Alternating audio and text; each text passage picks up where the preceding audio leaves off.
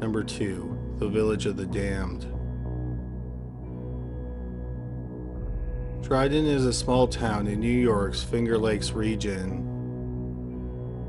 Because of a string of grisly murders and untimely deaths that happened over a decade, the town has been called the Village of the Damned. Because of all the tragic deaths, some people think that the town was cursed. In 1989, Dryden had a population of just over 13,000 people. One family that lived in the town was the Harris family. The family consisted of 39-year-old Warren Harris, his 41-year-old wife, Dolores, and their children, 15-year-old Shelby and 11-year-old Mark.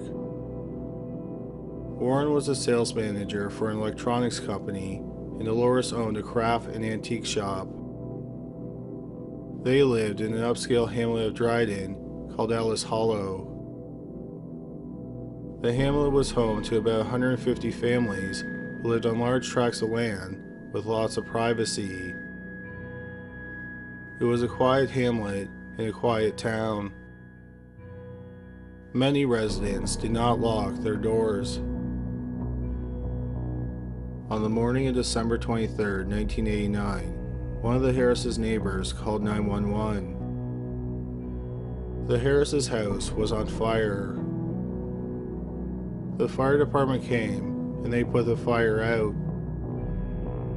They made a gruesome discovery inside the house. It was the dead bodies of the Harrises. The bodies of Warren, Dolores, and their son Mark were found in one room. They had been bound to chairs and pillowcases were put over their heads. They had all been shot in the back of the head with a .22 caliber handgun. Shelby's body was found in a different room. She had been sexually assaulted and then she was shot once in the head. The medical examiner thought that the family had been killed sometime between 6 p.m. and 10:15 p.m. the night before their bodies were found. Troop C of the New York State Troopers were the investigators on the case. The state troopers thought that the killer may have stayed in the house until 6 a.m., just before the fire was discovered. At first, the police weren't sure what the motive was. The family didn't have any enemies, so the state troopers didn't know why someone would execute them 3 days before Christmas. Then they looked at Warren and Dolores' credit card transactions. On the same day that their bodies were found, their credit cards were used at stores in the nearby cities of Syracuse and Auburn. Someone had purchased diamonds, electronics, and clothes. In total, 6 purchases, valued at $1,334, were made. The state troopers interviewed employees of the stores where the purchases were made. The employee said that a black man in his mid-30s used the credit cards. The state troopers had 8 eyewitnesses talk to a sketch artist, and it resulted in 8 different sketches. Some witnesses said that a woman, who was also black but a little bit older than the man, also made some purchases using Dolores Harris's credit card. About 5 weeks after the murders, the police got a tip that 33-year-old Michael King might be the killer. The state troopers watched Michael for about a week, and then on February 8, 1990, they went to arrest him at his mother's apartment. Using a battering ram, they knocked down the door of the apartment. When the state troopers entered the apartment, Michael was pointing a shotgun under his chin. He then turned the gun on the state troopers and fired once.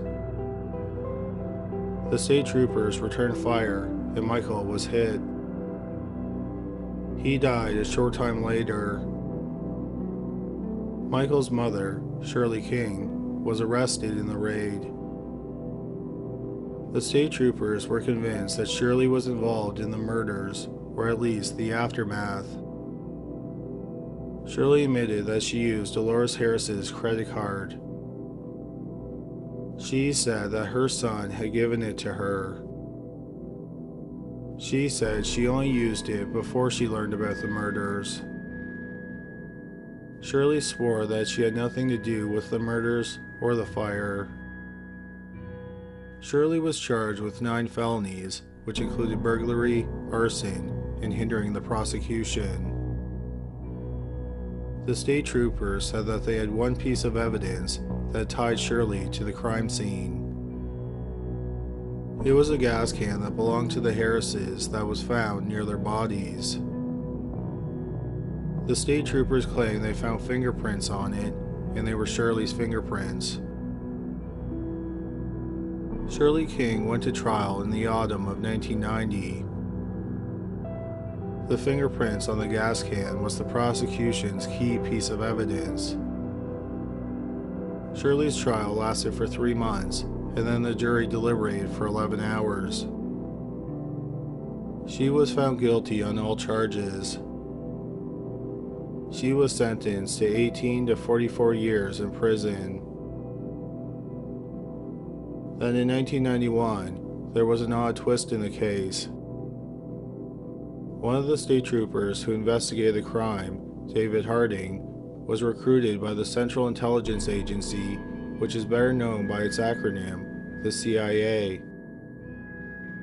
Part of the recruitment process was that he was interviewed by an agent while he was hooked up to a polygraph machine.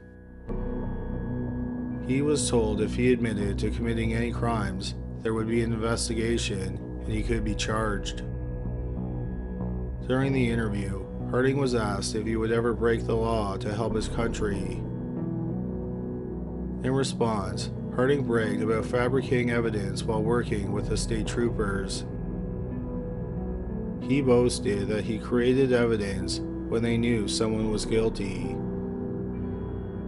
He said that in one case, he lied about the amount of cocaine that was in a man's possession. This resulted in a harsher sentence for the man. Harding also admitted that he stole $1,000 from a drug raid. After the interview, the CIA told the United States Department of Justice what Harding had admitted to.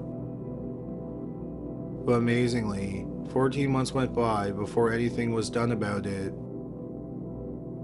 The delay was blamed on an oversight in the Justice Department. In early 1992, the Justice Department started investigating Troop C.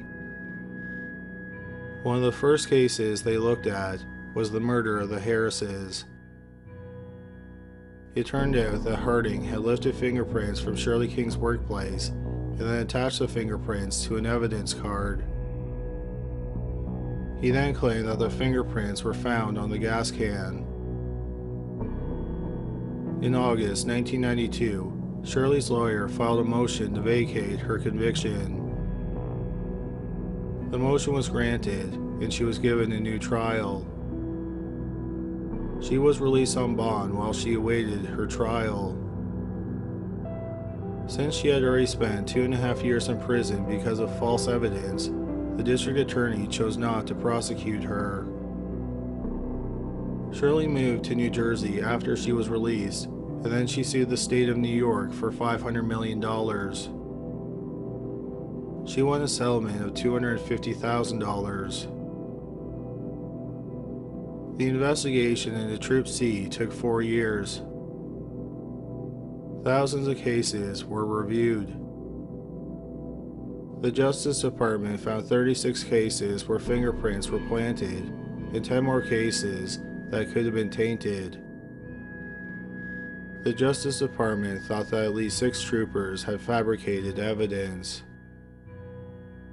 5 of them ended up serving jail time, and 1 was acquitted.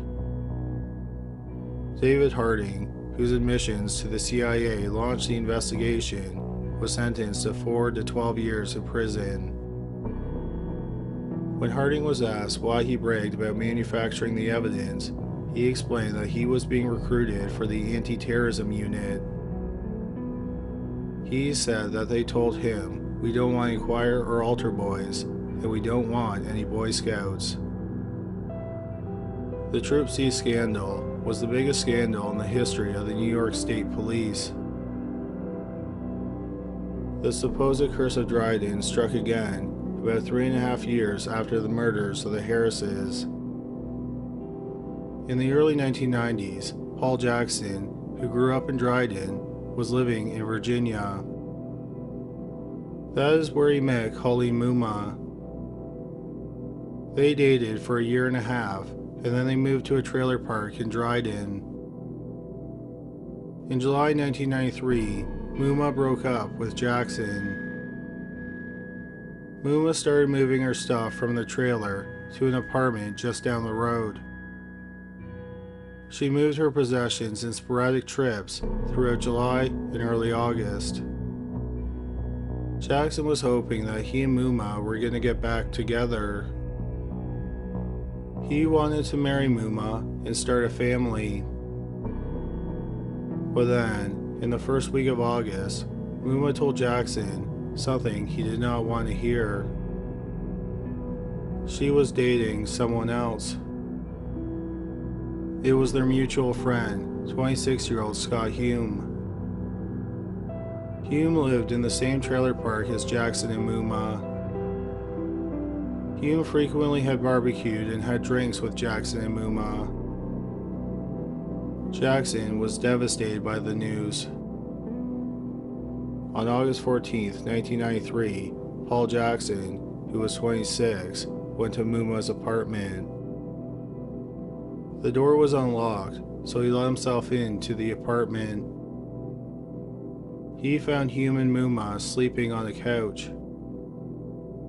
Jackson picked up a butcher knife and stabbed Hume once in the chest. Then, knife in hand, he ran away from the apartment, got into his car, and drove away. Muma woke up and started screaming. 911 was called, and Hume was rushed to the hospital.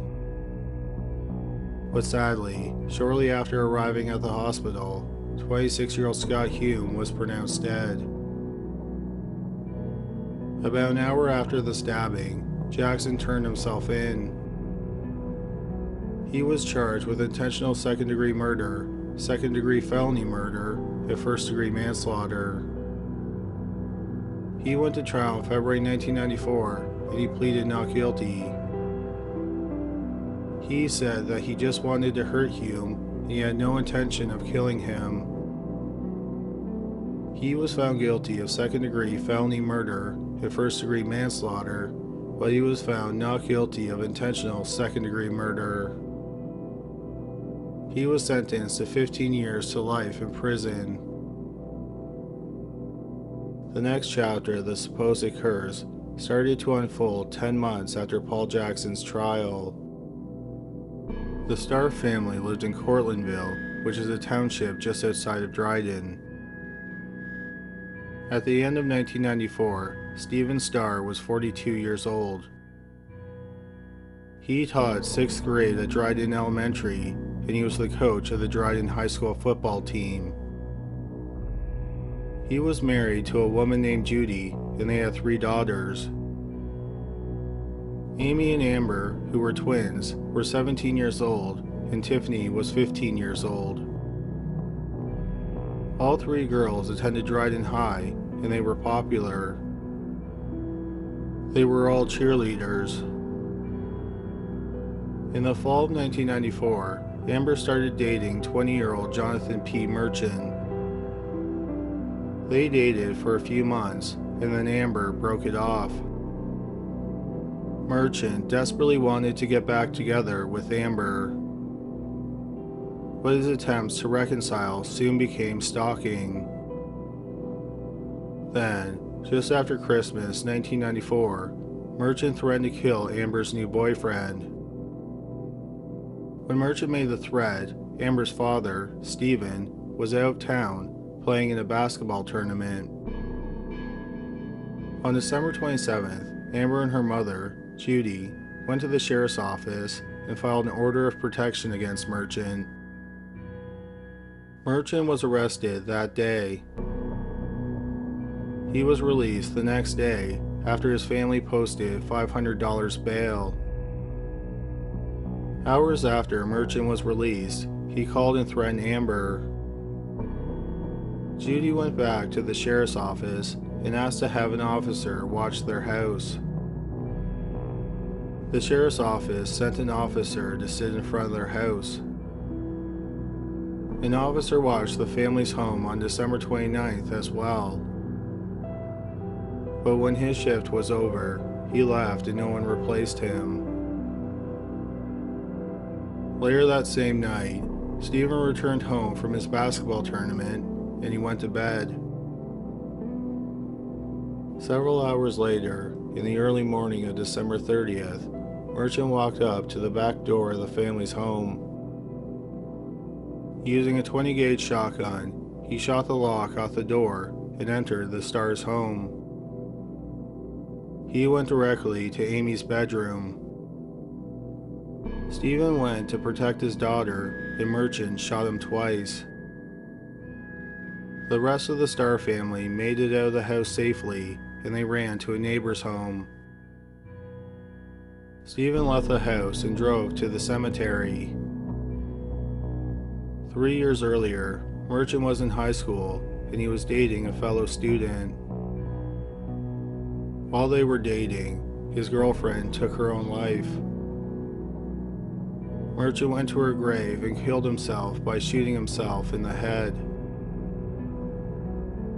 42-year-old Stephen Starr was rushed to the hospital, but sadly, he died from his wounds. His family considers him a hero who died protecting them. Another family that was devastated by the supposed curse was the Pace family. Billy and Scott Pace both attended Dryden High. Both boys were popular and they were star athletes. They both played on the Dryden High football team, and Stephen Starr had been their coach. In the spring of 1995, Billy graduated from Dryden High. On August 20th, 1995, he was riding in a car and he collided with a highway sign. Billy Pace, who was 19 years old, was killed in the accident. On September 10th, 1996, just over a year after Billy died, Billy's brother, Scott, attended football practice. After practice, he was getting a ride to his girlfriend's house. As they were driving, a pickup truck backed out onto the road in front of them, and the pickup truck Scott was riding in collided with it. Scott, who was 17, did not survive the collision. 2 weeks after Scott died, the town experienced another horrifying loss. In the first week of September 1996, 29-year-old Robert Bergman, his wife, and their 2 daughters moved into a house they just purchased in Dryden. Bergman was the supervisor of the reconditioning shop at a car dealership in Dryden. On the morning of September 14, 1996, Bergman went to work. Another employee at the dealership was 28-year-old Edward Bailey. Bergman was not Bailey's direct supervisor. They did not even work in the same department. But Bergman supposedly bossed Bailey around and chastised him at times. Bailey did not like the way that Bergman treated him, and he had complained to his supervisor.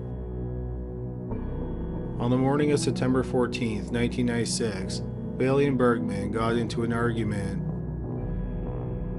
Bailey went home and grabbed his 20-gauge shotgun. He returned to the dealership and shot 29-year-old Robert Bergman to death. After killing the husband and father of 2, Bailey went and told a co-worker, and the police were called. Bailey was arrested and charged with second-degree murder. He went to trial in February 1997. His lawyer had several psychologists testify. They all said that Bailey had a personality disorder. They also said that, at the time of the murder, he was under extreme distress. He was worried that Bergman was going to get him fired. Bailey liked his job, and without it, he wasn't sure if he would be able to support his family. The jury ended up acquitting Bailey of second-degree murder, but they did find him guilty of first-degree manslaughter. He was sentenced to 12.5 years to 25 years in prison. While all this was going on, the Starr family was trying their best to move on with their lives. Amber and Amy graduated from Dryden High, and they moved away to college. Tiffany became the head of the Dryden High cheerleading team. The cheerleading team was a major source of pride for the town. For 12 consecutive years, they won the cheerleading championship. On October 11, 1996, Dryden High had a football game. It was an emotional game because only 3 weeks earlier, their teammate, Scott Pace, was killed in a car accident.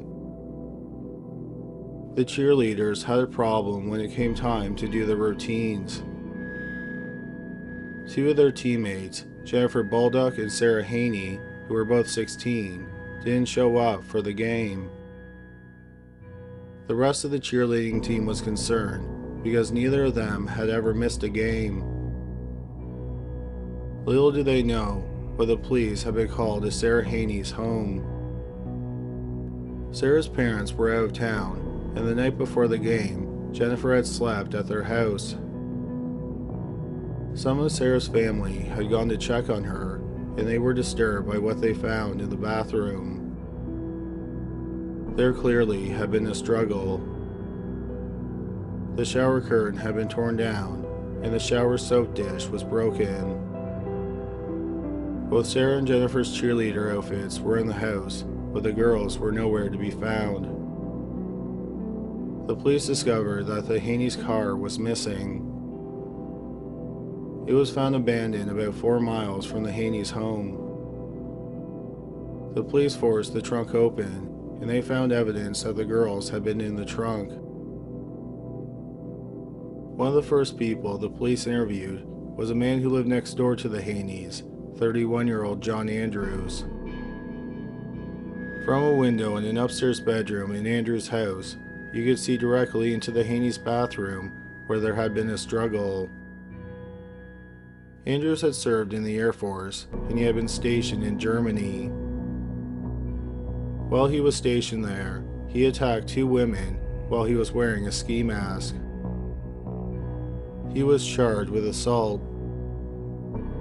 He was dishonorably discharged, and he served time at the United States Penitentiary, Leavenworth.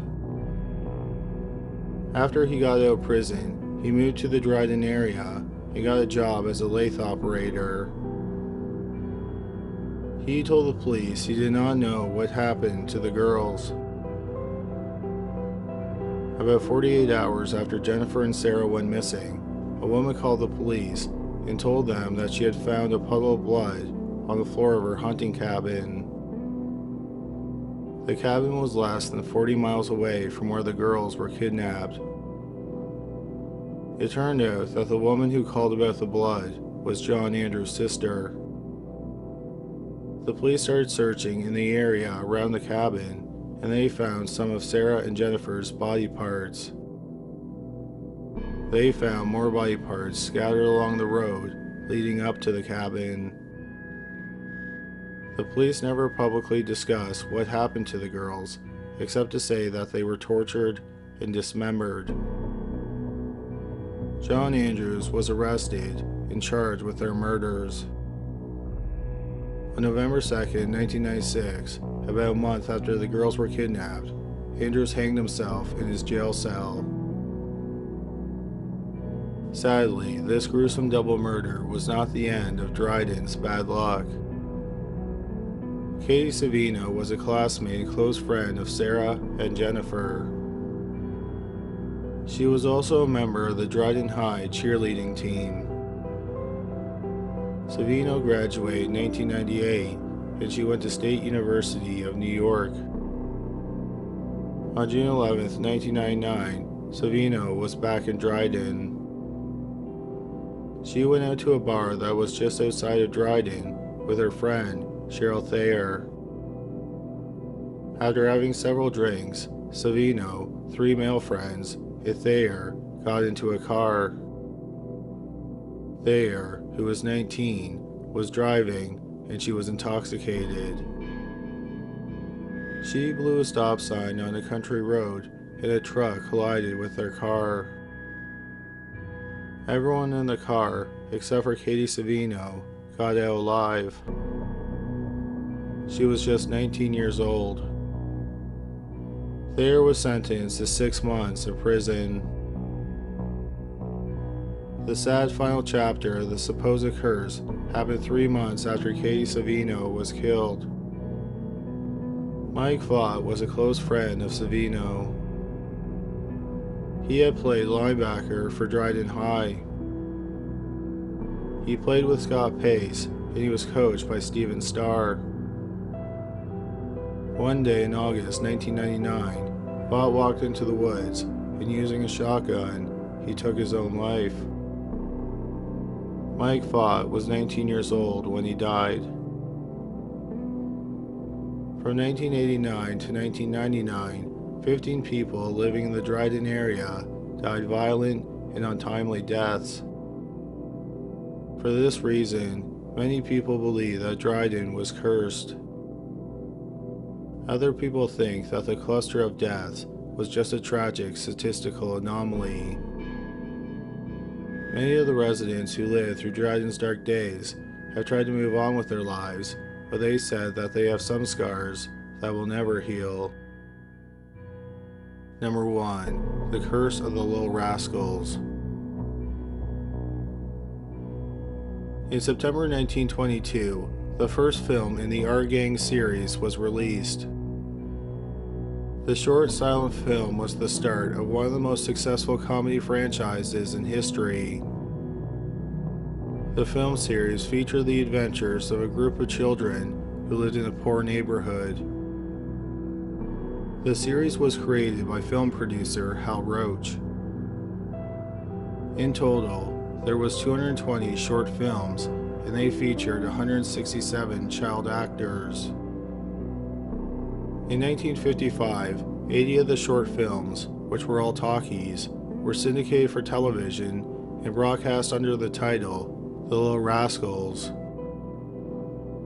There are rumors that the cast of the series was cursed. Proponents of the curse point out that several stars of the show died young in untimely deaths. For example, in 1936, Norman Chaney, who played the character Chubby in 19 of the films, died after an operation. He was just 21 years old. William Robert Laughlin, who portrayed the character Froggy from 1940 to 1944, was killed at the age of 16 in a scooter accident. Or there's Bobby Hutchinson. He played the character Weezer from 1927 to 1933. In May 1945, he was training to be a pilot for the Army. He died at the age of 20 after a mid-air collision during a training exercise. These are just a few examples of cast members who died young. Several other cast members died from health problems and accidents before the age of 65. But some other cast members, or people very close to them, died in very violent ways. Harold Switzer was born in January 1925 in Paris, Illinois. 2.5 years later, his brother Carl was born. In 1934, Harold, Carl, and the rest of their family were on vacation in Los Angeles, California. While they were on their vacation, they visited Hal Roach Studios, which launched the careers of Will Rogers and Laurel and Hardy. It was also the studio that produced the Our Gang films. During their visit to the studio, the family stopped off at the cafeteria, which was open to the public. In the cafeteria, Harold and Carl started singing and dancing. Our Gang creator Hal Roach saw them perform, and he was impressed. He offered both of them roles in Our Gang films. For the Our Gang films, Harold was given the nicknames Deadpan and Slim. Carl's character was named Alfalfa. Harold and Carl first appeared in the short film Beginner's Luck, which was released in February 1935. Alfalfa proved to be a fan favorite, and he became one of the main characters of the series. Nearly 85 years after his debut, Alfalfa is the most recognizable character from the Little Rascals. He is known for his cowlick and for singing off-key. Harold did not have as much success, and he became a background character. Harold appeared in over 30 Our Gang films. After he left the series in 1940, he stayed away from the film industry. Carl was in twice as many films as his brother, but he also left the series in 1940 at the age of 12. Unlike his brother, Carl continued to work as an actor, but he struggled to get roles. The problem was that since he was so famous for being Alfalfa, he was typecast. When he did land a role, it was usually a minor one. After failing for years to get steady work in the film industry, he tried to get roles on TV shows, but once again, he did not have much luck. As an adult, Carl worked several part-time jobs because his acting didn't generate enough income. Also, he didn't receive any residuals from his work on Our Gang. In 1954, when Carl was 27, he went on a blind date with a woman named Diantha Collingwood. They were married 3 months later. In the mid-1950s, Carl was still having problems finding acting work, so he decided to stop pursuing that career. In 1955, Carl and Diantha moved to Diantha's family farm in Pretty Prairie, Wisconsin. At the time, Diantha was pregnant. Carl told his friends that he planned to be a farmer. But Carl did not have any experience working on a farm, and he found the work very difficult. Not long after they relocated, Diantha gave birth to a son. In 1957, Carl and Diantha got divorced, and Carl moved back to the Los Angeles area. In 1958, Carl got a supporting role in the movie The Defiant Ones, which starred Sidney Poitier and Tony Curtis. Carl finished filming his scenes in early 1959. While Carl looked for his next role, he worked 2 part-time jobs. He was a bartender, and he worked for his godfather, the legendary singer and actor Roy Rogers. Rogers owned a business that took celebrities bear hunting. Carl worked as a guide on the hunting expeditions. For the bear hunting business, Carl borrowed a dog from his friend, Moses Stilts. But not long after Carl got the dog, it ran away. Carl put up posters offering a reward for the dog's return. A few days after the dog ran away, a man called Carl and told him he found the dog. Carl had the man bring the dog to the bar where he worked. He paid the man $35, and he gave him $15 worth of drinks. A couple weeks went by, and Carl was out of money. At the same time that Carl was suffering financial hardship, the R Gang films were in television syndication under the title The Little Rascals. The show was immensely popular, and Alfalfa was one of the most famous characters on television. The show was generating millions of dollars in revenue. But Carl saw none of the money because he was not contractually entitled to any residuals. In the weeks after Carl got the dog back, he drank heavily. He also began to think that, even though he was the one who lost the dog, Moses Stilts should have paid the reward to get the dog back. On January 21, 1958, Carl and his friend, Jack Pyatt, were drinking. They decided to go collect the money from Stilts. There are 3 different versions as to what happened when they got there. What is known is that when the police arrived, Carl was bleeding from a gunshot wound in his crotch. He was rushed to the hospital, but he was pronounced dead on arrival. When he died, Carl Alfalfa Switzer was 31 years old. Stilts had a black eye, and Pyatt was unharmed. The police interviewed Stilts, and he gave them one version of what happened. He said that Carl and Pyatt came to his door and started pounding on it. Carl told him to open the door or he would kick it down. Stilts said that he opened the door and saw that Carl and Pyatt were drunk. Carl and Pyatt stepped inside, and Carl demanded $50 to reimburse him for the money he paid for the reward to get the dog back. Accounting for inflation, in 2019, that is about $440. Stilts said that they got into an argument and Pyatt hit him in the head with a domed glass clock. Stilts said that is how he got the black eye. Stilts said he went to a dresser and pulled out a .38 caliber revolver out of a drawer. Stilts said that he and Carl fought over the gun, and the gun went off.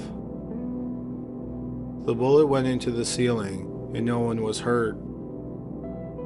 Stilts said that Carl got control of the gun, but he was able to wrestle it back.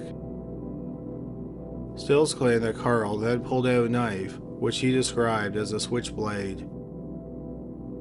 Stilts said that Carl threw the knife at him, and then he fired the fatal gunshot. Stilts claimed he was acting in self-defense.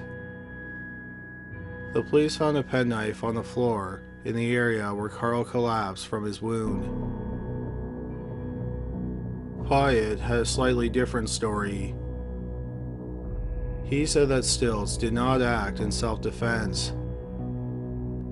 He claimed that when Stilts shot Carl, Carl was unarmed. Pyatt said that the only reason he got out of the house alive was because he begged for his life.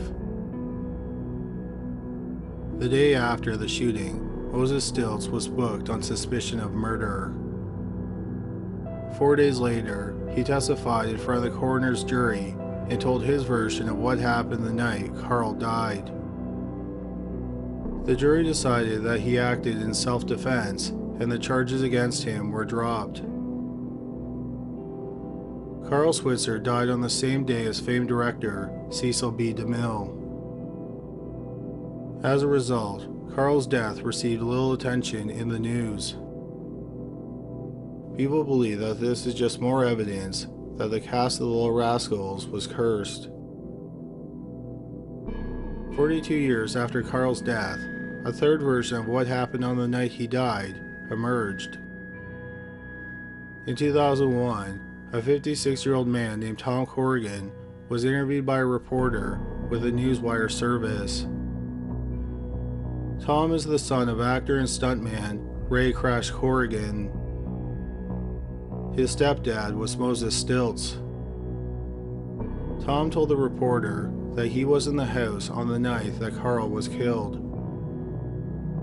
He claimed that Carl was murdered and that his stepfather did not act in self-defense. He said that Carl knocked on their door and he said he was from Western Union. Tom said that his stepfather instantly recognized Carl's voice. Tom said that Stills went and grabbed his gun. Then Stills let Carl into the house and they fought over the gun. The gun fired and the bullet entered the ceiling. Tom said he was hit in the leg with a piece of plaster from the ceiling. After the first shot was fired, Tom said that his sisters ran to his neighbor's house to get some help. Tom said that he started to walk out of the house himself. Tom said that when Carl saw he was hurt, he realized how serious the situation had become, and he told Pyatt that they should leave. Tom told the reporter as he was walking out of the house, he heard a second gunshot. He turned around and he saw Carl slump against the wall in the hallway. Beside him was an unopened penknife. Tom said that was the first time he saw the penknife. He thought that the penknife might have fallen out of Carl's pocket when he slumped against the wall. Tom said that Stills then turned the gun towards Pyatt. Pyatt begged for his life. Tom's mother, Rhea Corrigan, stepped between them, and Pyatt was able to leave the house unharmed. After the article was published, Tom was interviewed by a police officer, and he was asked if he would testify in front of the coroner's jury. Tom agreed, but he never ended up testifying. If Moses Stills did murder Carl, it was too late for him to face justice. Moses had died in May 1983 at the age of 62. Every Christmas, up until the year he died, Stills would get a card in the mail. They were always signed Alfie. The identity of the person who sent the cards is unknown. Carl's brother, Harold Switzer, also did not escape the supposed curse. When Harold was in his 40s, he owned a laundromat with a man named Michael Izzo. At times, their relationship was turbulent, and they would argue. On April 14, 1967, just 8 years after his brother was shot to death, Harold, who was 42, and Izzo, who was 29, were drinking together at the home of Izzo's father. They got into an argument, and Harold shot him multiple times. Izzo died as a result of his wounds. Hours later, Harold shot himself in a remote area near Glendale, California. Another victim of the supposed curse was Scott Beckett. Beckett was born in October 1929 in Oakland, California. When he was 3 years old, he was visiting his father in the hospital. To make his father feel better, Beckett sang to him. A film producer heard him sing, and he told Beckett's parents that he should audition for movies. Beckett's first role was in the 1933 movie Gallant Lady. After appearing in the movie, Hal Roach hired Beckett to act in Our Gang. Beckett's character's trademark was wearing a baseball hat that was always askew and an oversized sweater. Beckett appeared in 15 Our Gang films, often in the role of the best friend of one of the main characters, Spanky. He left the series in 1935, and he continued to get film roles as a teenager. He played a young Al Jolson in the Al Jolson Story, and he played a younger version of Ali Baba in Ali Baba and the 40 Thieves. His most notable post-Our Gang role was on the sci-fi show Rocky Jones, Space Ranger. It was a supporting role, but it was steady work for Beckett. The show ran for 2 seasons. The older Beckett got, the harder it was for him to find roles. In the early 1950s, he started to drink heavily and do drugs. In February 1954, the police were called to a hotel in Los Angeles. An armed man had robbed the night clerk of $137. Hours later, Beckett was found asleep in a shower in the basement of the hotel. The police searched his car and found a loaded rifle. Beckett claimed he didn't rob the night clerk. He said he had been driving and he was exhausted, so he went to the hotel's basement to sleep. The clerk was not able to identify Beckett as the robber, so he wasn't charged with robbery. But he was charged for violating gun control laws. Beckett posted $2,500 for bail, and he was released from jail. After he was released, Beckett, his wife, and their 3-year-old son fled to Mexico. In Tampico, Mexico, Beckett cashed 3 fake checks, and then the family left the city. The Mexican police tracked them to Ciudad Victoria. When the chief of police in Ciudad Victoria went to question them at their hotel room, Beckett, his wife, and his son tried to run away. The chief caught them, and Beckett opened fire on him. This led to a gunfight between Beckett and the chief, and at least 20 shots were exchanged. The family managed to get into their car, and they drove off. No one was hurt in the gunfight. 25 miles away from the scene of the shooting, the family got a flat tire. The police arrested Beckett without further incident. Beckett was sentenced to 1 year in prison in Mexico, and he ended up serving 4 months. He then went back to Los Angeles, and he was given probation on the weapons charge. In December 1964, Beckett got into an argument with his 14-year-old stepdaughter, Susan. Beckett wanted to use the phone, and Susan would not let him.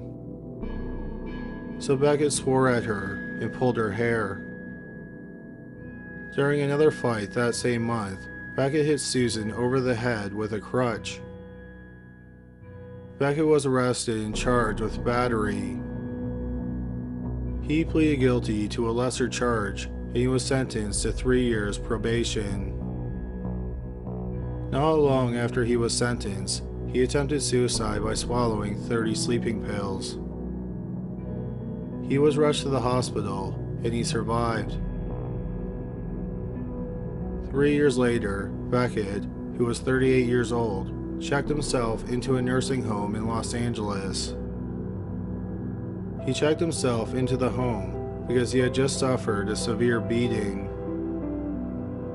Who beat him up and why they beat him up is a mystery to this day. However, it's suspected that he was beat over a drug deal gone bad. 2 days after Beckett checked into the nursing home, the 38-year-old former child actor was found dead in his room. It was thought that he died after purposely overdosing on barbiturates. Another possibility is that he died as a result of the wounds he suffered when he was beat up. But an autopsy was performed, and no cause of death could be determined. Sadly, not even the dog actors from the R Gang films were immune from the supposed curse. The first dog to play Pete the Pup was a dog named Powell the Wonder Dog. Powell was an American pit bull terrier owned by dog trainer Harry Lucinari. Before Powell was featured in the R Gang films, he was in a series of Buster Brown films. Powell naturally had a nearly full circle of dark fur around his right eye. For the Buster Brown films, dye was used to make it a complete circle. When Powell came to work on the R Gang films, he still had dye around his right eye. Roach did not want him to have a circle around his eye, but there was nothing that could be done because the dye was permanent. But it turned out to be a benefit because it made the character Pete the Pup one of the most recognizable dogs in film history. Powell was an incredibly popular part of the film series. He started off being paid $125 a week, and then it was increased by $25 every week. This made him the second highest paid actor on the show. But then, in June 1930, Powell the Wonder Dog died. It turned out that he was fed some poisoned meat. Whoever poisoned Powell was never identified. There is speculation that the dog was killed because someone had a grudge against his owner, Harry Lucinari. But since the killer was never caught, it's unclear what his or her motive was. After Powell died, one of his offspring, Pete, took his place. Pete lacked his father's signature circle around the eye. So legendary makeup artist Max Factor would draw a circle around Pete's eye. While Powell's circle was around his right eye, Factor would draw a circle around Pete's left eye so that they were mirror images of each other. Pete's owner, Harry Lucinari, was fired in 1932, so Pete left the show. After Pete, the studio used a variety of dogs to replace him. When the series came to an end in 1944, one of the dogs was given to an employee of the studio, E.R. Lloyd. Lloyd ended up giving the dog to his daughter and her family, the Robertsons, who lived in Norco, California. The dog, who was also an American Pit Bull Terrier named Pete, was a friendly dog, and the family thought of him as a family member. The youngest child in the family learned to walk by holding on to Pete. In April 1946, the family found Pete dead just a few feet from their back door. He had been shot once with a buckshot. They had no idea who shot him or why someone would commit such a senseless crime. The most recent crime connected to the supposed curse involves a man who was born Michael James Gubatasi. Michael was born in 1933 to James and Elizabeth Gubatasi in Nutley, New Jersey. From a young age, his parents called him Mickey. James and Elizabeth desperately wanted Mickey and his older brother and older sister to get into the movie business. When Mickey was a toddler, his family relocated to Los Angeles, California. Elizabeth took her kids around to auditions, and in 1939, when Mickey was 5, he landed an uncredited role in the movie Bridal Suite. That same year, he got a role on the R Gang film series. Between 1939 and 1944, Mickey, whose character name was also Mickey, appeared in 40 R Gang films. In 1942, producers of the show suggested that Mickey should get a new stage name. So he took on the name Bobby Blake. The R Gang film series came to an end in 1944, and Mickey was the last main character of the series. After R Gang, Blake continued to get film work. While Blake had a fairly successful career, he said that his home life was a horror story growing up. He said that both his mother and father physically and emotionally abused him.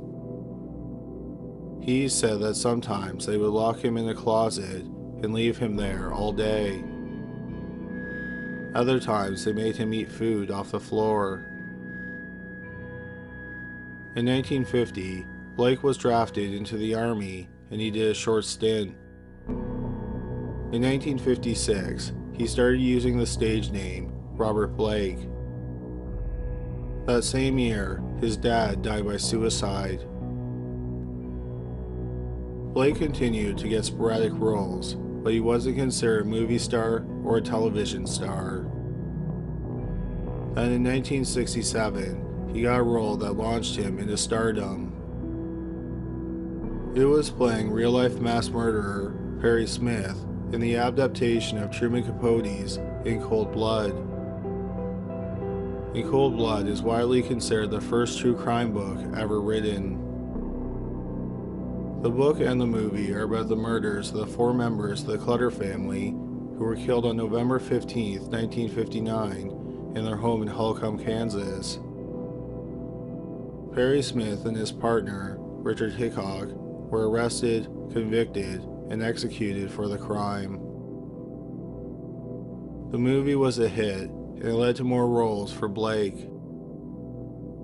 In 1975, the television show Beretta debuted on ABC. Blake starred in the show as Tony Beretta, a plainclothes, tough-talking detective with a pet cockatoo named Fred. He often used catchphrases, which included, "If you can't do the time, don't do the crime." The show was popular, and in 1975, Blake won an Emmy for the role. This was followed by a Golden Globe in 1976. Beretta lasted for 3 seasons. Beretta is considered Blake's best-known role. In 1993, Blake played another mass murderer. He played John List in the made-for-TV movie Judgment Day, The John List Story. In November 1971, List shot to death his mother, his wife, and his 3 children.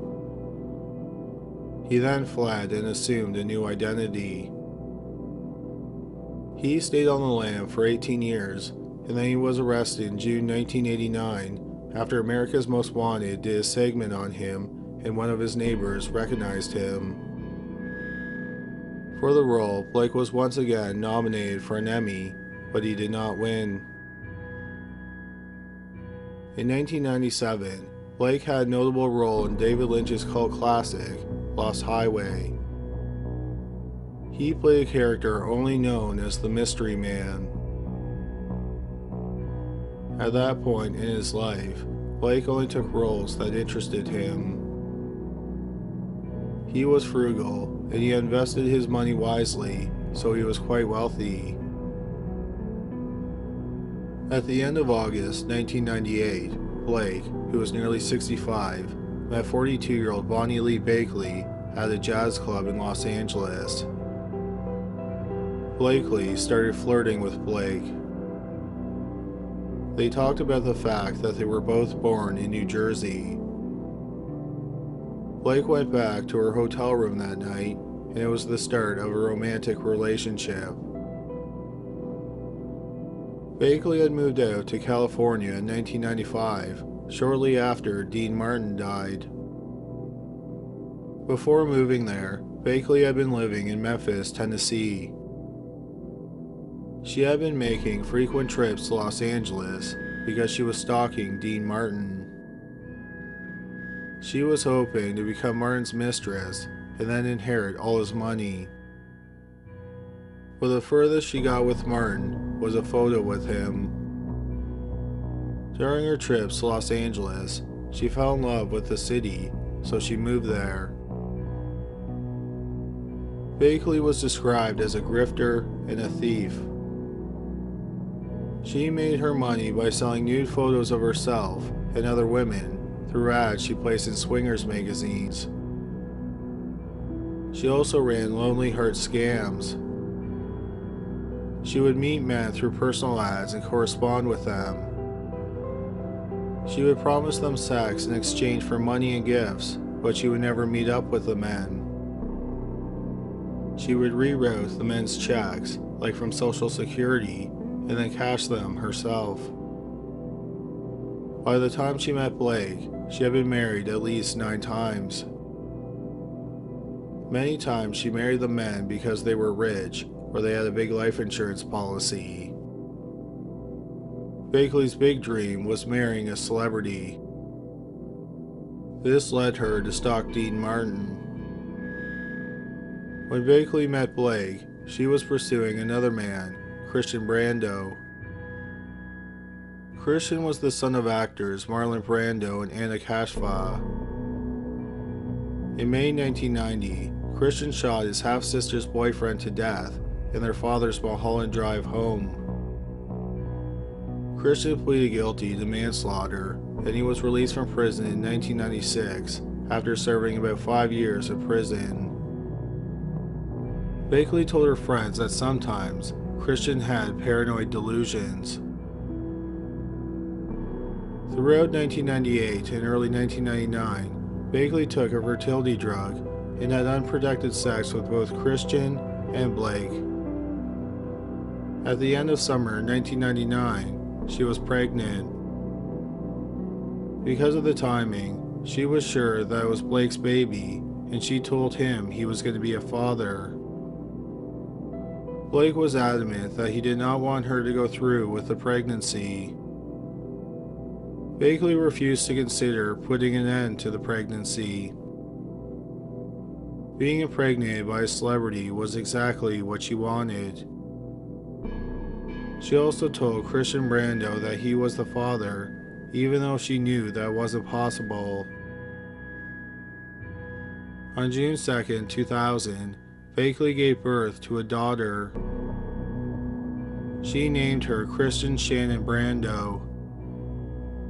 Bakley named her this, even though she knew the baby was Blake's. Most people who saw the baby could tell she was Blake's daughter because of the resemblance. Bakley gave birth in Arkansas because at the time she was serving a probation term there. In February 1996, shortly after she moved to California, she was driving through Arkansas and she was pulled over for running a stop sign. The police asked for some ID, and 7 driver's licenses with different aliases on them fell out of her purse. The officers searched her purse and her car and found 5 social security cards and 16 credit cards. They all had different names on them.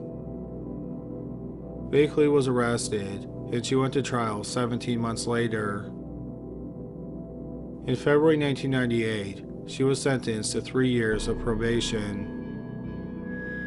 One of the terms of her probation was that she was not supposed to leave Arkansas. The only exception was that she was allowed to go to Memphis, Tennessee to see her 3 children. But Bakley didn't follow the rules of her probation and she traveled to California frequently. She was on probation when she met Christian Brando and Robert Blake.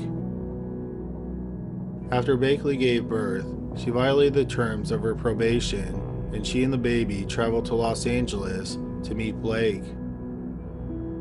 In Los Angeles, she and Blake went to a cafe while the baby stayed with a nanny.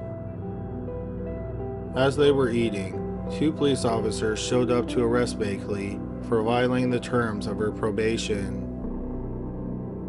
The officers made a deal with Bakley. They told her they wouldn't arrest her if she flew back to Arkansas right away.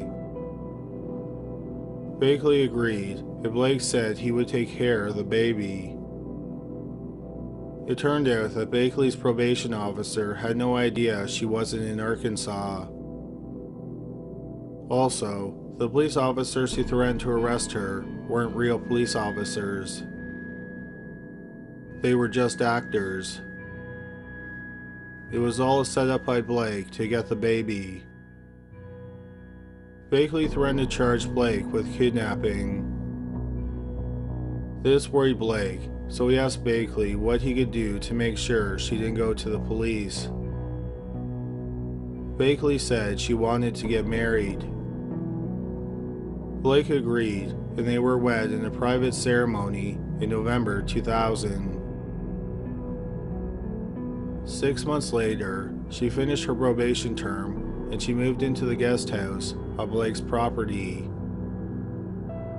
Even though they were married, they never lived in the same house. The baby's name was changed to Rose Lenore Sophia Blake. On May 4, 2001, several weeks after Bakley moved into Blake's guest house, Blake asked her to go out for dinner. She agreed, and they went out to one of Blake's favorite restaurants. It was an Italian restaurant that had a dish named after Blake. After they ate, they walked to Blake's car, which was parked half a block from the restaurant. About 20 minutes after they left the restaurant, Blake started banging on the doors of homes close to where the car was parked. Blake was screaming that his wife had been shot. A man answered his door and he called 911. First responders found 44-year-old Blanca Bakley dying from 2 gunshot wounds. She was sitting in the passenger seat of Blake's car. Her window was partially rolled down. This led the police to think that she was either killed while she was being robbed or she knew the shooter. She was alive when first responders got to the scene and she was rushed to the hospital. But she was pronounced dead not long after arriving at the hospital. The police brought Blake to the police station for questioning. Blake said that after dinner, they walked to his car. Blake said that he carried a revolver, and he said that he carried the gun for the benefit of Bakley. He said because of her past crimes of ripping off men, he thought people would want to hurt her. Blake said that he forgot his revolver at the restaurant and he went back to get it. Bakley stayed in the car. Blake said when he came back, he found Bakley shot. The police found Blake's response and his story fairly odd. When Bakley was taken away in the ambulance, she was still alive, but while Blake was talking to the police, he didn't ask how she was doing. He also didn't ask questions like who would have killed her or did they arrest anyone. The police also thought that the way Blake responded to the shooting was odd. Bakley had a cell phone, yet Blake didn't use it to call 911. Calling 911 from the cell phone would have been the fastest way to get Bakley help. Instead, he went to several houses before he found someone who called 911. The police asked Blake to take a polygraph exam, and he refused. He said he was too upset. The police checked his hands for gunshot residue, but the results were inconclusive. The police were not able to determine if Blake really did leave his gun at the restaurant. No one saw him return to the restaurant after he paid the bill. His revolver was not the murder weapon. The police found the murder weapon in a dumpster near the car. It was a vintage .25 caliber handgun. It had been covered in oil, so no fingerprints were found on it. The morning after the murder, Blake's lawyer held a press conference where he bashed Bakley. He talked about her past crimes and her criminal record. Not long after Bakley was killed, 2 men went to the police and told them that Blake had approached them about killing his wife for money. Both men said they turned him down. The police were able to verify that Blake talked to the 2 men on the phone several times in the weeks before Bakley was killed. The police then talked to a man who was a lackey and occasional bodyguard of Blake's named Earl Caldwell. The police searched Caldwell's home and they found a handwritten list that included items like a crowbar, a rug, duct tape, and pool acid. The police thought it was a murder preparation list. One item on the list really caught the attention of the police. It said 25 auto. Bakley was shot with a vintage 25 caliber automatic handgun. Something else the police noted was that Caldwell was a vintage gun collector. Caldwell told the police that the list was items needed to do maintenance around Blake's property. He said that 25 auto was in regards to a car repair, and he showed the police a receipt from a garage. In April 2002, 11 months after the murder, Robert Blake and Earl Caldwell were arrested. Blake was charged with murder with special circumstances, 2 counts of solicitation of murder, and conspiracy to commit murder. Caldwell was charged with conspiracy to commit murder, but the charges were later dismissed. In December 2004, Blake's trial began. The prosecution argued that Blake killed Bakley because she had grifted him and trapped him in a loveless marriage. The defense argued that Bakley had ripped off a lot of men, so she had plenty of enemies who would want to kill her. The defense also said that one person who may have wanted to kill her was a man who already shot someone to death and went to prison for it, Christian Brando. The prosecution had the 2 men who said that Blake asked them to kill his wife testify. The defense showed evidence that both men used hard drugs and had a history of hallucinating. The defense also contended that the Los Angeles Police Department and the District Attorney's Office was still upset that O.J. Simpson was acquitted 8 years earlier. The acquittal was very embarrassing to the LAPD and the District Attorney's Office. As a result, they wanted a high-profile prosecution of a celebrity to redeem themselves. The trial lasted for 10 weeks. The jury deliberated for 35 hours.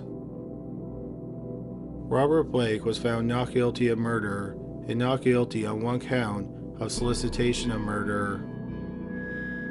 The jury was deadlocked on the other charges. Those charges were later dismissed.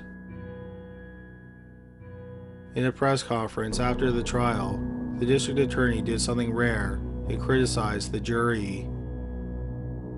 He said the members of the jury were stupid. Blake spent nearly $10 million on his defense.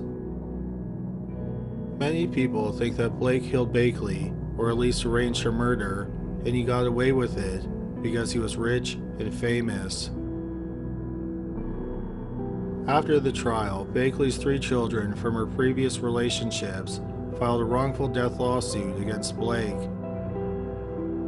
8 months after Blake was acquitted of Bakley's murder, a jury found him financially responsible for her death.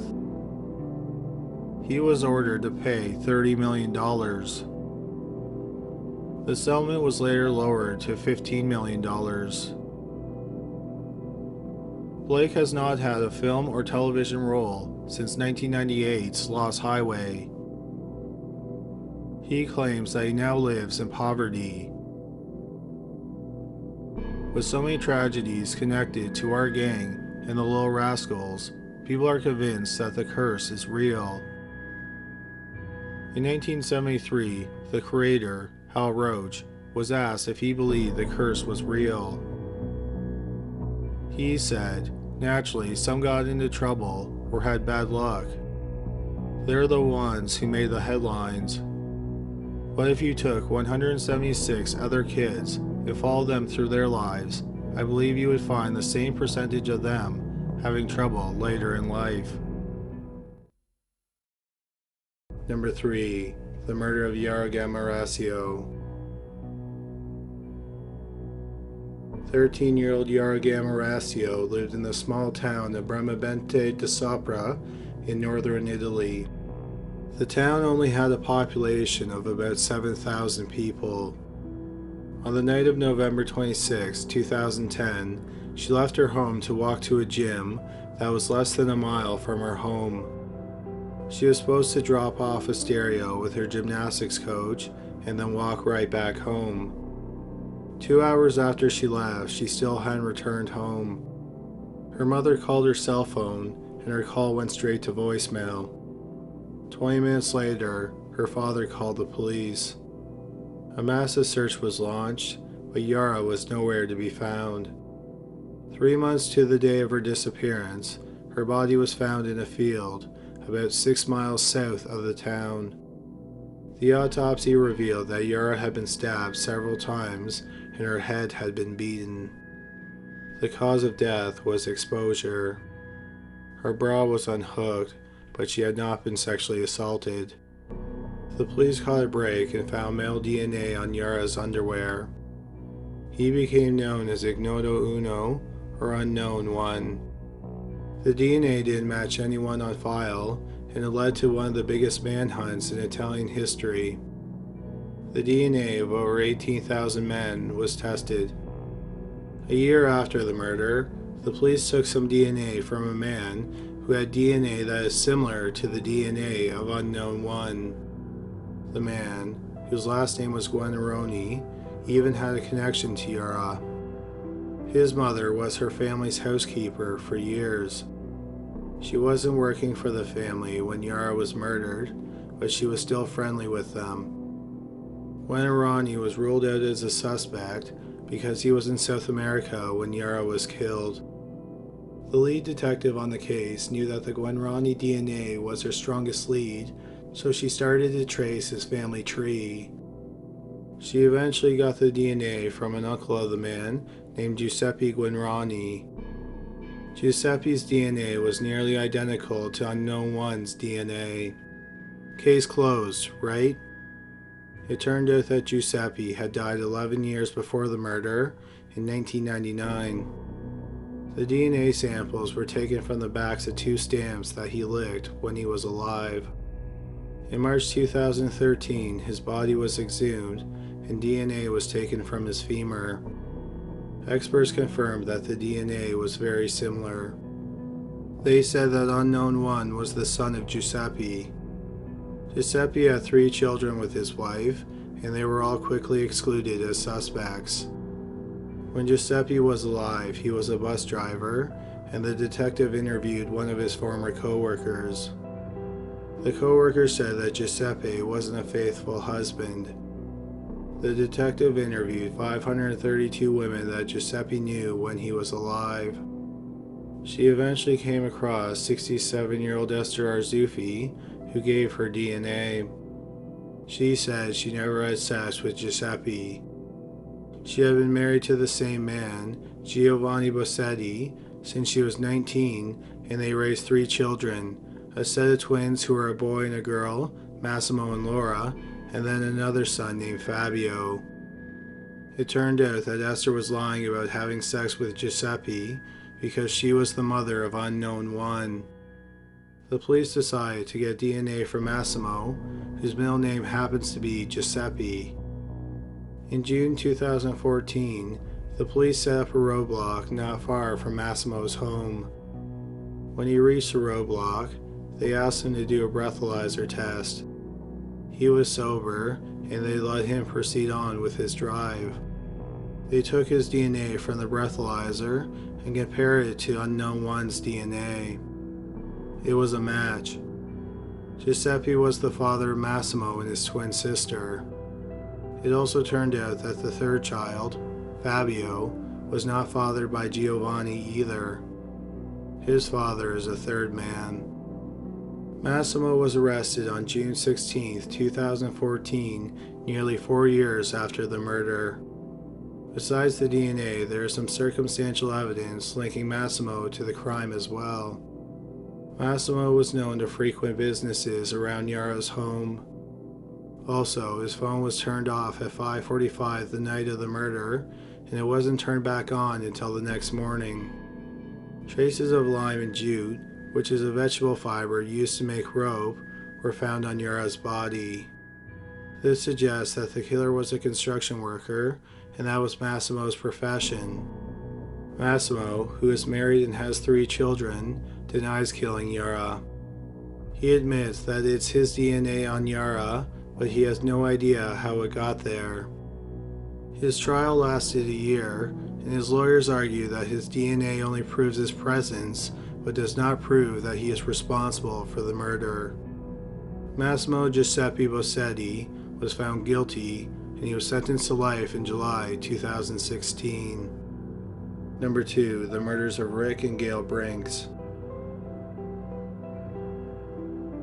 On the evening of Saturday, November 21st, 1987, 27-year-old Rick Brinks and his 22-year-old wife, Gail Brinks, attended a wedding, and then they returned to their home in Holland, Michigan. The couple had only been married for 18 months. When the couple didn't show up for work on Monday, Rick's parents went to their home. In the driveway was Rick's Chevy Blazer. Rick's body was laying across the front seat. He had been shot twice in the face with a .22 caliber gun. Gail's body was found on the couple's waterbed in their bedroom. She had been shot 3 times in the head.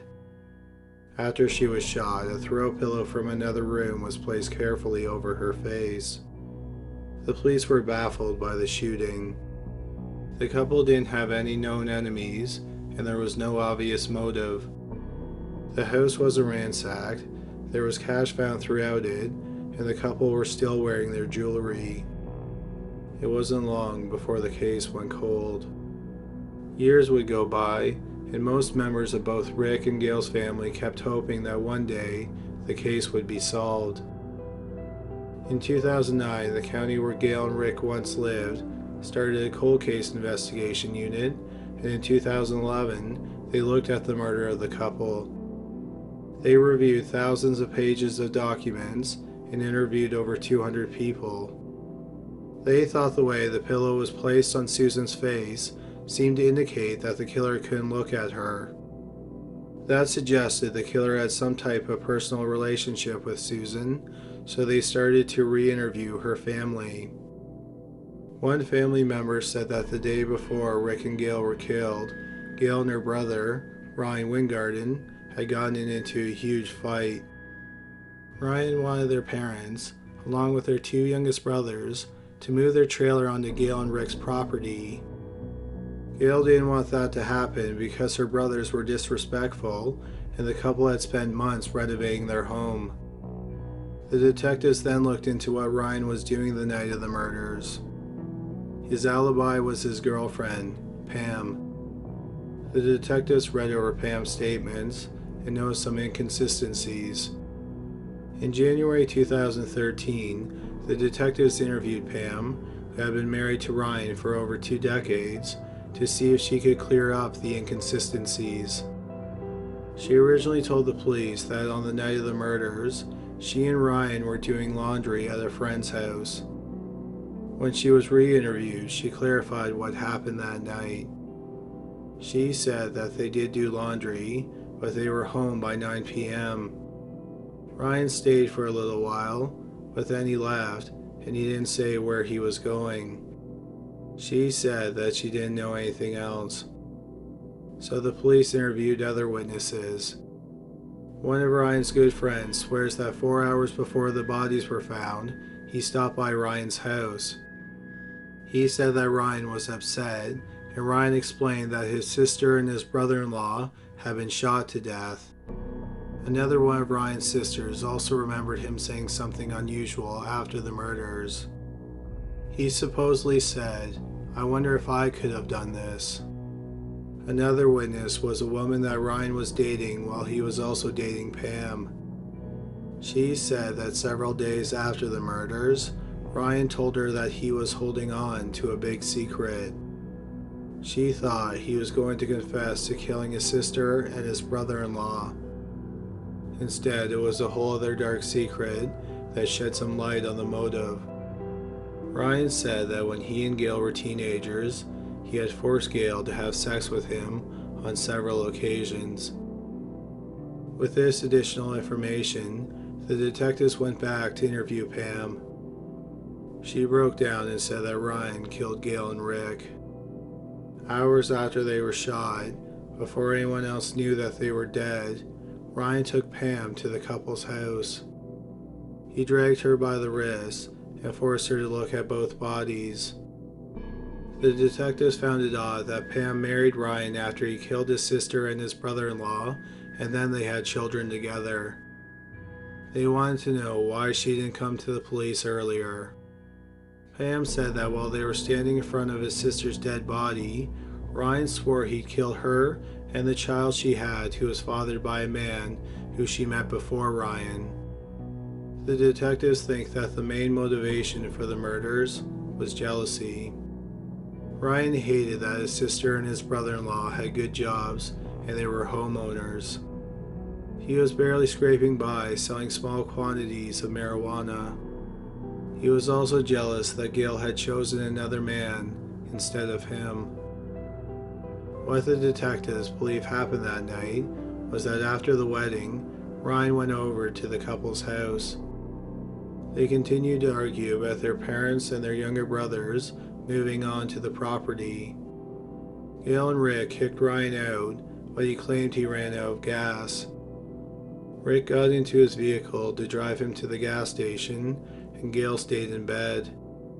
Ryan then walked up to the driver's side of Rick's vehicle and shot him through the open window.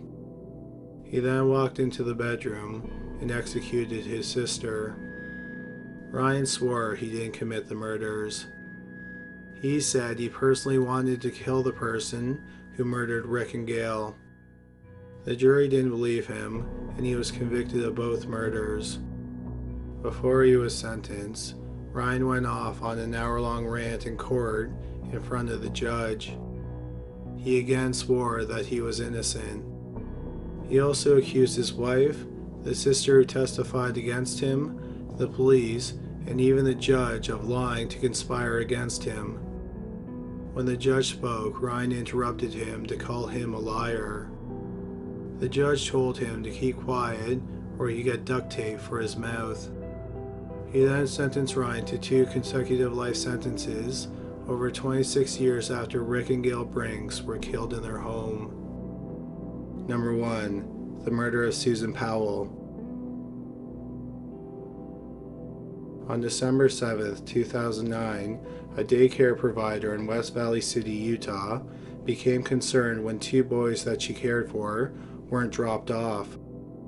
She called the boys' parents, Susan and Josh Powell, but they didn't answer their cell phones or their home phone. The daycare worker then got in contact with Josh's mother and sister. They alerted the police, who sent officers to the family's home. There was no one there, and one of the family's vehicles was gone.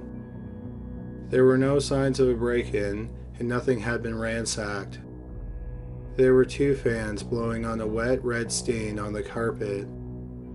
The police questioned the family's neighbors, and one of them said that they last saw the family the day before. In the morning, 28-year-old Susan, along with the couple's 2 sons, 4-year-old Charles and 2-year-old Braden, attended a service at a ward of the Church of Latter-day Saints near their home. That afternoon, the neighbor said she visited with the family, and Susan wasn't feeling well, so she went up to have a nap at about 5 p.m. Josh then took the 2 boys out to do some sledding. Another neighbor saw Josh and the boys returned home at around 8:30. That was the last time any of the neighbors saw the family. At around 5 p.m., just hours after they had been reported missing, Josh and the kids returned home, but Susan wasn't with them. Josh was brought into the police station, and he said that he went camping with the boys about 25 miles away from Vernon, Utah. They left at 12:30 a.m., and Susan didn't come with them because she didn't feel well. Josh said he had no idea where she was. The police asked Josh why he took the kids camping after midnight, just hours before he had to work, without telling anyone, when temperatures were below freezing and it was snowing.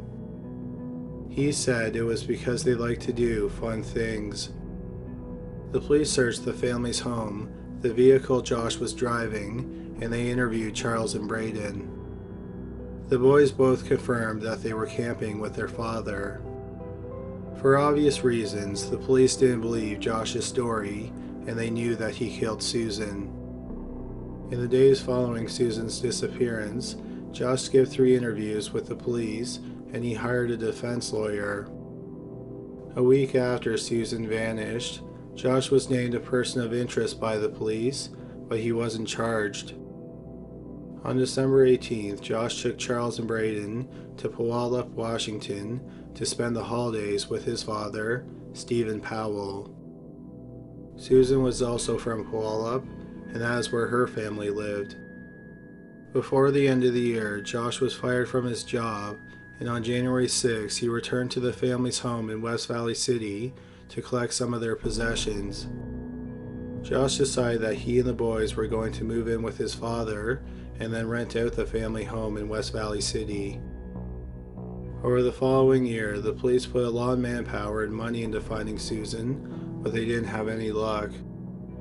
They didn't charge Josh with murder, and his sons continued to live with him in his father's home. Obviously, Susan's family was upset with the progress of the case.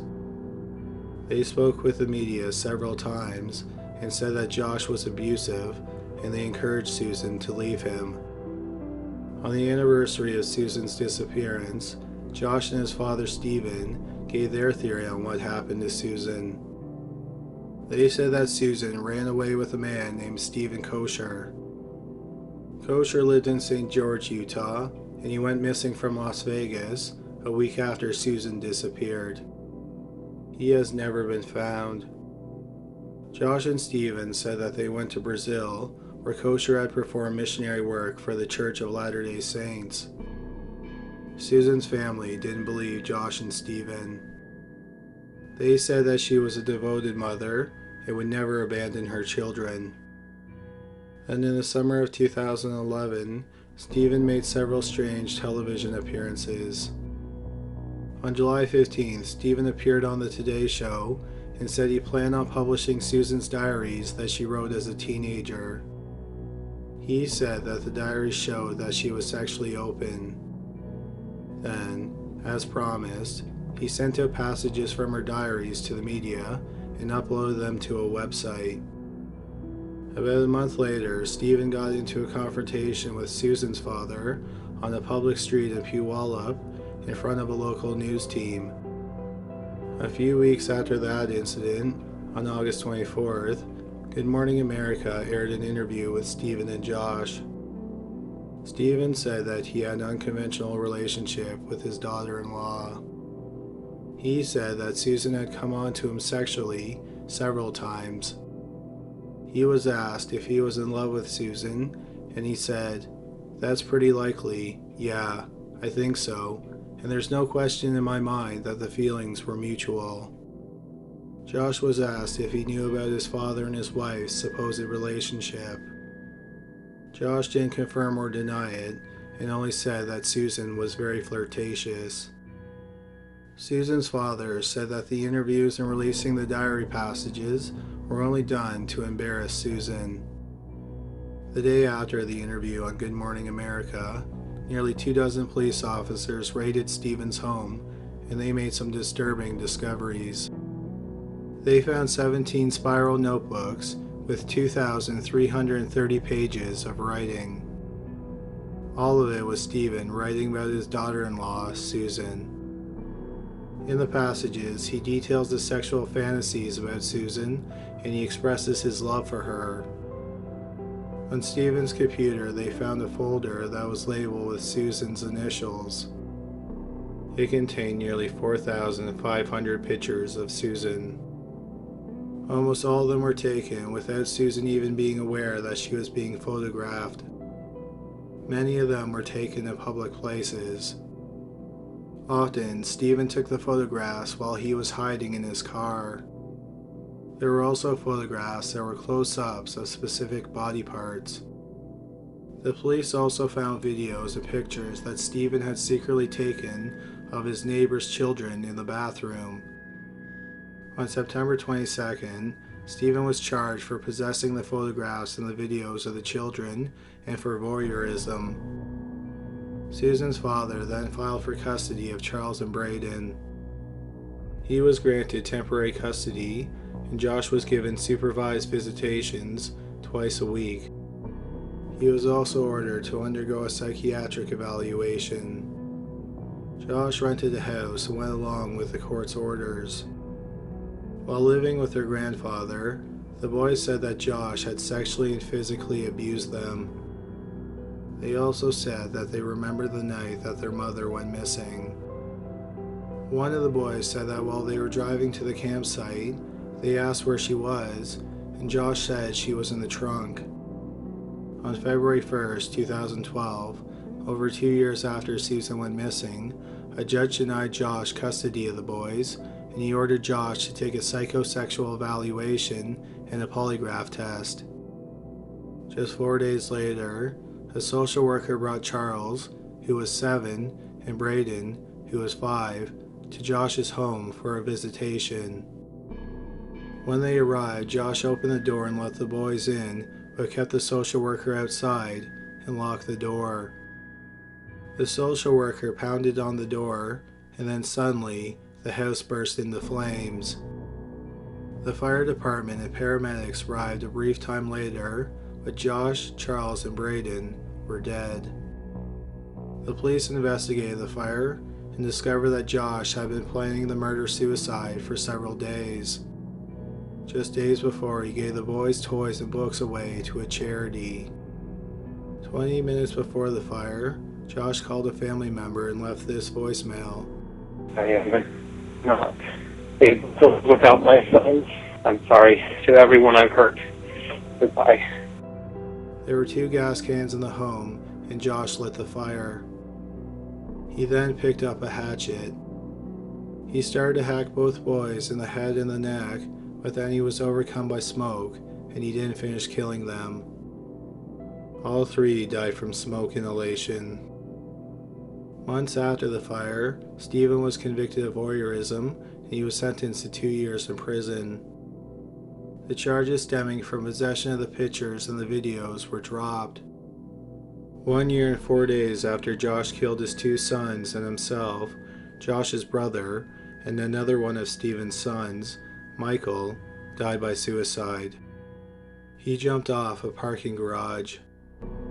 The police strongly believe that he helped his brother dispose of Susan's body. In 2014, just before Stephen was going to be released, the charges for possession of the photographs and the videos were reinstated.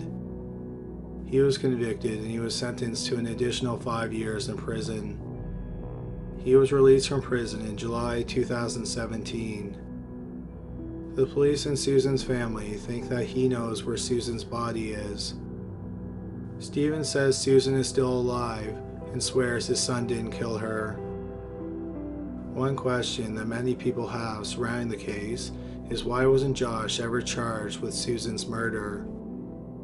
After the murder-suicide, it was revealed that the police found Susan's blood in the family's home in West Valley City. In the vehicle that Josh drove to go camping, the police found a generator, blankets, a gas can, tarps, and a shovel. Josh was also in possession of his wife's cell phone, which was missing its SIM card. His phone was also missing its SIM card. Finally, the police found a journal hidden in the house that was written by Susan. In her journal, she expressed fear of her husband. She wrote that if anything happened to her, then Josh was probably responsible for it.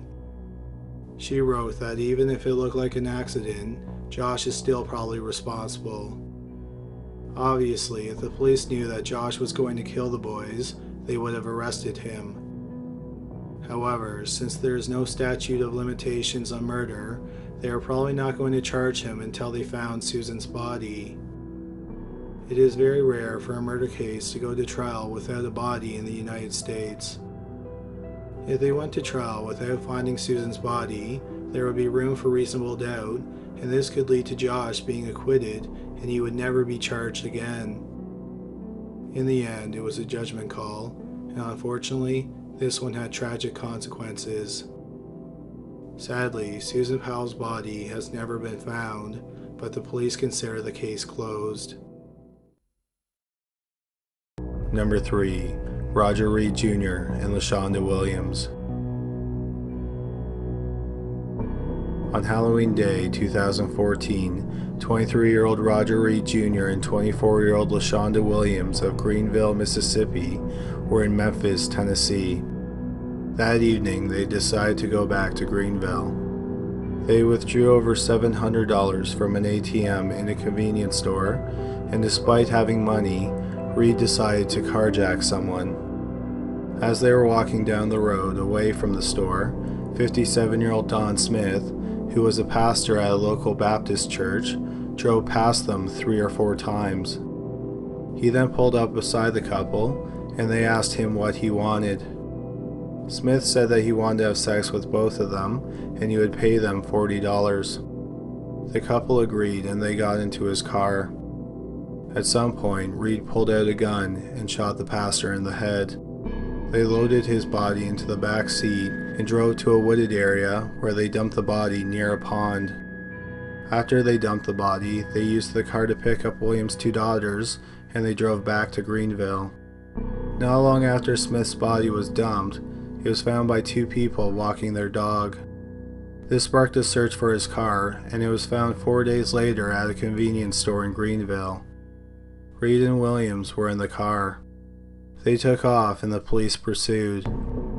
After a high-speed car chase, the couple finally gave up. In Williams' purse, they found the murder weapon. It turned out that besides the car, they also stole $40 and Smith's watch. They also found some innocent-looking pictures on Williams' Facebook and her phone. In the photos, Reed and Williams are smiling and look happy. In one of the pictures, they are even kissing. All of the photos were taken shortly after the murder, and they were taken inside the pastor's car. Reed denied committing the murder. He said that on Halloween night, Williams got into a strange car after they got into an argument. She returned a short time later, driving the car, and Smith's dead body was in the back seat. His lawyer pointed out that the gun was found in Williams' purse, the selfies were taken on her phone, and they were uploaded to her Facebook account. The jury didn't buy his story, and Reed was sentenced to life. Williams testified against Reed, and she was sentenced to 15 years in prison. Number 2. George Thompson, Ron Finley, and Daniel Johnson. On the morning of June 16, 2015, a visitor to the Baptist Church Cemetery in Carlisle, Cumbria, England, made a horrifying discovery. It was the dead body of a teenage boy. The police were called and the body was sent to the medical examiner. He was identified as 14-year-old Jordan Watson. He had been struck 40 to 50 times, and he died from 9 deep gashes caused by a large knife. The police started their investigation by looking at the people that Jordan last had contact with. This led to them phoning 18-year-old George Thompson, a supposed friend of Jordan, and they asked him to come to the police station to talk about Jordan's murder. When he got the call, Thompson was at McDonald's with a friend, and he told the friend that he wasn't involved in the stabbing. However, at this point, the cause of death had not been revealed publicly. This was only the first mistake of many that Thompson made. The police looked in his bedroom, and they found more than 70 weapons. One of them was a kukri knife, and it had blood on it. The DNA was tested, and the blood belonged to Jordan. The police checked Thompson's cell phone, and found out that he had been planning the murder for some time. He even got 2 friends involved, Ron Finley, 19, and Daniel Johnson, who was also 19. They lured Jordan out to the cemetery by telling him that they were meeting a man to sell him some weapons. They told him he would get a cut of the money if he came. Jordan looked up to Thompson, so he went to the cemetery just after midnight. When Jordan got to the cemetery, Thompson beat him and then hacked him to death while Finley and Johnson cheered him on. Just an hour before killing Jordan, the 3 friends posed for this selfie. It was taken in Thompson's bedroom, and the trio knew that they were on their way to kill Jordan. As for why they would kill the 14-year-old, it was because Thompson was jealous. Thompson had fallen in love with Jordan's 14-year-old girlfriend, and he wanted Jordan out of the way. In early 2016, all three young men were convicted of killing Jordan Watson. Daniel Johnson was sentenced to 10 years, Ron Finley was given a minimum term of 14 years, and the ringleader, George Thompson, was sentenced to a minimum of 27 years. Number 1. Franklin Floyd. Franklin Delano Floyd was born in June 1943. He grew up in an orphanage in Georgia after his father died and his mother ran off.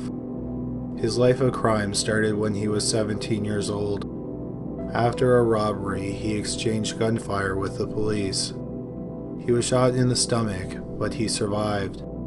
He spent about a year and a half in a youth institute, and he was freed in August 1961. In June 1962, at the age of 19, he kidnapped a 4-year-old girl from a bowling alley in Hapville, Georgia. Floyd was found with the girl in the forest a short time afterwards. He was arrested and the girl was returned to her parents. A month later, he was sentenced to 10 to 20 years in prison for child molestation. He escaped in February 1963, and he was arrested again after he robbed a bank in Macon, Georgia. Floyd was given a 15-year sentence for the robbery, but it ran concurrent with his other sentences. This allowed him to be paroled in 1973 after serving just 10 years in prison. Not long after being released on parole, Floyd grabbed a woman who was walking along a street and he tried to force her into his van. Luckily, she escaped and Floyd was arrested, but for some reason he was allowed to remain free while awaiting trial. Floyd didn't show up for his trial though. Instead, he moved away from Georgia and the authorities lost track of him. He ended up in North Carolina and he married a woman named Sandy Chipman who had 4 children, 3 daughters and an infant son. In 1975, Chipman was jailed in Dallas, Texas for 30 days on a minor charge. She left her children in the care of Floyd. When she got out of prison, she discovered that Floyd had disappeared with the children. She contacted the police, and they said that since Floyd was the stepfather, he had a right to take the children. Chipman found out that 2 of her children had been dropped off at a church, but her 6-year-old daughter, Suzanne Savekis, and her infant son were still missing. Since the police told Chipman that Floyd had a right to take the kids, they were never reported missing. Floyd and Suzanne, but not the infant boy, resurfaced again a few months later in Oklahoma City. He said that his name was Trenton B. Davis and that Suzanne was his daughter. He enrolled her in school, and not long afterwards he had this picture taken where they are posing as a father and daughter. 9 years later, they moved to Georgia, and Floyd started using the name Warren Marshall, and Suzanne started using the name Sharon Marshall. Suzanne graduated from high school with honors, and she became pregnant shortly afterwards. They moved to Valrico, Florida, and on April 21, 1988, she gave birth to a son named Michael. Next, they moved to Pinellas Park, Florida, and Suzanne worked as an exotic dancer in nearby Tampa. Her co-workers thought it was strange that Suzanne's father would come in and watch her strip. While working there, Suzanne befriended a co-worker, 19-year-old Cheryl Comesso. In the spring of 1989, Floyd convinced Comesso that he could get her work in Hollywood if he could take some nude photos of her. Comesso agreed, but soon after learned that Floyd had scammed her. To get revenge, Comesso called the welfare office and told them that Suzanne was receiving welfare checks while she was working at the club. Floyd took all of Suzanne's money, and when he found out what Comesso did, he became enraged and confronted her outside the club. Floyd hit her at least once and had to be physically restrained from continuing his attack. About 2 weeks after the confrontation, in the first week of April, Comesso went missing. In May 1989, Floyd, Suzanne, and Michael went to New Orleans. Using the names Clarence Marcus Hughes and Tanya Dawn Tadlock, Floyd and Suzanne got married. Then they moved to Tulsa, Oklahoma, where Suzanne continued to work as an exotic dancer. On April 24, 1990, Floyd, Suzanne, and Michael drove to Oklahoma to stay in a motel because Suzanne had an early morning doctor's appointment there. At 12:55 a.m. on April 25th, a call came into 911 that a woman had been struck in a hit-and-run accident and she was lying on the side of the road near the motel. The paramedics took her to the hospital, and the only thing that she could say was "Daddy." The next morning, Floyd drove to a store near the motel looking for Suzanne, and a person at the store said that a woman had been taken to the hospital hours earlier after she was struck by a car. Floyd went to the hospital and said that the woman was his wife, and he gave them her alias, Tanya Dawn Hughes. Suzanne died 5 days later. Floyd gave Michael to the foster care system, and then he left town. This prompted the police to start looking into Tanya Dawn Hughes' history. When they did, they found out her husband's real name was Franklin Floyd, and he was wanted for the attempted kidnapping in 1973. Floyd was found living in Augusta, Georgia, 2 weeks after he fled. He was arrested for the 1973 attempted kidnapping, and he was incarcerated. While he was in prison, he fought for the parental rights of Michael. Michael had been placed with a family, and they wanted to adopt him, but couldn't because of Floyd. A paternity test was ordered, and it concluded that Floyd was not the father of Michael. Michael's father was a high school classmate of Suzanne's. Floyd spent 33 months in prison, and he was released on March 30th, 1993. 15 months later, on September 12, 1994, Floyd went to Michael's school in Choctaw, Oklahoma, armed with a gun. He forced the principal to get 6-year-old Michael out of class. Floyd then got Michael and the principal into the principal's pickup truck. At gunpoint, he forced the principal to drive to a forested area. Once there, he got the principal out of the truck and handcuffed him to a tree. Floyd then drove off in the truck with Michael. The principal was found 4 hours later, and the police were alerted. 2 months later, Floyd was found in Kentucky. He was arrested at the car sales lot where he worked. Michael wasn't with him, and he has never been found. Floyd originally told the police that he left Michael with someone he knows, and that he is alive and safe. While investigating Floyd, they found this picture and did some math. They knew that Floyd was in prison at the time that Suzanne would have been conceived, so they knew that it wasn't his daughter. So they asked him what her real identity was and where did he get her from. Floyd said that he saved her from her mother, who was a drug addict, and he couldn't remember her name. The police tried to find out who she might be, but because no missing persons report was ever filed, they had no idea who she was and where she came from. 5 months later, the body of Cheryl Camesso was found in Florida, not far from where she was last seen. Her body, which had been dumped beside an interstate, had been there for 5 or 6 years. She had been badly beaten and shot in the head. Just 2 days before the skeletal remains were found, the principal's pickup truck that Floyd stole was being broken down for parts after it was sold in an auction. Taped to the undercarriage of the truck was a manila envelope. In the envelope, there were 97 pictures of 4 young girls being sexually abused. Most of the pictures were of Suzanne throughout the years. Camesso was another girl who appeared in the pictures. It showed her tied up and beaten. Floyd was convicted of killing Cheryl Camesso on September 28, 2002, and he was sentenced to death. However, the conviction brought very little closure to the case. Notably, what was the real identity of the woman he called his daughter and then married, and what happened to Michael?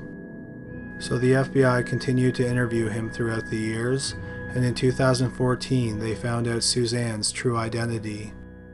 They contacted her mother, and through DNA they confirmed that she was her missing daughter. Sadly, the whereabouts of her infant son are still unknown, but it is presumed that he is dead.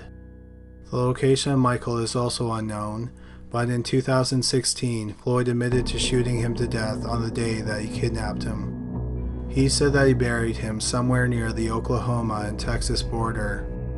The police searched the area, but they did not turn up his remains. Currently, Franklin Floyd is sitting on death row in Florida. He has never been charged with the murder of Suzanne, but he is considered the only suspect. Number 2. Dana Chism. Dana Chism was born in August 1969 in Rock Hill, South Carolina. She was a decent student, and in high school, she was a cheerleader. Like a lot of teenagers, Dana experimented with drugs, and at one point, she ran away from home. She eventually straightened out her life, and she went to college to study business. After college, in 1993, Dana moved to Washington, D.C., and just over a year later, she got a job as a secretary at a think tank. Dana's real dream was to be a singer. Her friends and family said that she sang like Whitney Houston. Just after 1 a.m. on February 27, 1995, Dana's parents, who lived in Rock Hill, received a strange phone call.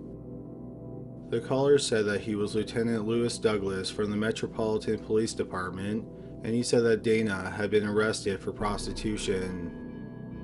The caller said that Dana was really upset, and she didn't want him to call her parents. The caller gave her parents a phone number where he could be reached, and then he ended the call. Dana's father thought that the caller didn't speak like a police officer. He sounded edgy. He spoke fast and very loudly. Dana's parents tried to get a hold of her later that day, but they were unable to.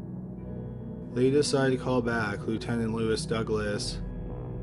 When he answered the phone, Dana's father was shocked because Douglas had a different voice than the man who originally called them. Dana's father asked about his daughter, and Lieutenant Douglas said that he didn't call them. Of course, this only made Dana's father more confused, and Douglas didn't understand what was going on either. Douglas wasn't sure how the caller knew his office phone number. What was odd was that Douglas knew who Dana Chism was because he had been at her apartment weeks earlier. He was there because someone had stolen her television. So Dana's father asked Douglas to go check on her. Douglas drove over to Dana's basement apartment, which was in one of the safest neighborhoods in D.C. Her neighbor was the former director of the FBI. Douglas knocked on her door, and he heard no movement inside. He left his business card at her front door.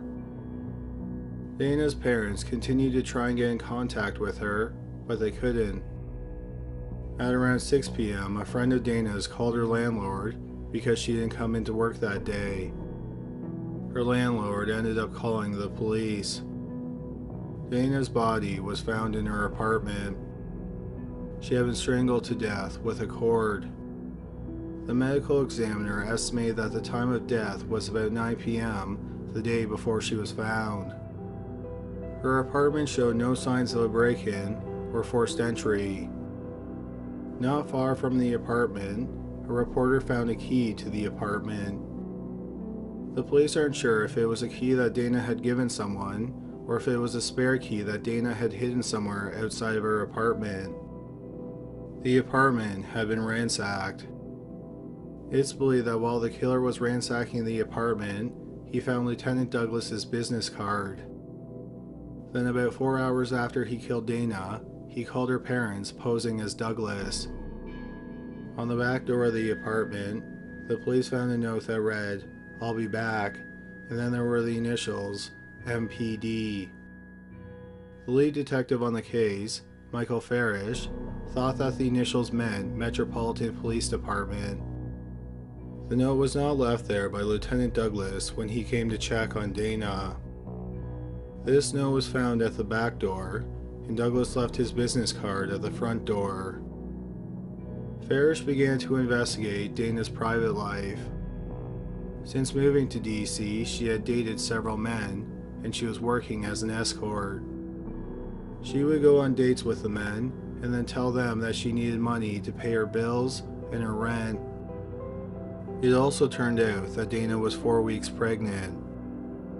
She had told a friend at work about the pregnancy, and when her parents had talked to her last, which was about a week before she was killed, Dana said that she planned on coming home to tell them some big news.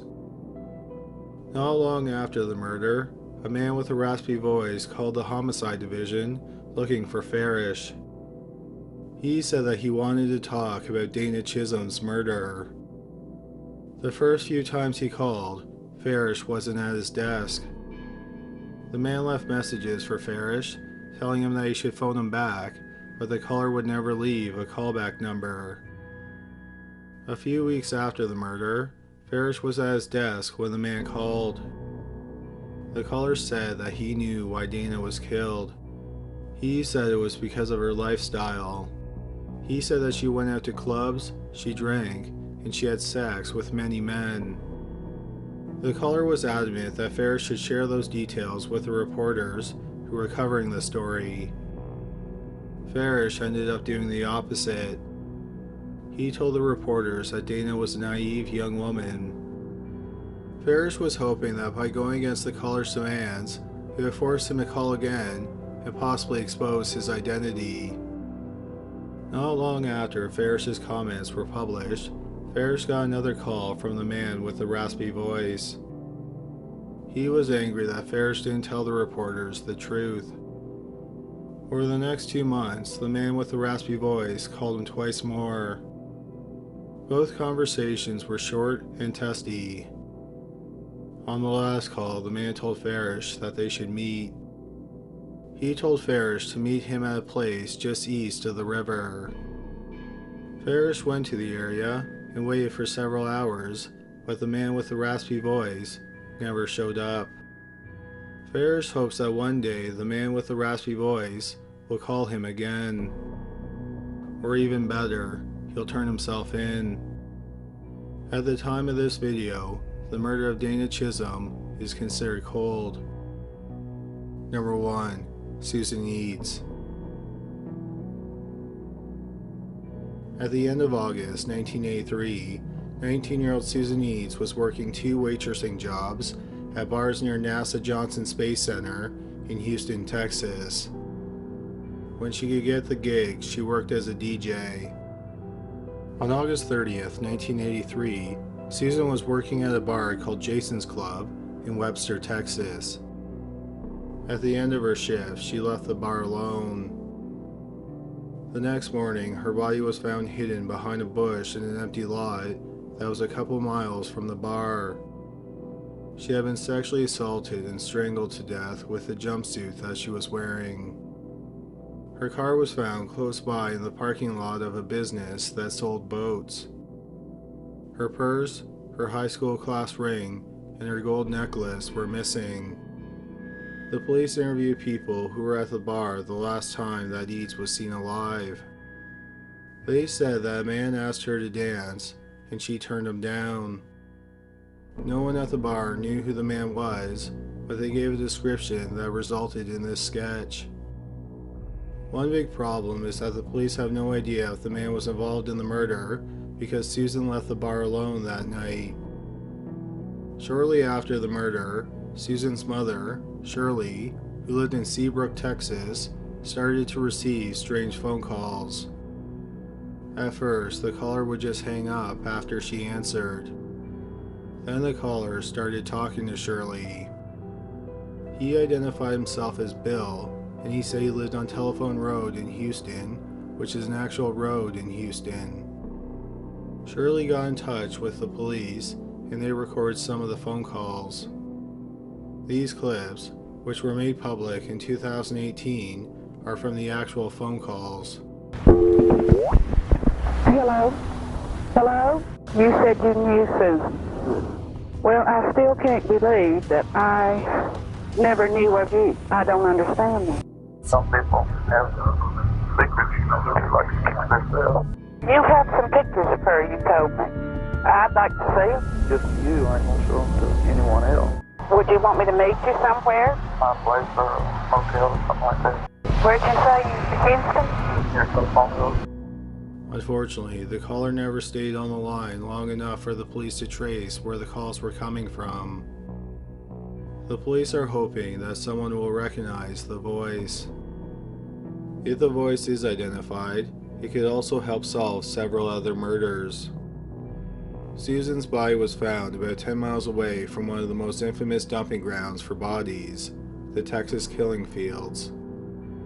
The field is named the Calder Oil Field, and it's 25 acres of land inside the city limits of League City, Texas, which is south of Houston and north of Galveston. The field is close to Interstate 45, which is marked with a red line on this map. Since 1971, dozens of women and girls who live near the field in Interstate 45 have been murdered or have gone missing. The police think that at least 4 serial killers were active in the area between 1971 to the early 2000s. It's possible that Susan was a victim of one of these serial killers, or her murder may have just been a one-off. The first known victim associated with the Texas Killing Fields is 13-year-old Colette Wilson. On June 17, 1971, her band instructor dropped her off on a street corner in Manville, Texas. When her mother pulled up to the corner 6 minutes later to pick her up, she was gone. 15 days later, 14-year-old Brenda Jones disappeared from Galveston. Her body was found floating in the water the next day near Pelican Island, which is part of the city of Galveston. The cause of death was manual strangulation. A month later, on August 4, 1971, 2 14-year-old girls, Rhonda Johnson and Sharon Shaw, vanished after spending the afternoon at a beach in Galveston. 2 months later, on August 28, 19-year-old Gloria Gonzalez disappeared from Houston. On November 3rd, about a week after Gloria Gonzalez disappeared, 16-year-old Adele Crabtree left the hippie commune where she was living in Houston to hitchhike to work. Hours later, another young woman went missing.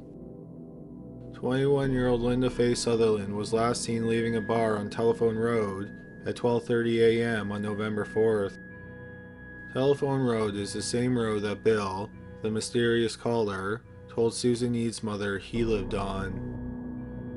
Hours after Sutherland was last seen alive, the body of Adele Crabtree was found near Conroe, Texas.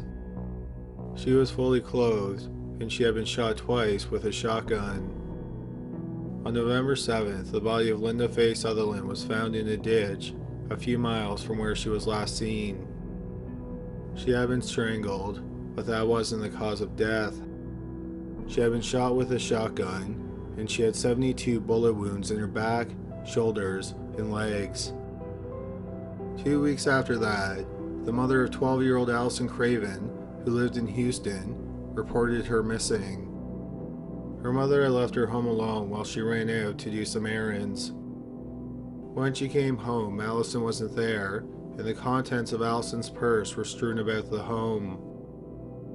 6 days later, on November 15, 1971, 2 15-year-old girls, Debbie Ackerman and Maria Johnson, went missing while hitchhiking in Galveston. 2 days later, their partially nude bodies were found floating in Turner's Bayou, about 10 miles away from where they were last seen. Both had been shot in the head twice.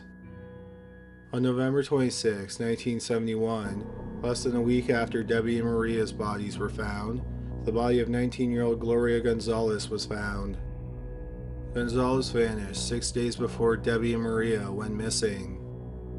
Her body was found near the Addicks Reservoir, which is in West Houston. During the autopsy, the medical examiner discovered that a tooth that was recovered from the dump site didn't belong to Gonzalez. He thought the tooth must have come from another body that was dumped nearby, so he suggested a larger search of the area.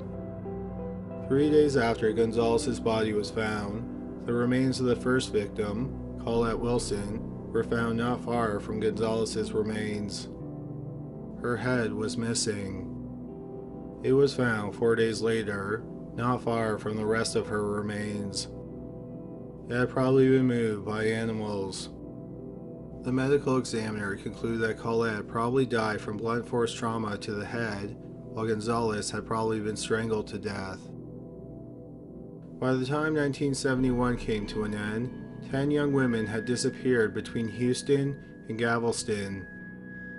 Only 7 other bodies have been found. Just 3 days into 1972, the bodies of Rhonda Johnson and Sharon Shaw, who went missing 5 months earlier, were found. Sharon's skull was found in Clear Lake, which is just north of League City and south of Houston. The rest of her remains, and the remains of Rhonda, were found in a nearby marshland. They had been bound and shot to death. Around the same time that their remains were found, some of 12-year-old Allison Craven's remains were found in a field not far from her home. A month later, the rest of her remains were found dumped in a field in Pearland, about 10 miles away from where she went missing. The string of murders of teenage girls shocked the people of Greater Houston and Galveston County, and understandably, people were afraid. Their panic started to subside in the spring of 1972 when several arrests were made. It started in April when 25-year-old Henry Lanham was charged with murdering Linda Sutherland, the 7th young woman to go missing. Lanham had a criminal record that included a conviction for sexual assault. On the night that Sutherland went missing, Lanham was seen talking to her at the bar. The police originally tried to interview Lanham months earlier about the murder, but he refused to cooperate. So the police kept him under constant surveillance, and the stress apparently got to be too much for him. In April 1972, after months of constant surveillance, he supposedly confessed, but he said that he wasn't the person who physically shot Sutherland. He said he was just present at the murder. He said that 22-year-old Anthony Michael Nopa was the person who shot Sutherland. Nopa was arrested, and in June 1972, he supposedly confessed to shooting Sutherland. Around the same time that Nopa confessed, Lanham also apparently confessed to the murders of Colette Wilson, Gloria Gonzalez, and Adele Crabtree. Both men went to trial in October 1972 for the murder of Linda Faye Sutherland. They both testified that they were coerced into making the confessions, and they swore that they were innocent. Nopa said that an officer threatened to shoot him if he didn't confess, and then the officer said he was going to cover up the shooting by making it look like Nopa was trying to escape. Both Lanham and Nopa were found guilty. Nopa was given a sentence of 50 years in prison, and Lanham was sentenced to 25 years in prison. As 1972 was coming to an end, Lanham was being held in the Harris County Jail, awaiting his trial for the murders of Colette Wilson and Gloria Gonzalez. But he would never face those charges. On December 30th, 1972, Lanham was shot to death during an apparent escape attempt. In May 1972, a month after Nopa and Lanham were arrested, there was an arrest in the murder of 12-year-old Allison Craven. 22-year-old Henry Doyle Shufflin, a Vietnam vet with a history of mental illness, apparently confessed to the murder. In October 1973, he pleaded guilty to first-degree murder, and he was sentenced to 25 years in prison. 2 years later, Shufflin filed an appeal. He said he was innocent, and that the confession and the guilty plea were both coerced. He said he only agreed to plead guilty because the judge on the case implied that he would get early parole if he pleaded guilty. Shufflin said that the judge even showed him a letter that he had written recommending that Shufflin should get early parole if he pleaded guilty. Shufflin's appeal was ultimately denied.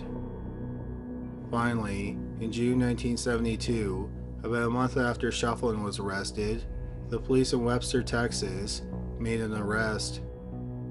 24-year-old Michael Lloyd Self was charged with the murder of 14-year-old Sharon Shaw, but not with the murder of 14-year-old Rhonda Johnson, who was murdered at the same time as Sharon. They were the third and fourth girls to go missing. It was done this way because if the district attorney failed to convict Self of Sharon's murder, then they could have had him charged with Rhonda's murder. Self, who worked as a gas station attendant, has first run in with the law in 1970 when he was arrested for a peeping Tom incident. He wasn't given jail time over the incident. Instead, he was ordered to receive psychiatric treatment. Self then found himself on the radar of Michael Morris, who had recently become chief of police in Webster. Morris first encountered Self when he was investigating the theft of some gas from the fire chief's station wagon. In June 1972, Morris brought Self into the police station to interview him about the murders of Sharon Shaw and Rhonda Johnson. After a few hours, Self supposedly confessed to the murders, and he signed the confession. However, just like Lanham, Nopa, and Shufflin, Self swore that the confession was coerced and that he was innocent. He claimed that Morris threatened to beat him with a nightstick. When that threat didn't work, Self said that Morris took out his revolver, removed all the bullets but one, and then spun the cylinder. Self said that Morris held a gun to his head and told him to confess. When he didn't, Morris pulled the trigger. Luckily, there was no bullet in that chamber, but the game of Russian roulette convinced Self to confess. At Self's trial, his lawyer pointed out that his confession was full of inaccuracies. For example, he said he dumped the bodies 20 miles away from where they were found. He also said that he beat the girls on the head with a Coke bottle, but the medical examiner determined that they didn't suffer any head injuries. Finally, Self confessed that he took their clothes with him, but their clothes were found with their remains. Self was found guilty, and he was sentenced to life in prison. 2 years after Self was convicted, there was another arrest. The person who was arrested was Michael Morris, the former chief of police in Webster, who was responsible for putting Self in prison. Morris and the former assistant police chief in Webster were arrested by a posse of citizens in Cato Mills, Texas, after they robbed a bank. It turned out that Morris, along with the former assistant police chief and a third man, had been involved in a string of bank robberies around Texas that started in 1972. Morris was convicted of the bank robberies, and he was sentenced to 50 years in prison. The problem was that even with the 3 men in prison and 1 dead, the killings didn't stop. On October 20th, 1972, which was the same day that Lanham and Nopa were convicted, 15-year-old Mildred Joanne Knighton vanished from Pasadena, Texas. Her body was found in an industrial area of Pasadena 3 days later. She had been stabbed 61 times in the back, 9 times in the face, and her throat had been slashed nearly to the point of decapitation. On January 3, 1973, 16-year-old Kimberly Pitchford attended a driver's ed class at a high school in Houston. The class ended at 6 p.m., and she was supposed to call home for a ride. She never called, and she never came home. Her body was found 2 days later under a bridge in a canal about 25 miles away from where she was last seen. The cause of death was ligature strangulation. On September 6, 1974, about 20 months after Kimberly Pitchford was killed, 14-year-old Georgia Greer and 12-year-old Brooks Bracewell vanished as they walked to school in Dickinson, Texas. The police told the girls' parents that the girls had probably just run away and they would most likely return at any time.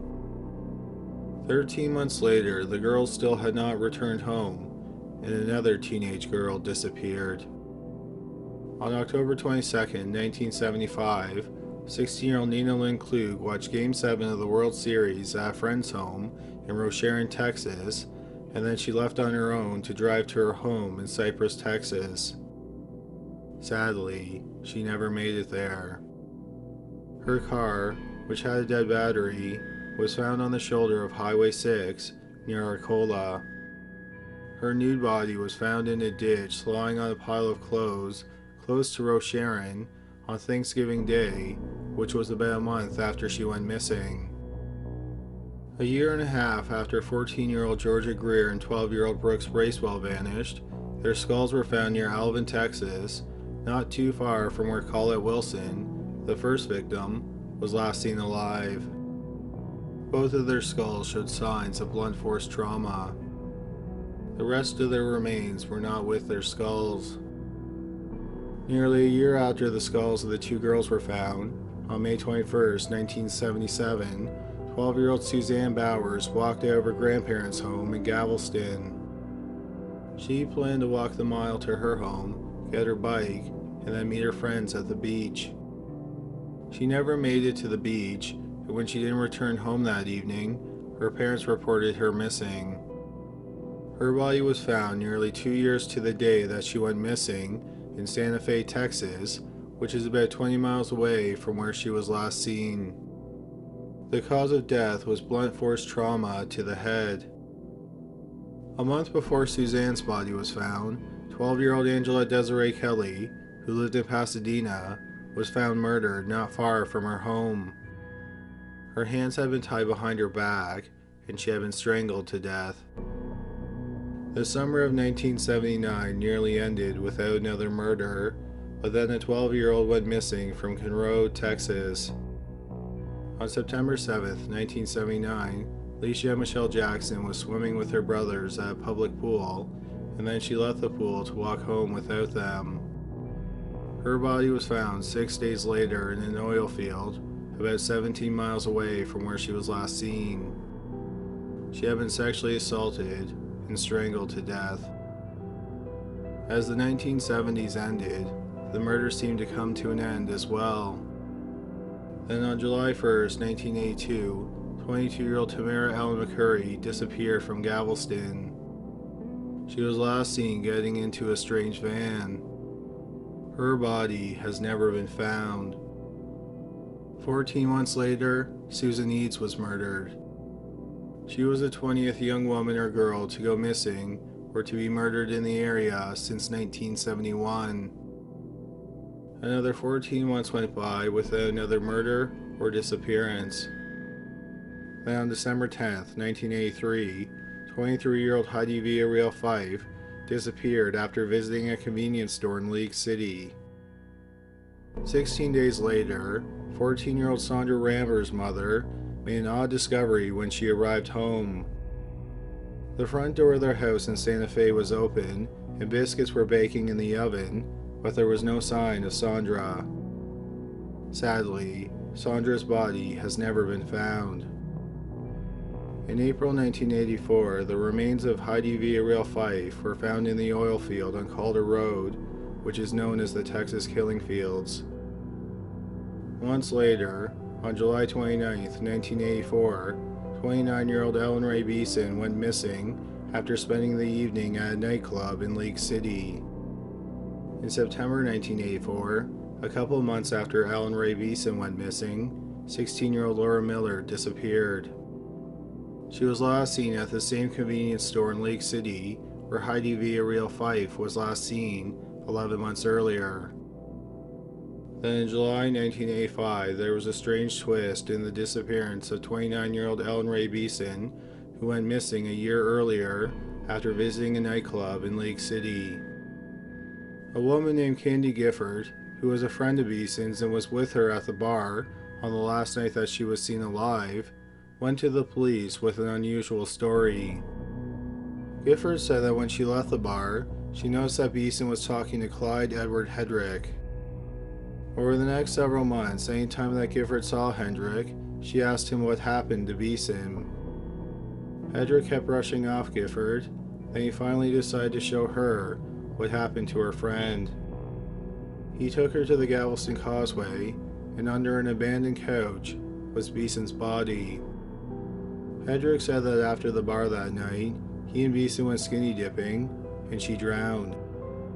He didn't think that anyone would believe that her death was an accident, so he hid her body under the couch.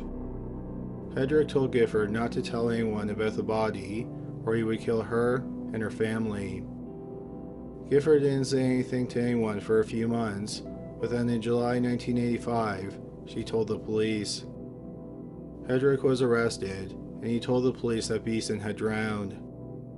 They couldn't find any evidence to the contrary, so he was charged and then convicted of abuse of a corpse. He served a year in prison for the conviction. On October 5, 1985, 17-year-old Michelle Doherty Thomas left her home in Santa Fe with 2 male friends. She didn't return home that evening, and 2 days later, her family filed a missing persons report. The police interviewed Michelle's friends that she was last seen with.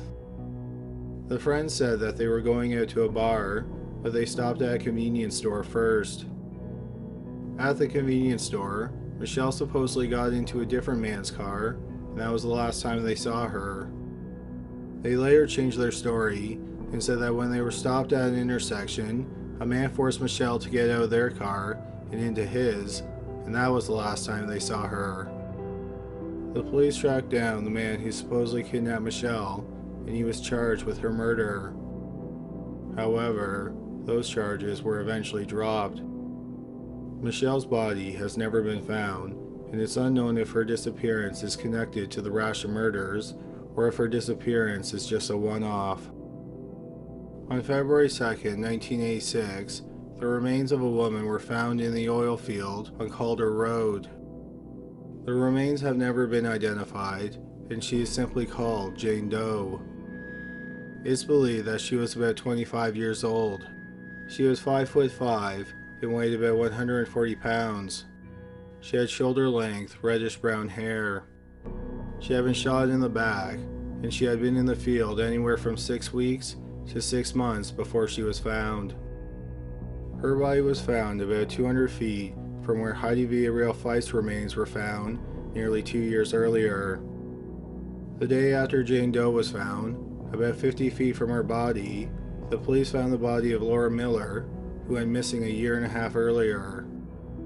Due to the condition of her body, a cause of death couldn't be determined.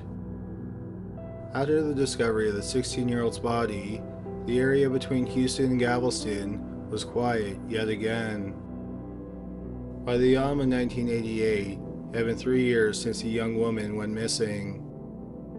On October 7, 1988, 22-year-old Suzanne Renee Richardson was working an overnight shift as a desk clerk at a condominium resort community in Galveston.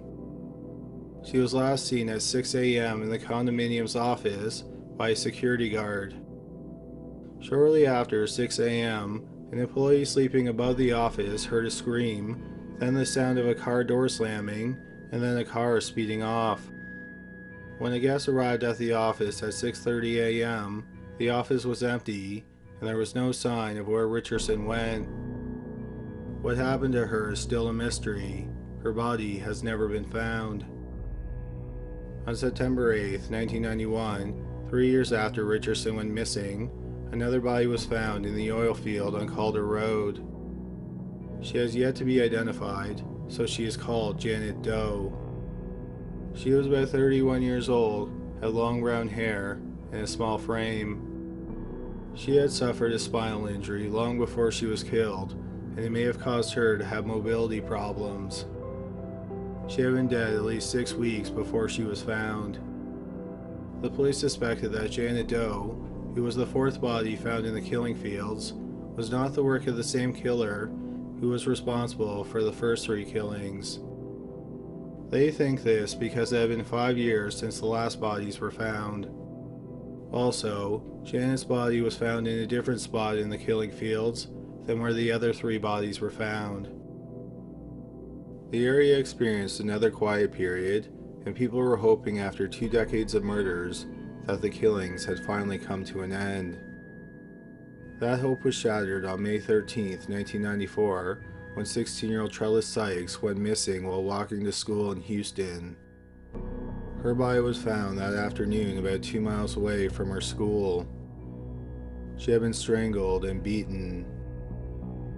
On February 1st, 1996, 14-year-old Lynette Bibbs and 15-year-old Tamara Fisher went missing after spending the evening at a teen club in Houston. 3 days later, 40 miles away from where they were last seen, the bodies of both girls were found. They were found in a wooded area off Interstate 59 near Cleveland, Texas.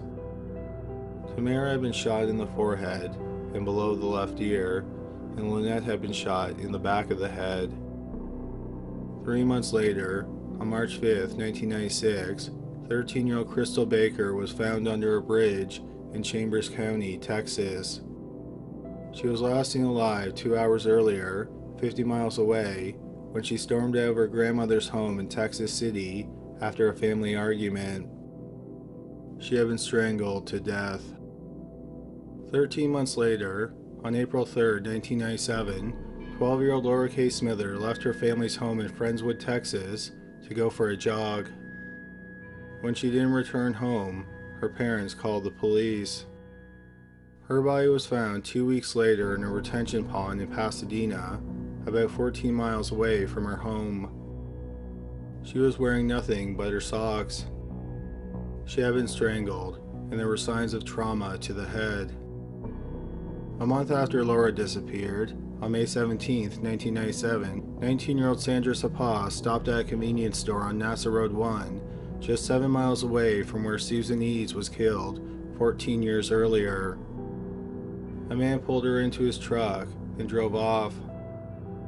As he drove away, Sapa, who was pregnant at the time, jumped out of the speeding truck. She luckily wasn't too injured, and another motorist picked her up. Luckily, the fetus was not injured in her escape. On the night of June 7, 1997, a month after Sandra Sapa escaped from being kidnapped, 14-year-old Erica Ann Garcia went missing after visiting a teen nightclub in Houston. Her body was found the next day in a vacant lot about a mile from where she was last seen alive. She had been sexually assaulted and strangled to death. 2 months later, on August 17, 1997, 17-year-old Jessica Kane, who lived on Tiki Island, which is part of Galveston County, attended a cast party for a play that she was in. A month later, she was supposed to start university to study criminology. Sadly, she never made it home after the party. She was last seen leaving the restaurant where the party was being held in Dickinson, Texas. Years went by, and no trace of Jessica Kane was found. The killings had also come to a stop, yet again. Then in the summer of 2002, the area was rocked by yet another murder. On the evening of July 12, 2002, 23-year-old Sarah Trusty left her home in Algoa, Texas, to go for a bike ride. Later that evening, she was seen at a church near her home. She didn't return home that night, and she was reported missing. The bike that she was riding that night was found in the foyer of the church where she was last seen, but she was nowhere to be found.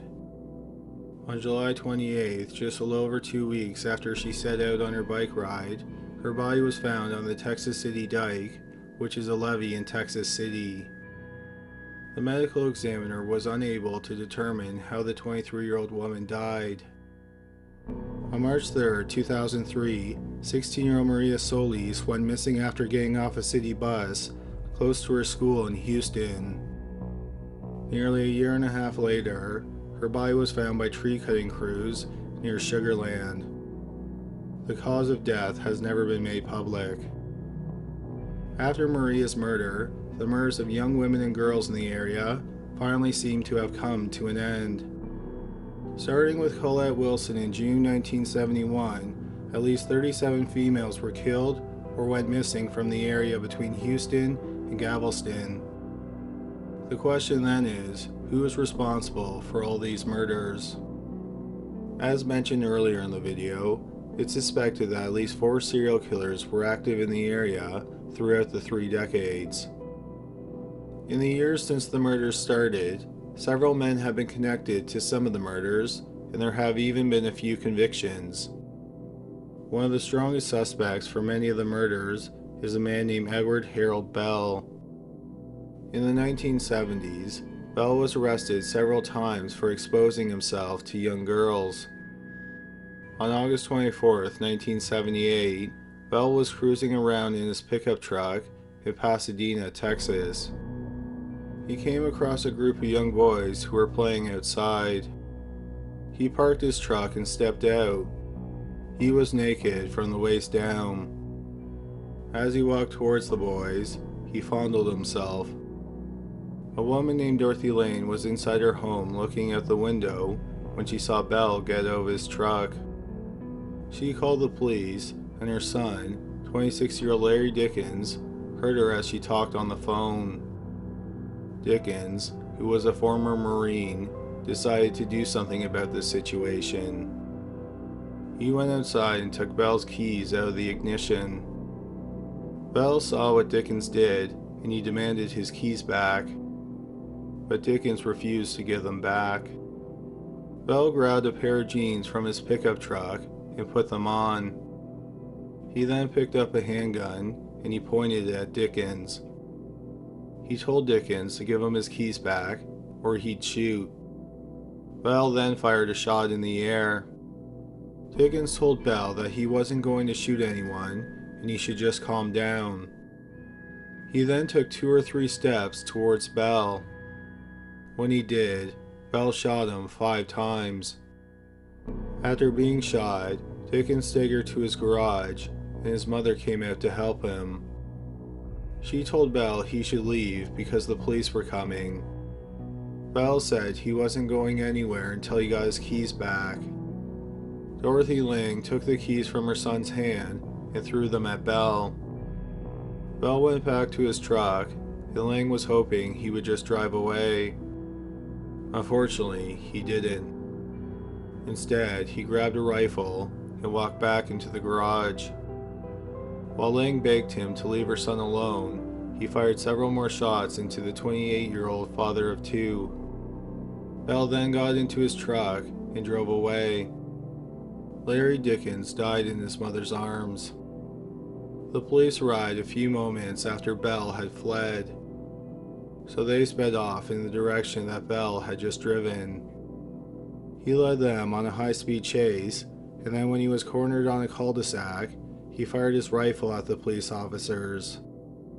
He tried to fire again, but his rifle jammed. After the rifle jammed, the police were able to arrest him without anyone else getting hurt. Amazingly, despite the incredibly violent and unprovoked nature of his crime, Bell was granted bail and he was released 2 months after he was arrested to await his trial. When it came time for his trial, Bell had vanished. 5 years later, Bell still had not been found, and the television program, Unsolved Mysteries, did a segment on him. The segment, which featured Matthew McConaughey in his first television role, aired in December 1992. 2 months later, thanks to tips from viewers of the show, Bell was arrested in Panama City, Panama. He was extradited back to Texas, and he was sentenced to 70 years in prison for murdering Larry Dickens. In 1998, while serving his sentence, Bell wrote a letter to the district attorney saying that he killed 7 girls in Galveston in the early 1970s. However, the letter was kept secret for 13 years. During those 13 years, Bell's confession wasn't investigated. In the letter, he named 3 victims and described the other 4. In the letter, Bell claims that he killed Debbie Ackerman and Maria Johnson, who were both 15 years old, and they were the 9th and 10th victims. They went missing in November 1971 from Galveston. He wrote that another one of his victims was a teenage girl with reddish blonde hair named Pitchford. It's believed that he was referring to 16-year-old Kimberly Pitchford, who was killed on January 3, 1973, after attending a driver's ed class at a high school in Houston. The other girls he described were believed to be 13-year-old Colette Wilson, who who went missing from Alvin, Texas in June 1971, 19-year-old Gloria Gonzalez, who went missing from West Houston in October 1971, and her remains were found near Colette's remains, and finally, he said he killed 2 girls from Webster. It's believed that he is referring to Rhonda Johnson and Sharon Shaw, who went missing in August 1971. They were the 3rd and 4th girls to disappear. What is troubling about Bell's confession is that someone was already sitting in prison for the murder of Sharon Shaw. In May 1973, Michael Lloyd Self was convicted of the crime, and he was given a life sentence. Self died in prison in 2000, 2 years after the district attorney received the confession letter from Bell. Self went to the grave maintaining his innocence. Then in the autumn of 2017, the Houston Chronicle interviewed Bell in prison, and he said he didn't just kill the 7 girls. Instead, he said that there were 11 who went to heaven. He didn't name the other 4 victims, but he described them. It's believed that they were 14-year-old Georgia Greer and 12-year-old Brooks Bracewell, who were together when they went missing in 1974. He said he picked up another victim on the side of the highway, and it's believed that he was talking about 16-year-old Nina Lynn Klug. She was murdered in 1975. The description of Bell's supposed 11th victim didn't match any known murders or disappearances. He said she had reddish blonde hair, and he killed her in the mid-1970s. Records show that Bell was living in the area when the girls were killed, and in some cases, he had personal connections to the places where they were last seen. Also, several of the girls were last seen getting into a van, and Bell owned a van at the time. Despite his confession, Bell has never been charged with any of these murders because there is no physical evidence proving he committed the murders. Some people don't think that Bell committed the murders, and he is just taking credit for them. Another suspect in some of the murders is Clyde Edwin Hedrick. Hedrick was arrested in July 1985 after the body of 29-year-old Ellen Ray Beeson was found stuffed under a couch that was abandoned near the Galveston Causeway. In 2013, the police decided to re-examine Beeson's death, and they had her body exhumed. Another autopsy was performed, and it was determined that she died from blunt force trauma to the head. 28 years after Beeson died, Hedrick was arrested, and he was charged with involuntary manslaughter. In 2014, he was found guilty, and he was sentenced to 20 years in prison. After his arrest, the police started looking into his past, and they interviewed his former girlfriends. Several of his ex-girlfriends implicated him in the murders of 23-year-old Heidi Villarreal Fife and 16-year-old Laura Miller. Both young women went missing from the same convenience store. Villarreal Fife went missing in October 1983, and Laura went missing in September 1984. Both of their bodies were found in the field on Calder Road. It's also believed that Hedrick is responsible for the murder of the Jane Doe who was found in the field in February 1986. Hedrick claims that he didn't kill the 3 young women who were found in the field, and no evidence ties him to the murders. As for the second Jane Doe who was found in the field in 1991 and is called Janet Doe, a man has confessed to that murder. Mark Rolling Stallings said that he picked up the woman, who was strung out on drugs, on NASA Road 1, and he killed her. When Stallings admitted to the murder, he was incarcerated. He is serving a life term for kidnapping and assault with a deadly weapon. The charges stem from an attempted prison escape. He tried to escape while serving 2 50-year sentences for burglary and for shooting a man through an open window. The man he shot was wounded, but he didn't die. Stallings has never been charged with the murder of Janet Doe. He is also the prime suspect in the murders of 2 other women who are not connected to the Texas Killing Field murders. Another suspect is a man named Robert Abel, who is Mark Rolling Stallings' boss when he supposedly killed Janet Doe. Abel was a former NASA engineer, and he owned the property next to the oil field on Calder Road, where the bodies of the 4 young women were found. The FBI developed a profile of who may have killed the 4 women, and Abel matched the profile perfectly. However, there was no evidence or eyewitnesses that connected him to the murders. Also, he had no criminal record. The FBI profile was enough proof that Abel was the killer for Tim Miller, who is the father of Laura Miller, whose body was found in the field in 1986. Tim Miller claims that he even went to Abel's home and held a gun to his head. However, Abel denied that ever happened. Tim Miller now thinks that Clyde Hedrick is the person who killed his daughter. Robert Abel has never been officially cleared as a suspect. He swore he was innocent, and he said that the accusations ruined his life. In July 2005, Abel was killed when the golf cart that he was driving was struck by a train. A 5th suspect in some of the murders is serial killer Anthony Allen Shore. In October 2003, Shore was brought in for questioning after cold case investigators linked DNA found under the fingernails of 21-year-old Maria del Carmen Estrada, who was sexually assaulted and strangled to death in April 1992 in Houston. Shore confessed to that murder, and he also confessed to 3 other ones. He said he committed his first murder in 1986, over 5 years before he killed Maria del Carmen Estrada. He said he kidnapped 15-year-old Laura Lee Tremblay from Houston as she was walking to school. She was the only one of his victims who wasn't sexually assaulted, but like the rest of his victims, he strangled her to death. Then 2 years after he killed Maria del Carmen Estrada, he claimed his 3rd victim.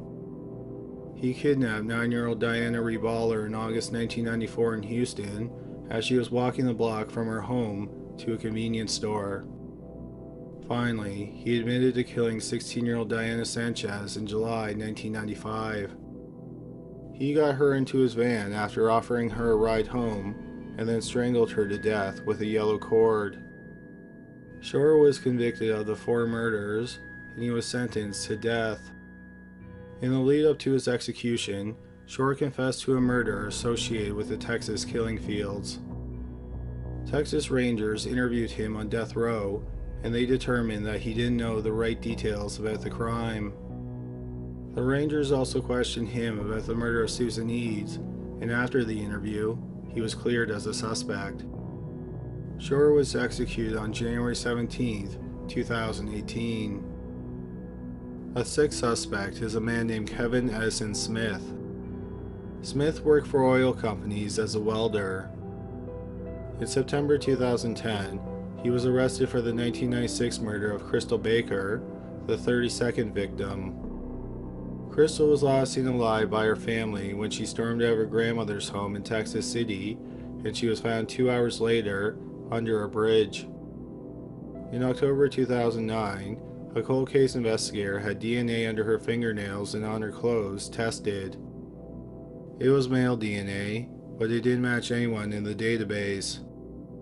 Then 11 months later, Smith was arrested on an unrelated charge in Louisiana.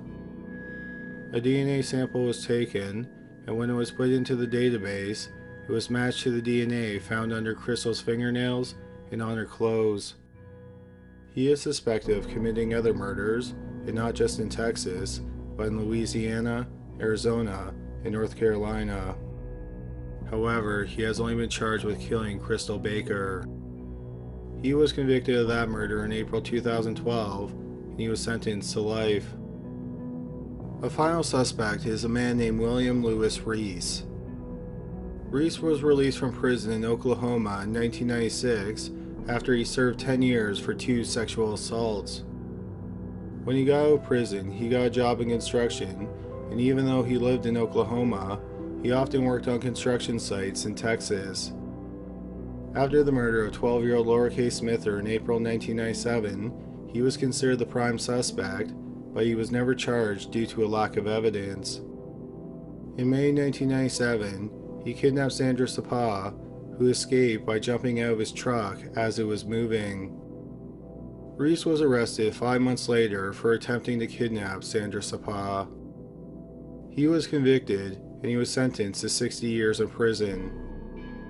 Unfortunately, in those 5 months between the attempted kidnapping and his arrest, Reese committed several more murders. First, he killed 20-year-old Kelly Cox. On July 15, 1997, Cox disappeared after touring the Denton County Jail with her criminology class. She called her boyfriend and said that she locked her keys in her car. When he arrived at the jail with a spare key to the car, Cox was nowhere to be found. On July 26, Reese kidnapped 19-year-old Tiffany Johnson from a car wash in Bethany, Oklahoma. She was later found strangled to death. DNA evidence linked Reese to Johnson's murder in 2015. In March 2016, Reese directed the police to a field that is 30 miles south of Houston in West Orem. Buried in the field, they found the remains of Kelly Cox. In the same field, they also found the remains of 17-year-old Jessica Kane, who disappeared on August 17, 1997, after she attended a cast party for a play that she was in. Reese has been charged with the murders of Laura K. Smither, Kelly Cox, Tiffany Johnson, and Jessica Kane, but he has yet to go to trial for any of those charges. Out of those 7 suspects, it is thought that they are responsible for 20 of the 37 murders. It's possible that the 7 men are responsible for more murders, just not near the killing fields, but in other states as well.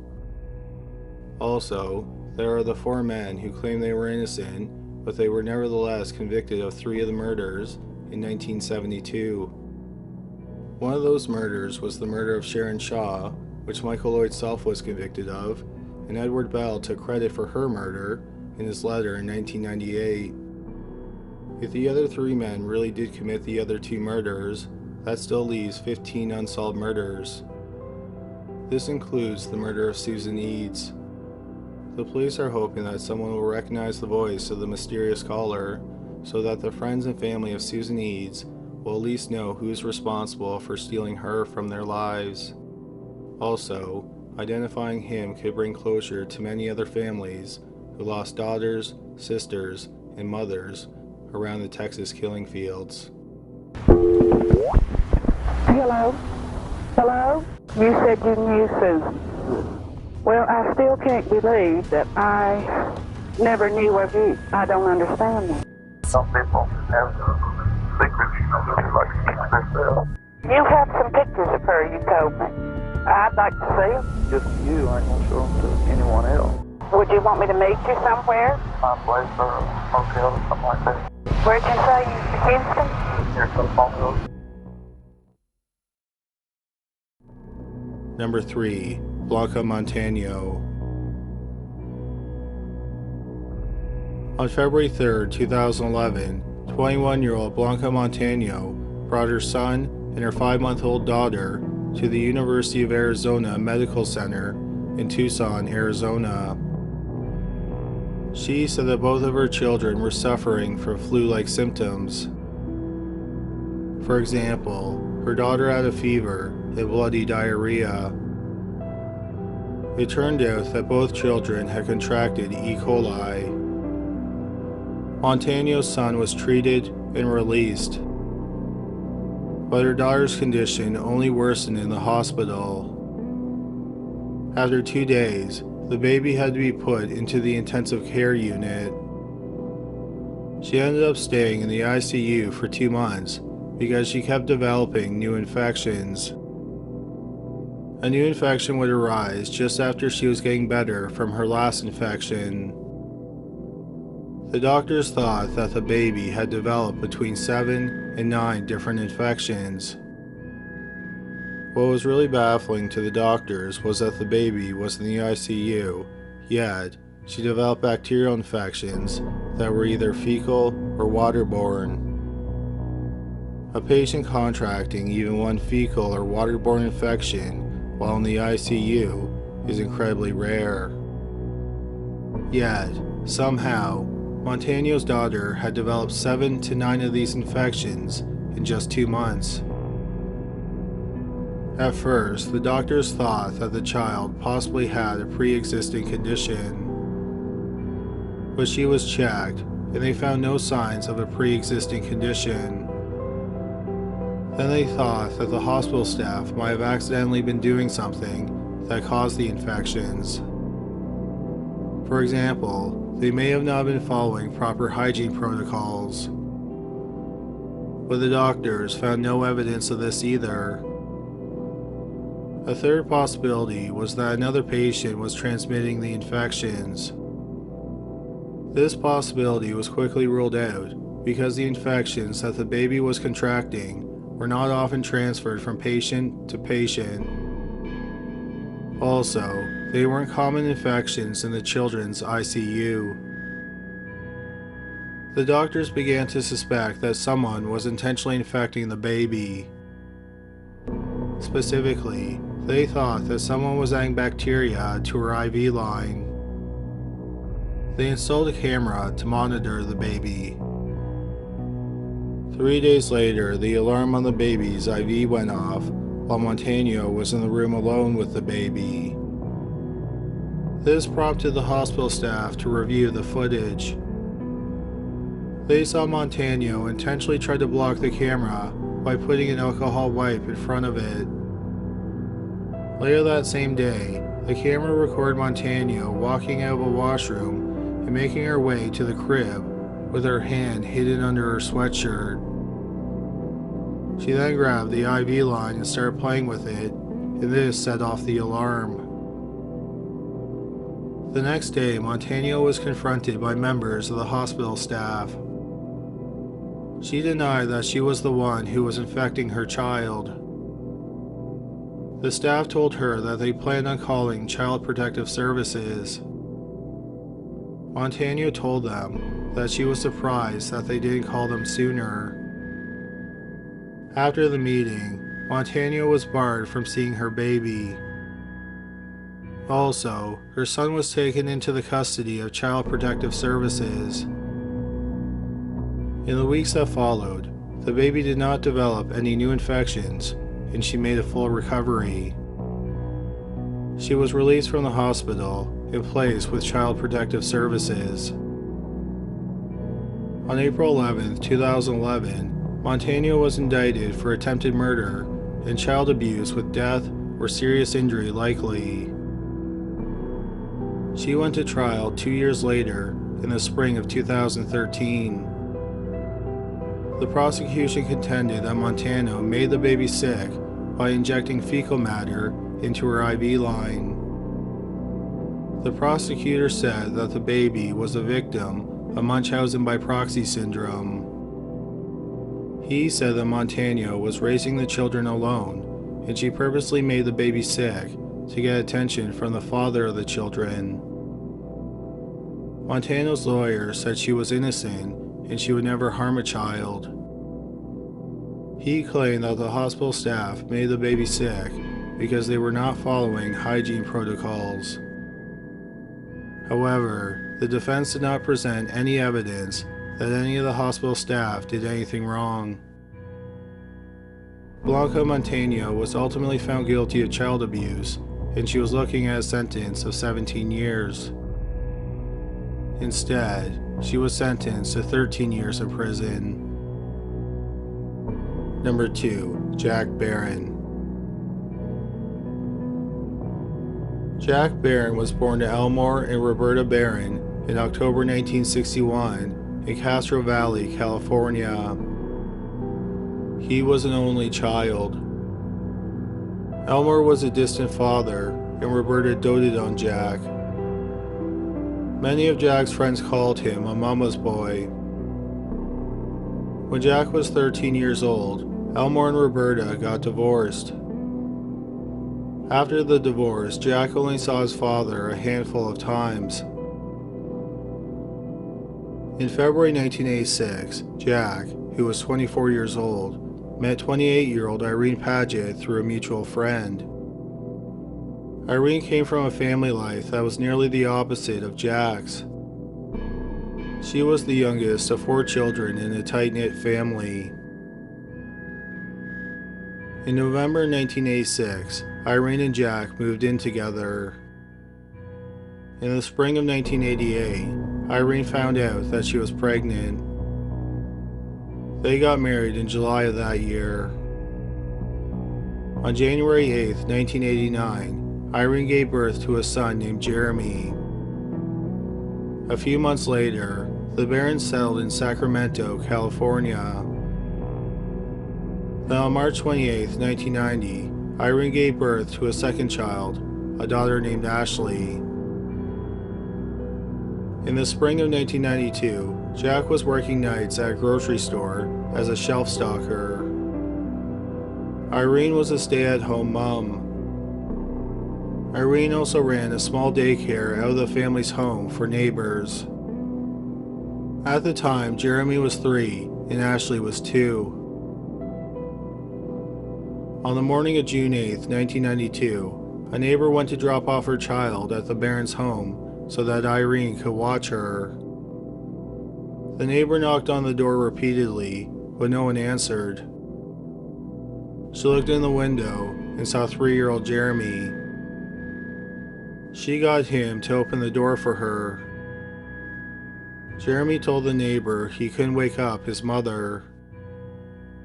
The neighbor found 34-year-old Irene Barron unresponsive in her bed. There was a pillow resting over her face. She called 911 and the dispatcher asked her to do CPR. But when the neighbor went to perform CPR, she found Irene's body was already in rigor mortis.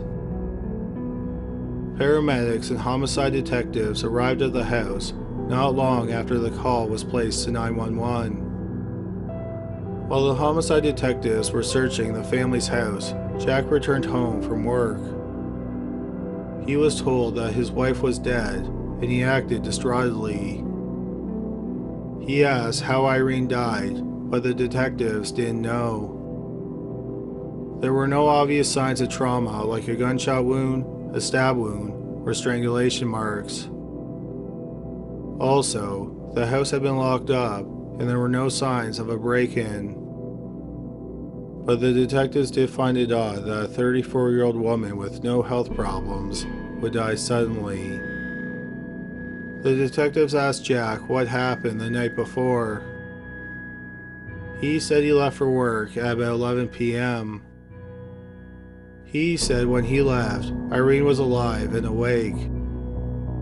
He did not notice anything unusual about her before he left. The detectives talked to the Barons' neighbor who found Irene's body, and she said that on the weekend, Irene was suffering from a bad headache. She said that her headache was so bad that her speech was slurred. A pathologist came to the house to examine Irene's body. He thought that Irene had died sometime around 7:30 the night before. When Irene was found in bed, she was still wearing her slippers. Black smudges were found on the pillowcase that was resting on her face. The pathologist thought that the smudges were eye makeup. This strongly suggested that Irene had makeup on when the pillow was put over her face. The detectives thought that the eye makeup and the slippers suggested that she died before she went to bed, instead of dying in her sleep. Had she gotten ready for bed, she most likely would have removed her makeup and taken off her slippers. The findings contradicted Jack's story. He said that he last saw Irene at 11 p.m. when he left for work. He said that she was alive and awake when he left for work. The pathologist couldn't determine if Irene's death was natural or if it was a homicide. Irene was found with a pillow over her face, and there were marks on it that were most likely eye makeup, and this suggests she could have been smothered. But the pathologist pointed out that if Irene had a really bad headache, She could have crawled into bed without properly getting ready for bed, and then put the pillow over her face to block out the light. An autopsy was performed, and the coroner found some bruises on her body. But the coroner couldn't determine the cause of death. He also couldn't determine if her death was natural or a homicide. Irene did have bruises on her body, but he couldn't say when she got them. She also had hemorrhages in her eyes, and sometimes hemorrhages in the eyes are signs that someone has been asphyxiated. But these hemorrhages are also found if someone dies of something like a heart attack. Since the coroner couldn't say for sure that Irene had been murdered, the police didn't continue to investigate her death. In the wake of Irene's death, friends and family gave a lot of support and sympathy to Jack. A lot of people gave him food, and many gave him money. Nearly a month after his wife was buried, Jack had a female co-worker move in. The woman was having marital problems. Jack swore they were just friends, and she was a roommate. Irene's family thought that this was incredibly odd, but it didn't prove that he murdered Irene. The roommate didn't live with Jack for very long. She thought that Jack had a terrible temper, especially towards his children. One time, he threatened to send his son Jeremy to the same place as his mother. On February 7, 1993, about 6 months after Irene's death, a babysitter arrived at the Barons' home to watch Jeremy and Ashley. She knocked on the door, but there was no answer. After knocking for a few minutes and still getting no response, she drove back home. When she got home, she called Jack and told him that she had been at his house, but no one answered the door. She wanted to know if he still needed her to babysit. Jack said he must have been in the shower when she knocked on the door, and he asked her to come back and babysit. When she came back, Jack let her in. Jack told her that both Jeremy and Ashley were napping. Then Jack and the babysitter checked in on both kids, and they appeared to be sleeping. Jack then went to his own bedroom to nap before he went to work. A couple hours later, Ashley woke up. When 4-year-old Jeremy didn't stir, the babysitter went to check on him. She got a bad feeling when she saw him lying in the same position that he was lying in when she and Jack checked on him hours earlier. She tried to wake up Jeremy, but he didn't respond. The babysitter woke up Jack and then called 911. The 911 dispatcher told the babysitter that either she or Jack should perform CPR.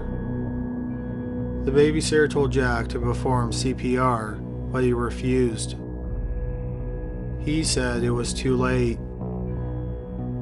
The paramedics arrived a few minutes after the babysitter called 911. By the time they got there, 4-year-old Jeremy was already dead. The paramedics asked Jack if he noticed anything wrong with Jeremy before he went for his nap.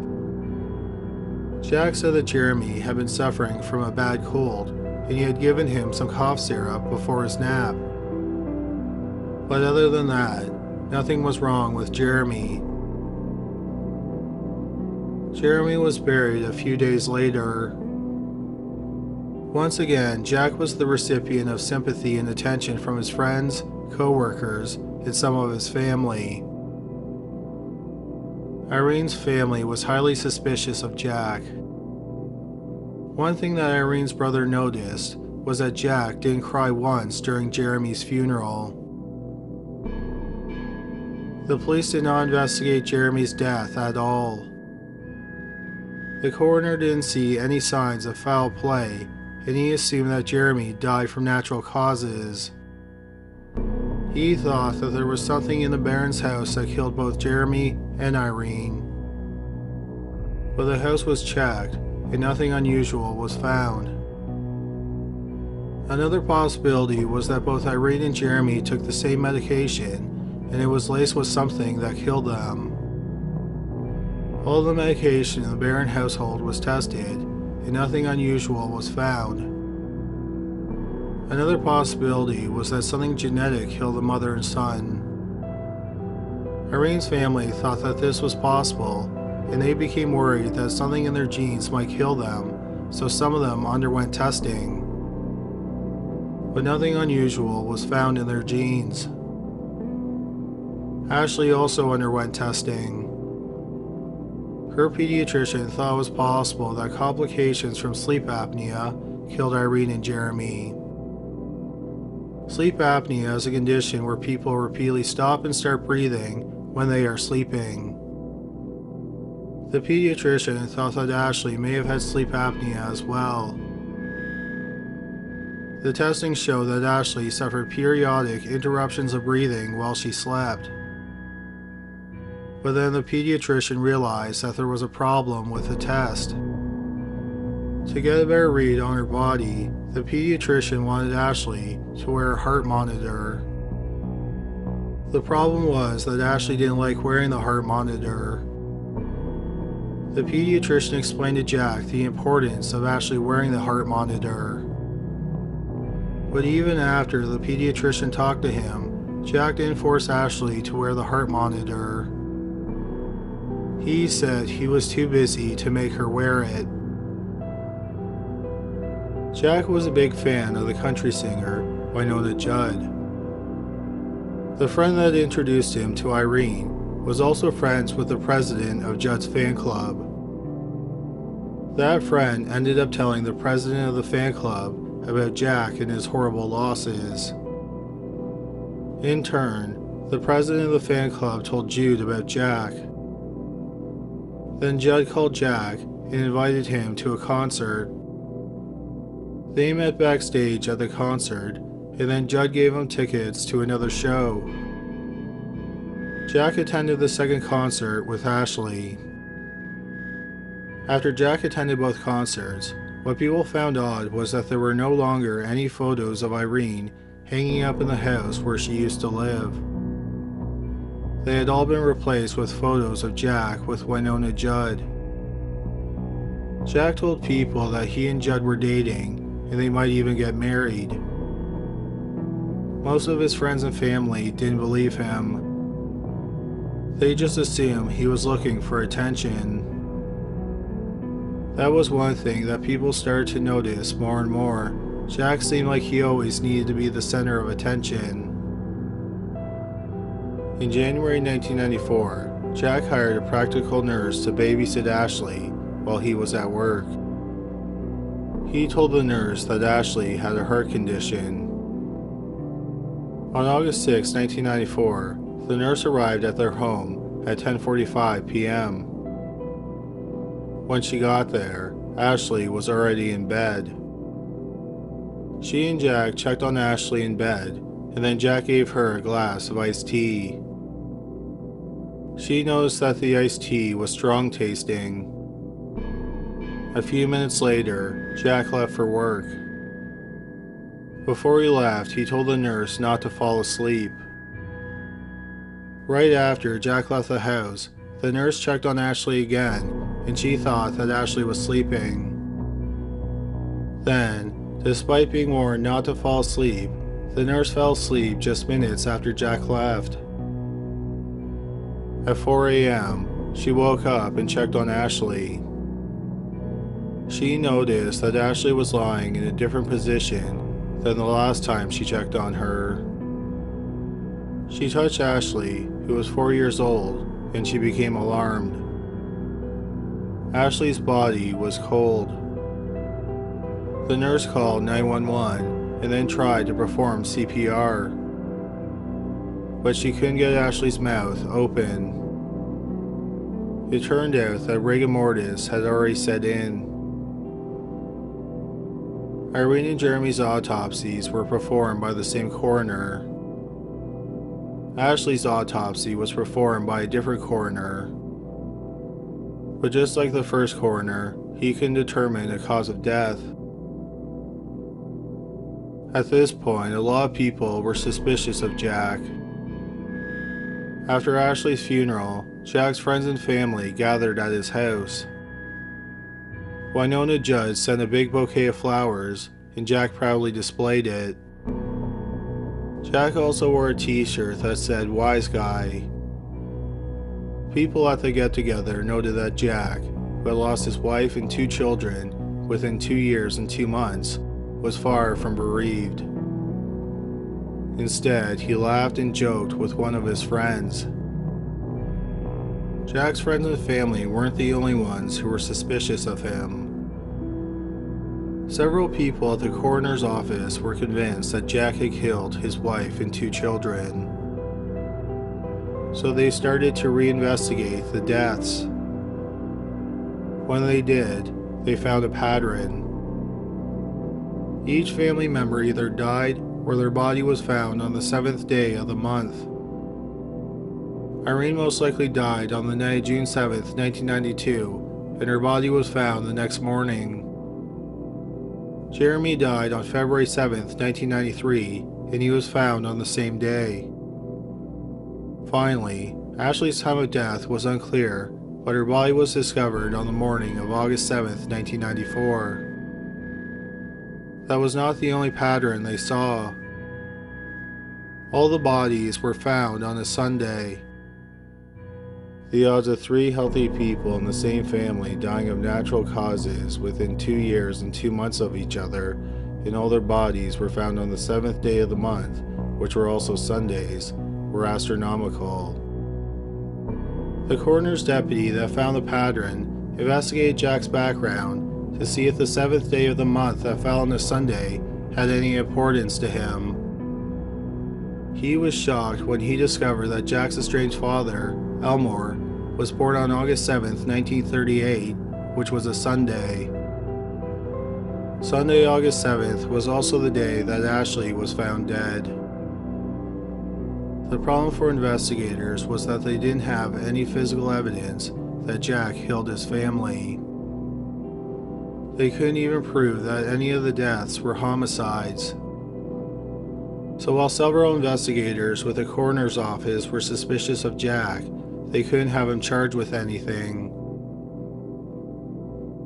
After Ashley's death, Jack quit his job and sold the house where his 3 family members died. He then moved into his mother Roberta's home in Benicia, California. Roberta didn't exactly love the new living arrangements. When Jack moved in, she had been living with a boyfriend. But Jack and her boyfriend didn't get along, so eventually her boyfriend moved out. While Jack was living with his mother, he didn't pay rent or contribute any money to the bills. Instead, he spent his money on things like CDs and cassettes. He also started dating a married woman. Roberta was a strict Catholic, and she did not like that Jack was dating a married woman. Jack had always been obsessed with trains. His father, Elmore, had been a railroad engineer. After Jack moved in with his mother, he got a job as an assistant conductor with Amtrak. On Monday, February 27, 1995, about 6 months after Ashley died, Jack went to work early in the morning. He returned home at about 2 p.m. and he called 911. He told the dispatcher that his mother was unresponsive. Paramedics arrived at the house several minutes later, and they discovered that Roberta, who was 52 years old, had been dead for hours. A detective also came to the house, and he talked to a neighbor. The neighbor told him that Jack's wife and 2 children had recently died. After hearing that, the detective was immediately suspicious of Jack. During Roberta's autopsy, the coroner found a cause of death. She had been asphyxiated to death. The coroner thought that she had been smothered to death with a pillow. After Roberta's death was ruled a homicide, the police in Sacramento started to reinvestigate the deaths of the rest of Jack's family.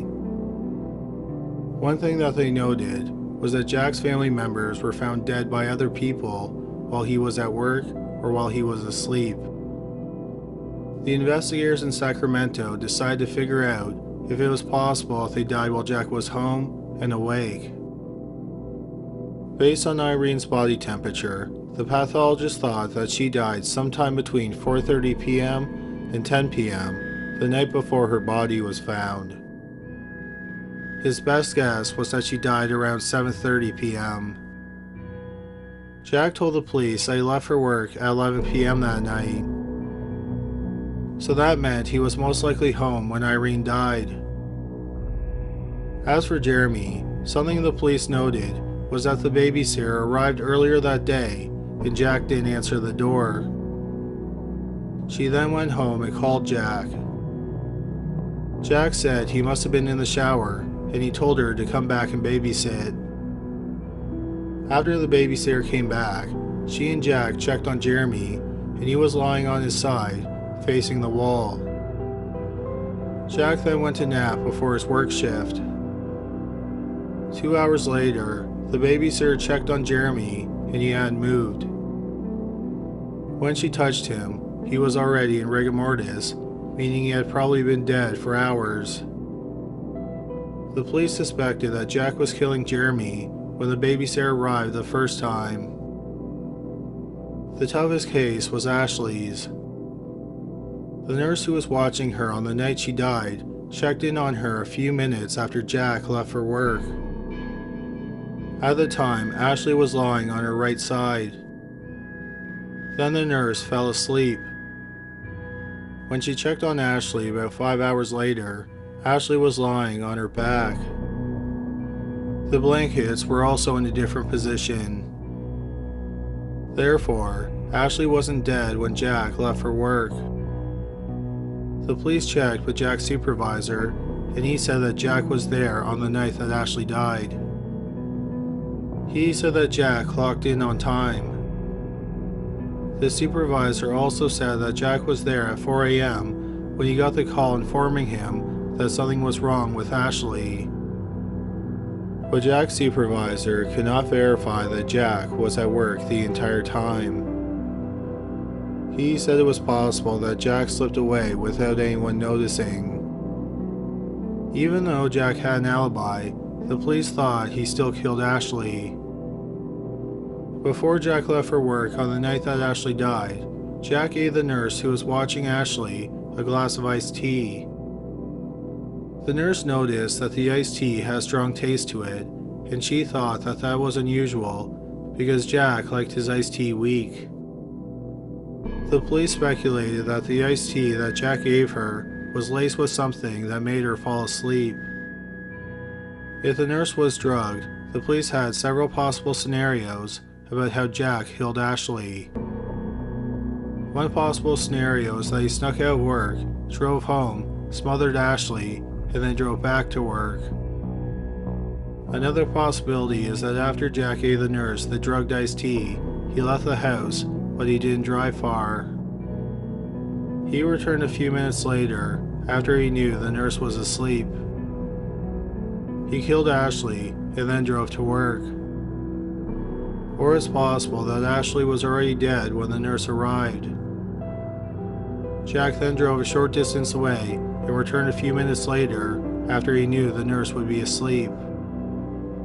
Then he simply moved Ashley's body to make it look like she was alive when he left the house, and then he drove to work.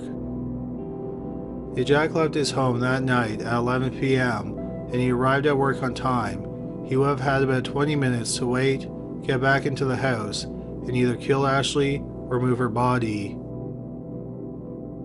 There is some speculation that Roberta either knew or suspected that Jack killed Irene, Jeremy, and Ashley.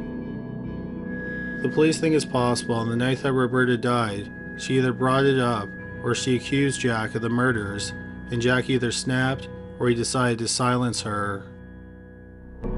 Based on the clothing that Roberta was wearing when her body was found and the amount of rigor mortis in her body, the coroner thought that she was probably killed sometime between midnight and 1 a.m. This was several hours before Jack said he left for work. Jack was interviewed by the police in April 1995, and he denied killing his family. On July 17, 1995, which would have been Irene's 38th birthday, Jack was arrested, and he was charged with the murders of Irene, Jeremy, Ashley, and Roberta. After Jack was arrested, the police tracked down his father, Elmore, who was living in the southeastern United States. Elmore said that if Jack did kill his family, then he wanted to be the one who pulled the switch on him. Elmore said if he was the one who brought Jack into this world, he wanted to be the one who took him out. One of the problems facing the prosecution was that there wasn't a lot of physical evidence that proved that Jack committed the murders. What was most damning was the pattern in which his family had died. All 4 family members, who lived in 2 different houses, had died suddenly within 2 years and 8 months of each other. Also, Irene, Jeremy, and Ashley were all killed or they were found dead on the 7th day of the month, which was also a Sunday. And Jack's estranged father was born on the 7th day of the month, which was also a Sunday. However, this was all circumstantial evidence. But then a judge ruled that the pattern could be included as evidence at the trial. Jack's trial started in February 2000, nearly 4.5 years after he was arrested. At the trial, a doctor testified that Jack had Munchausen by proxy syndrome. The doctor said it was rare among men. At the time, there were only 15 to 20 recorded cases. Jack was ultimately found guilty of killing his wife Irene, his son Jeremy, and his mother Roberta. He was acquitted of killing his daughter, Ashley. Jack Barron was sentenced to 3 consecutive life sentences without the chance of parole. Number 1. Martha Woods. In July 1967, Harry Woods and his wife, Martha, adopted a 5-year-old baby girl. The mother was an unwed teenager who lived in Denver, Colorado. Harry and Martha named the baby Judy. When they adopted Judy, Harry was a mess hall chef with the Army, and he was stationed at Fort Carson in Colorado Springs, Colorado.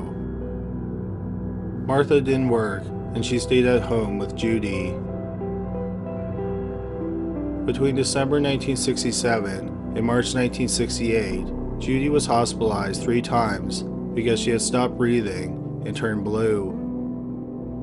Judy's health scares weren't the only strange things that were happening around the family's home.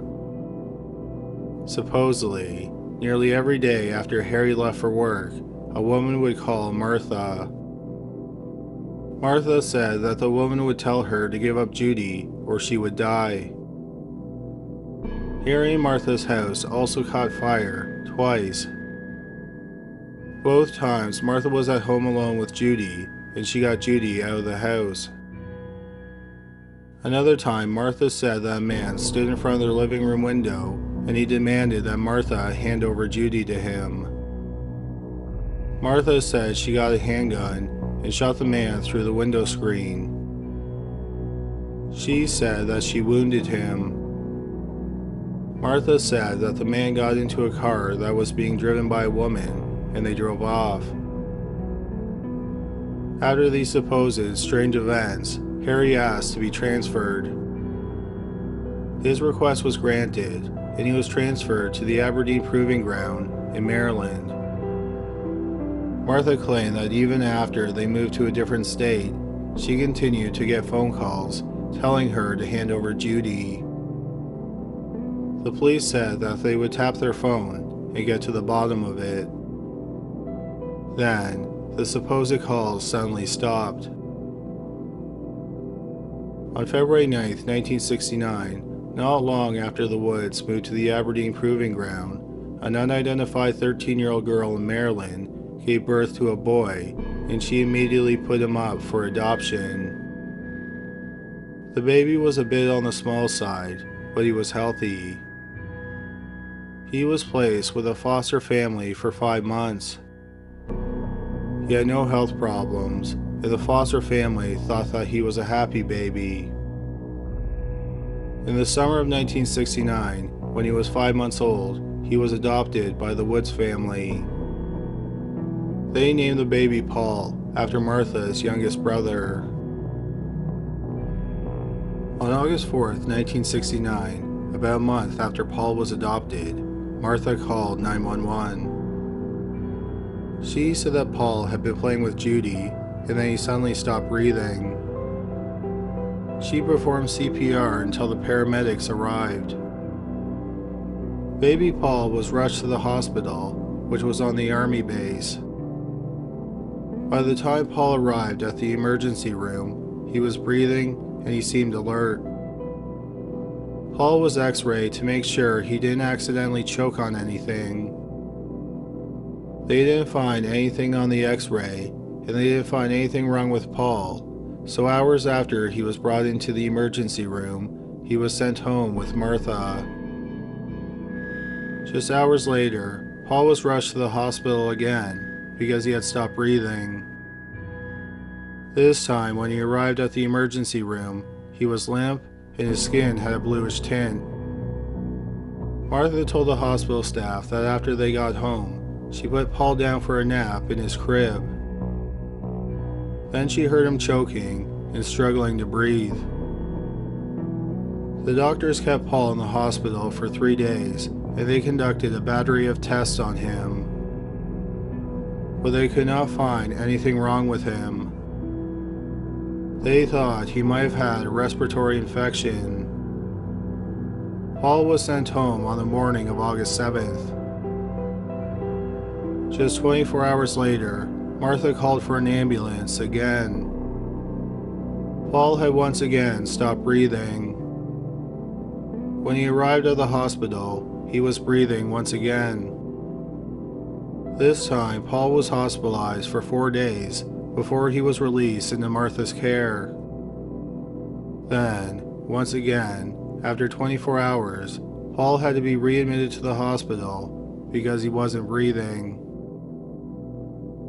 Paul was sent to the Walter Reed Medical Center in Bethesda, Maryland, and more tests were conducted. He underwent testing for 5 days, but no one could figure out what was wrong with him. He was sent home on August 19th. On August 20th, Paul was down for a nap, and Martha said she noticed that he had stopped breathing. A neighbor drove them to the hospital. This time, Paul wasn't breathing when he arrived at the hospital, and he was in cardiac arrest. The doctors managed to get his heart beating again, but he was comatose. Paul was then transferred to the Johns Hopkins Hospital in Baltimore, Maryland. Paul's adopted parents, Harry and Martha, were interviewed by the doctors. Harry and Martha thought that something in the air around their home was harming Paul. After all, they did live on the military base where chemical weapons were tested. They also lived near a bay, which had been closed because the fish had been dying. Paul's blood was tested, and this time, the doctors found something. They found small traces of insecticide. Then, 20 days after Paul fell into a coma, Martha brought 2.5-year-old Judy into the Johns Hopkins emergency room. Martha said that Judy had stopped breathing and she turned blue for a few minutes. Then suddenly, she started breathing again. Martha decided to bring her to the emergency room just to be safe. The doctors thought that since Paul and Judy shared a bedroom, It was possible that the same thing caused them both to stop breathing. Judy's blood was tested, and no insecticide was found. In fact, they didn't find anything wrong with her at all.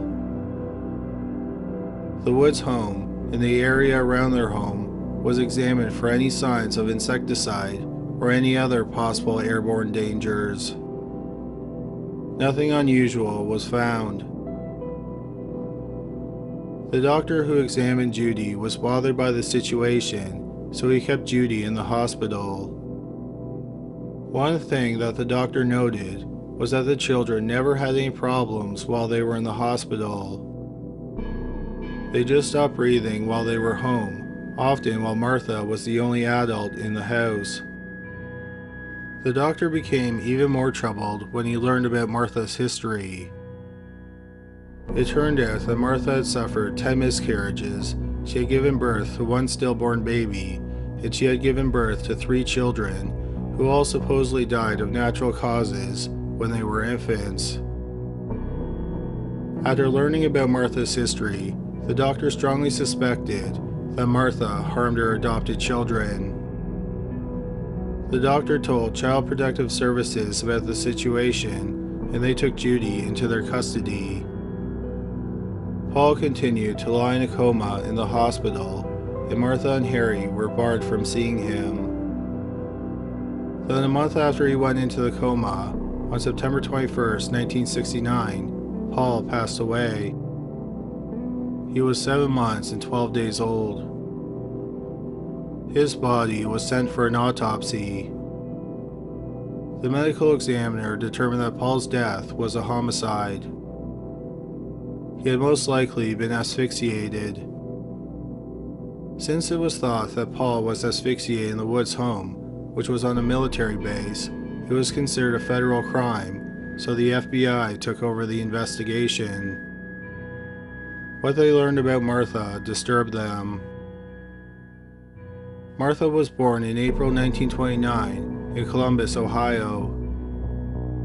She was the 10th of 13 children, and she grew up with extended family. She and 16 other people were often crammed into a 2-room rental. In November 1945, at the age of 16, Martha found out she was pregnant. The father was a neighbor boy. Martha gave birth a month early, in mid-July 1946. It was a boy, whom she named Mikey. Mikey had to stay in an incubator for 11 days. When Mikey was at home, Martha said he wouldn't eat. Then on August 16th, supposedly as Martha was holding him, Mikey suddenly stopped breathing. Mikey was rushed to the hospital. A doctor examined him, and he said he was malnourished. The doctor kept Mikey in the hospital for 7 days. During that time, Mikey gained half a pound. The doctor was sure that Mikey was getting better, so he sent him home. But then, on August 23rd, 2 days after he was released from the hospital, Mikey was lying on the floor when, according to Martha, he suddenly stopped breathing and turned blue. A doctor came to the house, but it was too late. The medical examiner thought that Mikey had died from an enlarged thymus, which was commonly blamed in the deaths of infants at the time. On the day after Christmas, 1946, about 5 months after Mikey died, Martha tucked her 3-year-old nephew, Johnny Wise, into bed. The day before, Johnny had been playing outside in the snow, and afterward, he complained about a headache and a sore throat. Johnny was the son of Martha's sister, Betty. When Martha took Johnny into bed, Betty was in the shower. When Betty got out of the shower and went to Johnny's bedroom, she started screaming. Johnny wasn't breathing. Sadly, by the time the ambulance arrived, Johnny was already dead. A doctor thought that his cause of death was diphtheria, which is an upper respiratory infection. Martha and her family were quarantined for 3 days, but no one else got sick. 2 years later, in January 1949, Martha got married to a man named Stanley Houston. When they got married, Martha was pregnant with his child.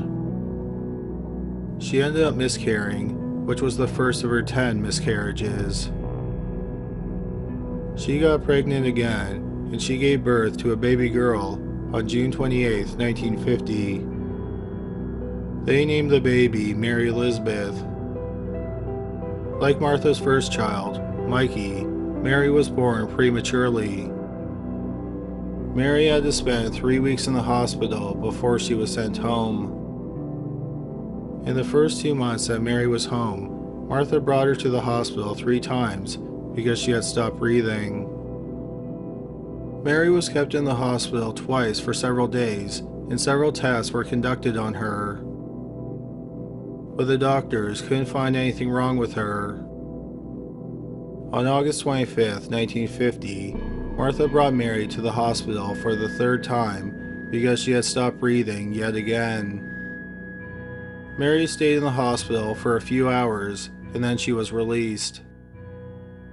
Then, just hours later, Mary stopped breathing again, and this time, she died. 16 months later, on January 22, 1952, Martha gave birth for the 3rd time. It was a girl, and she and Stanley named her Carol Ann. The baby was born via cesarean section at 7 months. Carol stayed in the hospital for 3 weeks after she was born. Then she was sent home with Martha and Stanley, who were now living in West Jefferson, Ohio, a town that is less than 20 miles from Columbus. In mid-May 1952, Carol developed a cold. On May 12th, the doctor came to Martha and Stanley's home, and he gave Carol a shot of penicillin. An hour later, Carol was dead. Martha said that Carol suddenly turned blue, and minutes later, she died. The doctor that gave her the penicillin didn't order an autopsy. On the death certificate, the doctor wrote that Carol had died of natural causes. When she died, Carol was 3 months and 3 weeks old. This made her Martha's longest living child. After the death of her 3rd child, Martha attempted to take her own life. After the suicide attempt, she was committed to an asylum. She stayed there for several months. After she got out, she started a job at a school for children with disabilities. On 2 different occasions, children she was watching stopped breathing, and then she revived them. She received high praise for her quick thinking in saving the children. In the summer of 1954, Martha's husband, Stanley, was drafted into the Army. At that point, their marriage was nearing its end. When Stanley was first away serving in the Army, Martha stayed with his parents on their farm.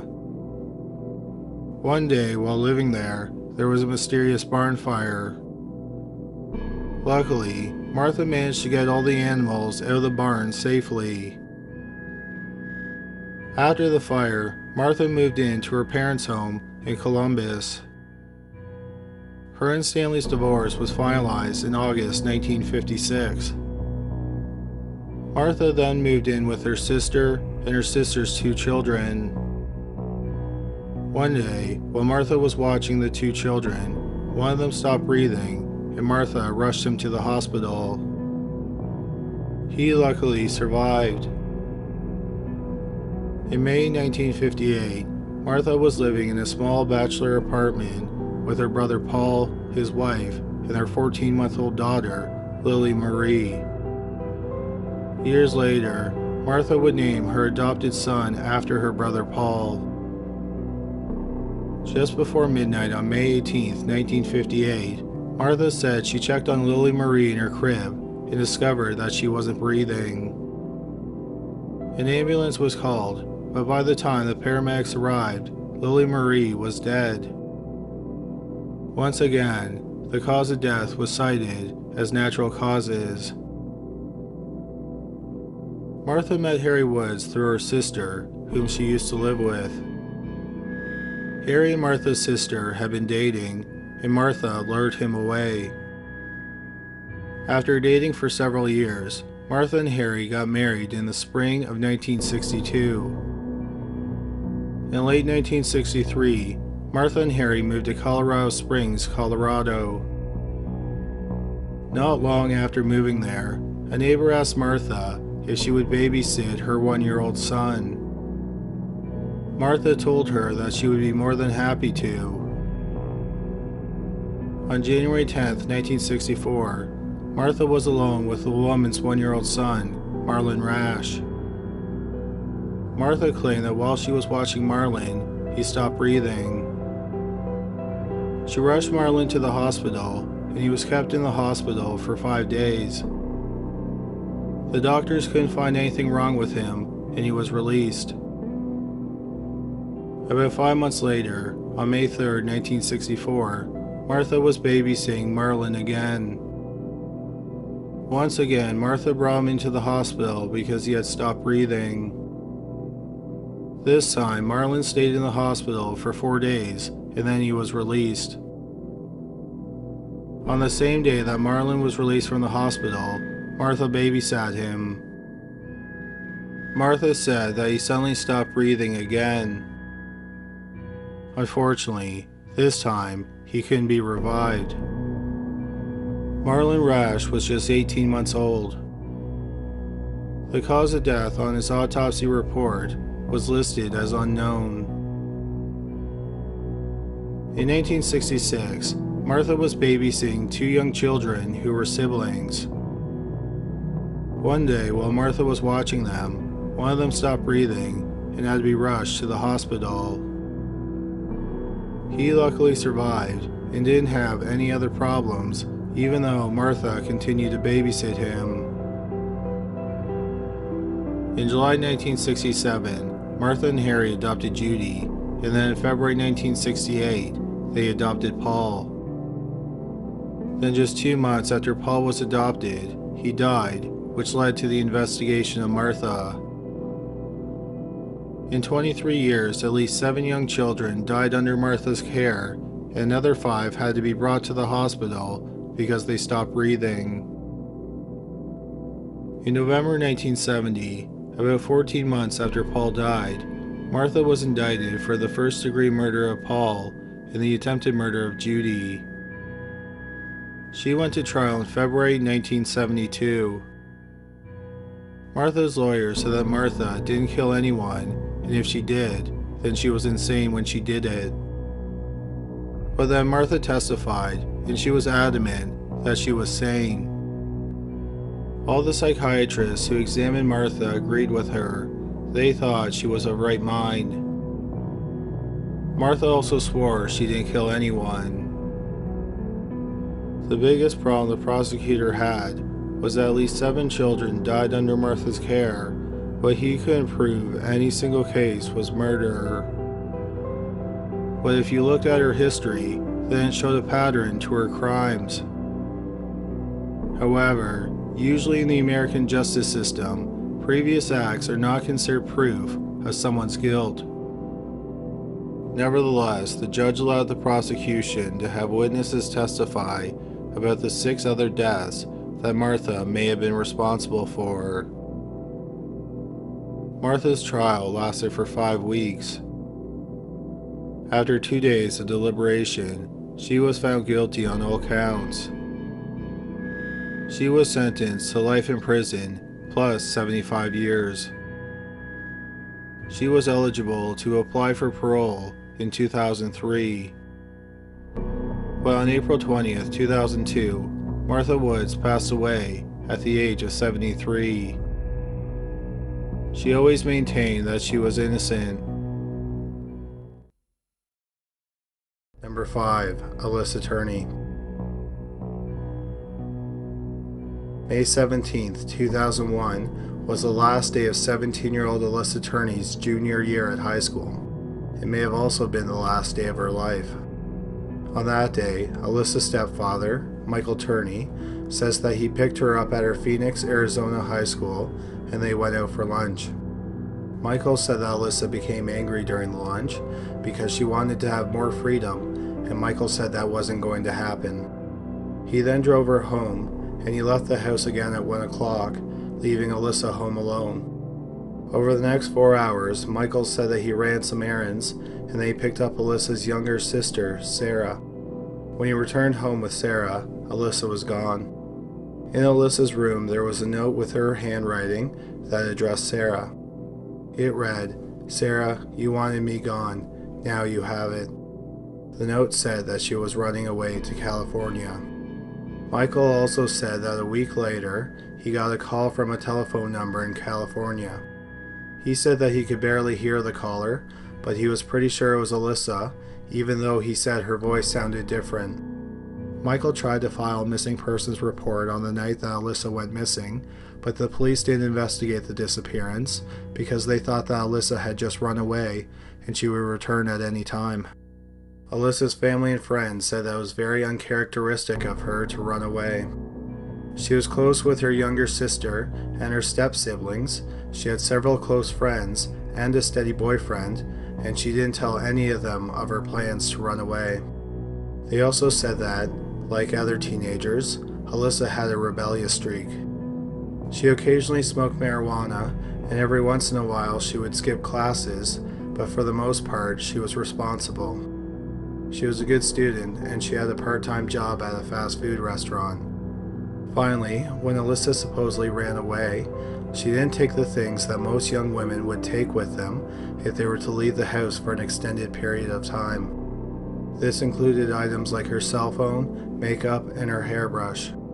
Also, she had $1,800 in her bank account, and there was no activity on the account after she went missing.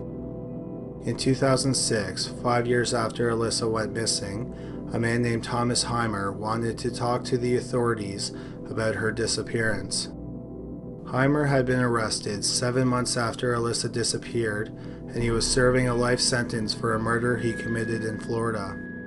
For no apparent reason, Heimer strangled and stabbed a woman companion to death and then stuffed her body under a motel bed.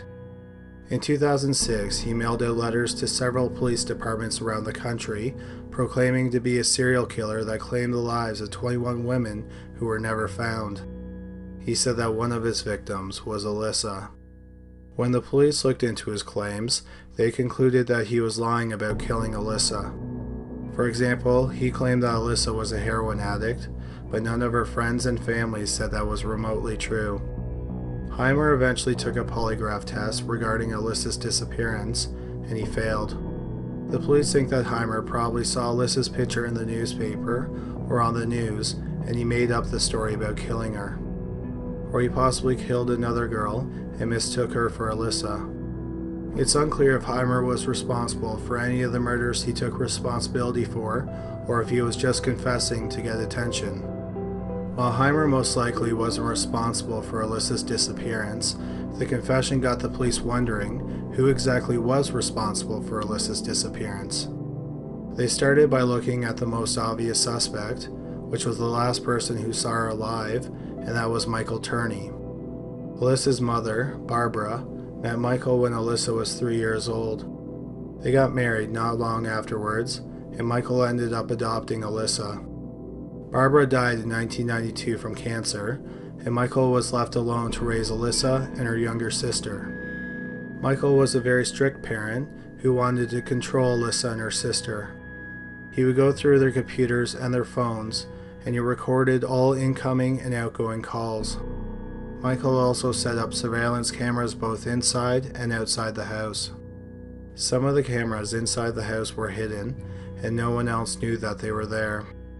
When the police dug a little bit deeper, they had several witnesses come forward, and they believed that for many years Michael had been sexually abusing Alyssa. A year before Alyssa disappeared, Michael did something rather unusual. He called Child Protective Services, and he told them that if Alyssa did call and accused him of sexual abuse, that they shouldn't believe her. Finally, Michael also wrote out strange contracts which he made Alyssa sign. One contract, dated a year before Alyssa went missing, stated that Michael had not sexually abused her, and Alyssa had signed it. This led the police to believe that Michael killed Alyssa because she threatened to expose the sexual abuse. The police tried to interview Michael, but he refused to cooperate. He would only talk to them over the phone or through email. He also refused to take a polygraph test. The police asked Michael if he had the surveillance footage from the day that Alyssa went missing, and if he did have it, would they be able to see it? Michael said that he did have the footage, but it didn't show anything of interest, and he refused to hand it over. Instead, he gave them video clips from months before the disappearance that showed some teenage boys talking to Alyssa outside the house. Finally, they asked Michael for a DNA sample, and once again, he refused. At this point, the police were tired of getting stonewalled by Michael, so they got a court order to get his DNA. When they went into his house, they made a startling discovery. Inside the house, there were 26 homemade bombs and 19 high-caliber rifles. A van on the property was also rigged with gas canisters so that the van would burst into flames. This led to the neighborhood being evacuated while the explosives were cleared out, and Michael was arrested on weapons charges. Once all the explosives were cleared out, the police continued to search the house. They found video footage of Alyssa all the way back into the 1980s, but there was no footage of the day that she went missing. They also found a 98-page manifesto written by Michael called Diary of a Madman Martyr. In the manifesto, Michael says that assassins from the International Brotherhood of Electrical Workers killed Alyssa. In the 1980s and early 1990s, Michael was an electrician. He stopped working in 1992 because he was injured, and then in 1993 he was laid off. 3 weeks after he was laid off, his wife and Alyssa's mother, Barbara, died of cancer. In the manifesto, Michael said when he was working, he complained about safety conditions. In retaliation for his complaints, the Union kidnapped Alyssa, killed her, and buried her in the California desert. He also wrote that he had killed the 2 assassins from the Union who killed Alyssa, and that he was going to get the ultimate revenge. He was going to drive his van, rigged with the bombs, into a meeting at the Union Hall. He was planning on shooting as many people as he could, and then he was going to set off the bombs. The police think that it was an incredible stroke of luck that they went to Michael's house when they did. They went to Michael's house on December 11th, and the next Union meeting was on December 15th. Michael said that the bombs weren't his, and they were planted there by the police. He did admit that he planned on committing suicide because he thought that it would bring attention to Alyssa's case. In 2010, Michael was convicted of unlawfully possessing destructive devices, and he was given 10 years in prison. Michael has always denied being involved in his stepdaughter's disappearance, and Alyssa Turny's whereabouts are unknown to this day. Number 4. Deborah Poe. In late 1989, 26-year-old Deborah Poe moved from Virginia to Orlando, Florida. In Orlando, Poe had 2 full-time jobs. During the day, she worked at the Orlando Sentinel in the retail sales department. Then, overnight, she worked alone at a Circle K convenience store. Poe's boyfriend was worried about her working alone at night at the store. On several of her shifts, men harassed her. In January 1990, a naked man came in and chased Poe around the store. Luckily, she was able to lock him out of the store. 2 weeks later, in the early morning hours of February 4th, Poe was working alone in the store. At 4 a.m., a call came into the 911 dispatch from the store. A customer had come into the store and found it empty. The police arrived at the store a short time later. They found Poe's car in the parking lot, and inside of it was her purse, her paycheck, and her keys. In the store, they found Poe's smock, and behind the counter they found a cup of coffee and a carton of chocolate milk. As for Deborah Poe, the 26-year-old was nowhere to be found. There were no signs of a struggle in the store, and nothing was stolen, so the police weren't even sure if Poe left on her own free will or if she was physically forced out of the store. The police brought bloodhounds to the store, and they found Poe's scent. They followed her scent to the rear of the store, and then over a fence, and then at a nearby road they lost the scent, so the police think that she either got in or was put in a car that drove away from the scene. After the disappearance hit the news, some witnesses came forward. One witness said that they were at the store sometime between 3:15 and 3:30 a.m. on the morning that Poe disappeared. She said that Poe wasn't in the store. Instead, behind the counter was a young man. He had long black hair and dark eyes. He was wearing a black Megadeth t-shirt that featured a dragon spewing fire, a skull ring, and in his right earlobe he had a wire earring with a cross. The witness wanted to buy a pack of cigarettes, and the young man wasn't sure where they were. The witness had to point out where they were, and then she paid the man, who rang up her purchase on the cash register, and then he gave her some change. Half an hour later, the store was found with no one inside of it. The police do not know if the young man with the black hair was involved with Poe's disappearance. Another possibility is that he was just another customer. But why would another customer pretend to work at the store? Also, if the man did kidnap her, it doesn't make sense for him to leave the store with her and then return a short time later.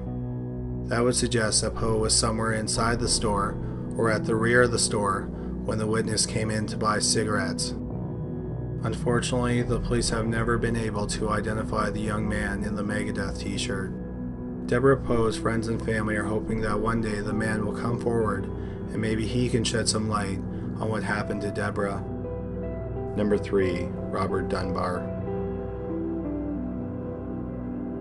The strange case of Robert Dunbar started on a fishing trip at Swayze Lake near Opelousas, Louisiana on August 23, 1912. At lunch, the Dunbar family walked back to their cabins, and they realized that 4-year-old Robert, who went by the name Bobby, wasn't with them. The family searched the immediate area, and when he wasn't found, the police were called in. The search of the area was extensive, but the only trace of Bobby that could be found were a set of footprints that led to a swamp.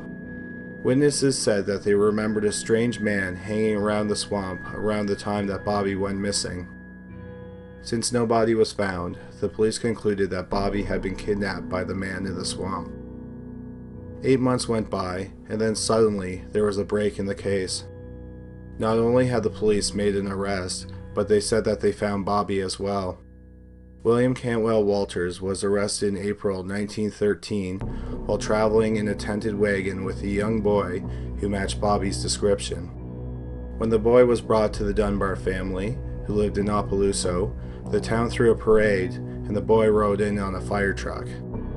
Newspaper reports from the time contradicted each other, but apparently Bobby's parents, Percy and Leslie, weren't sure if the boy was their missing son or not. A major problem was that the boy didn't respond to the name Robert or Bobby. Another troubling aspect was that the boy didn't seem to recognize Bobby's older brother. Yet, the boy did look a lot like Bobby.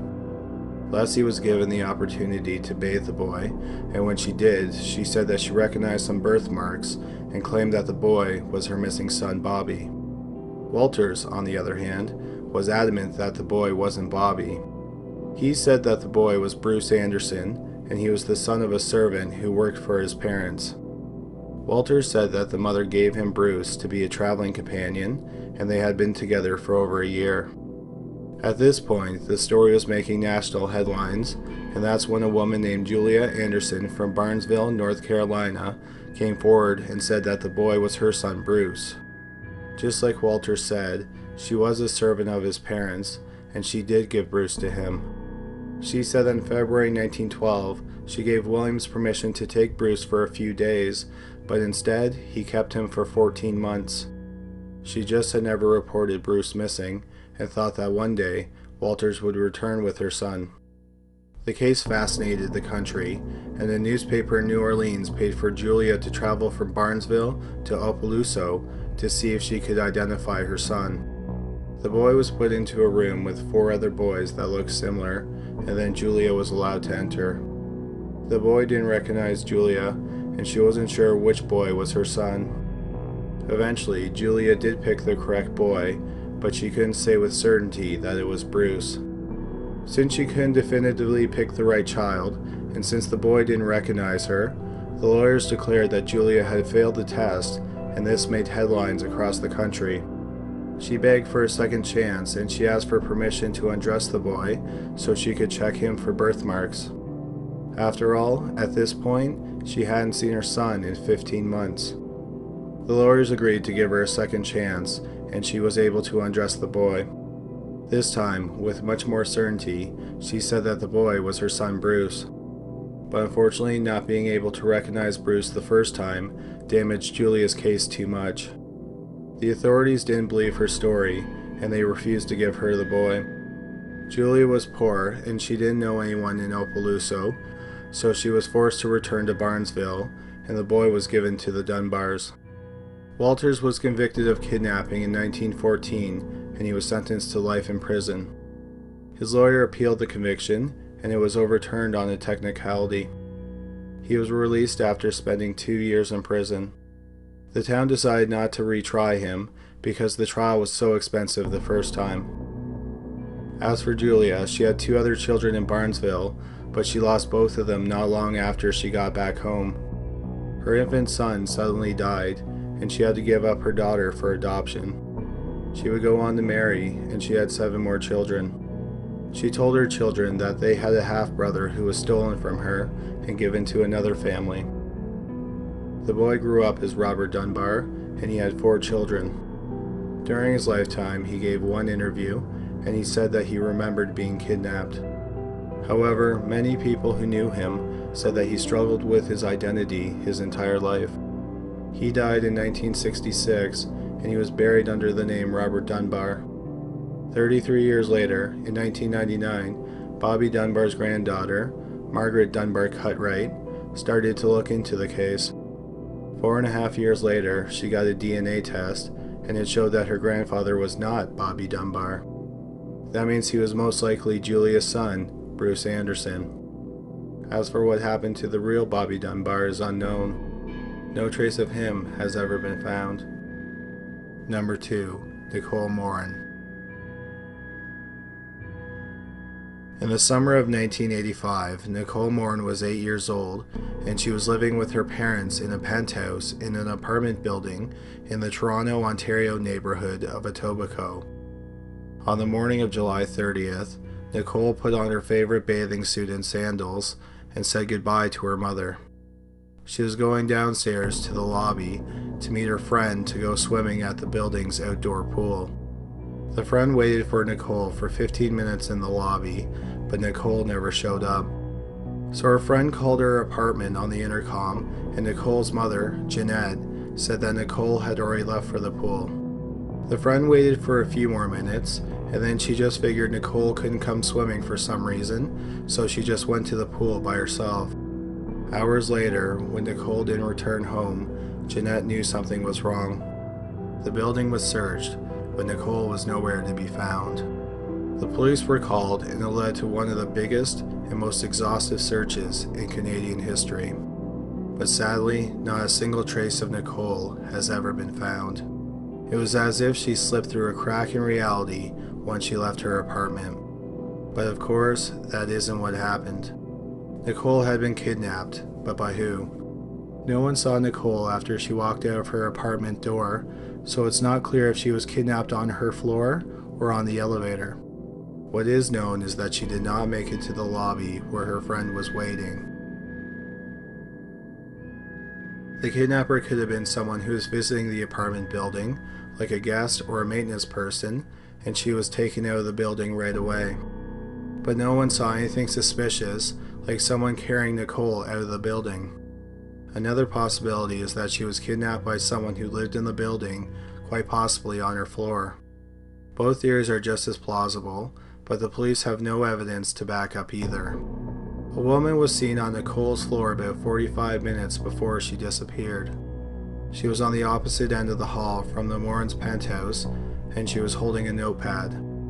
She was described as a white woman, about 35 years old, 5'5" to 5'7", and she was slender with a fair complexion. She was wearing a white skirt with a black design and a white or cream blouse. The police don't think that she was involved in the kidnapping, but she may have witnessed something. A month after Nicole disappeared, Jeanette said that she felt in her heart that her daughter had been killed. Nicole's father, Art, says that he hopes that Nicole is still alive.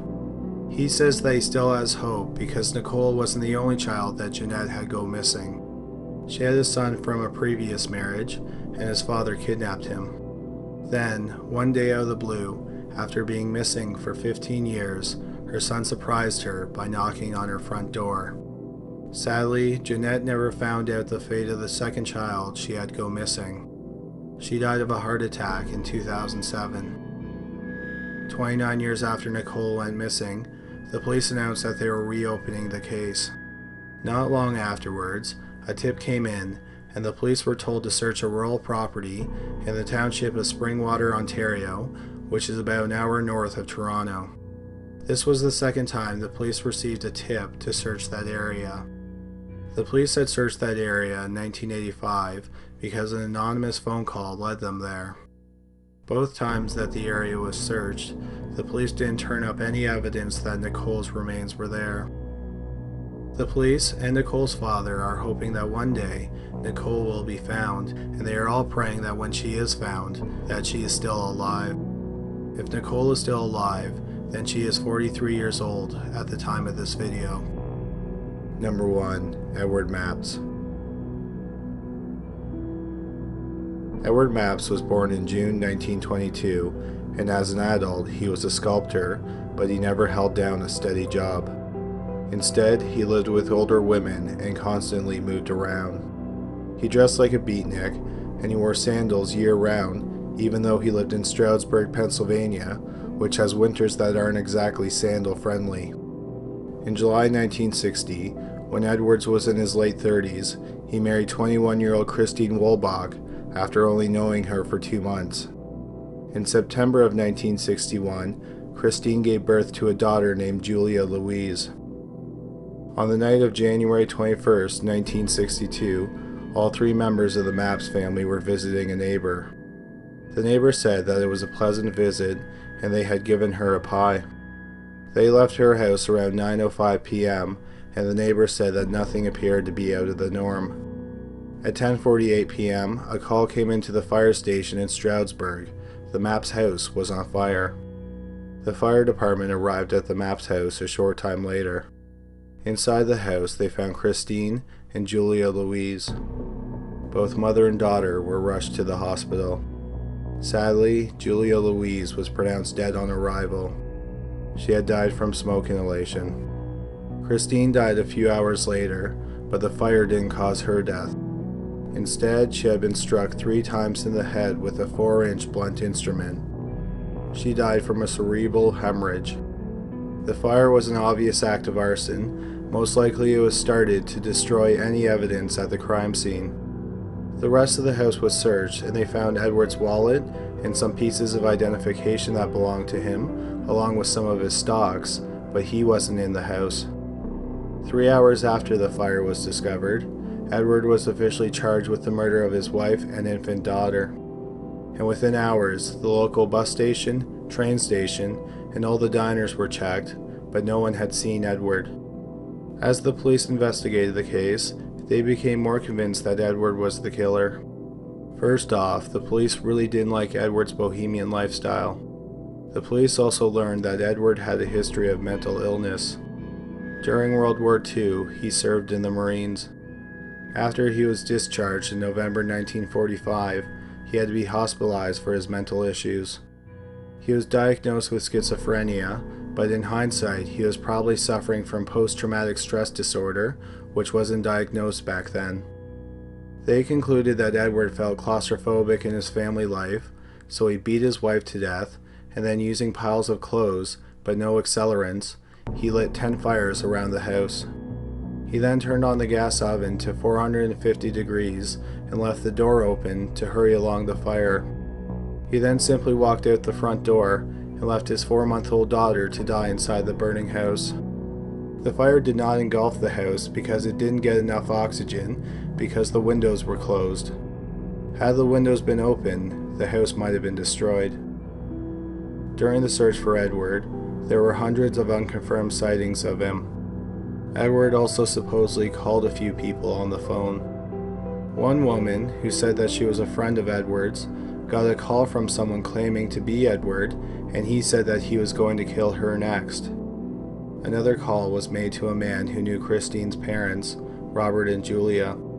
During the call, Edward apparently told the man to tell Robert that he forgave him.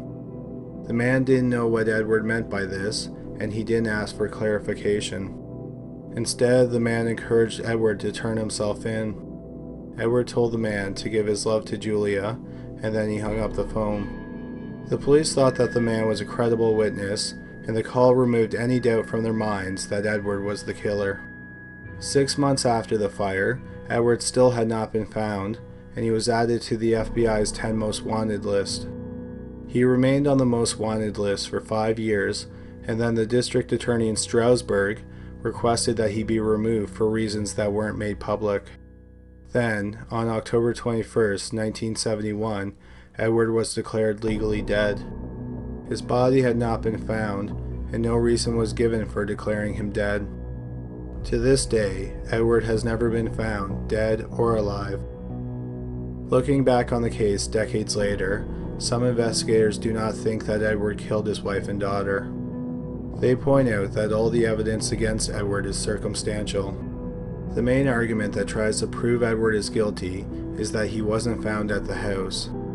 But that raises the question, how did Edward get away from the house?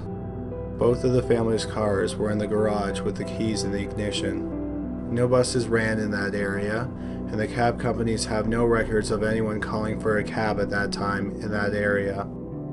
The fire department thought that the fire had been burning for about 40 minutes before the call came in at 10:48. That means Christine was attacked sometime after 9:05, which is when the maps left their neighbors, and 10:10 when the fire was started. Within 3 hours of the fire, Edward was the most wanted man in the city, but he somehow managed to get away undetected without his car or some type of public transit. This would suggest that Edward secretly had a third car, or he was driven away from the scene either by an accomplice or the real killer. Another problem with the police and the district attorney's case against Edward was that they didn't like his lifestyle, and they made unfounded judgments against him. They assumed that he was a mean loner, and he was secretly a gay man who hated his family life. But all of Edward's friends and acquaintances said that Edward was quite the opposite. They said that he was a gentle and kind man. A former neighbor of Edward told a story about how her husband had a terminal illness, and Edward spent time with her husband every day up until the day that her husband died so she could go to work. Also, everyone said that he loved his wife and adored his daughter.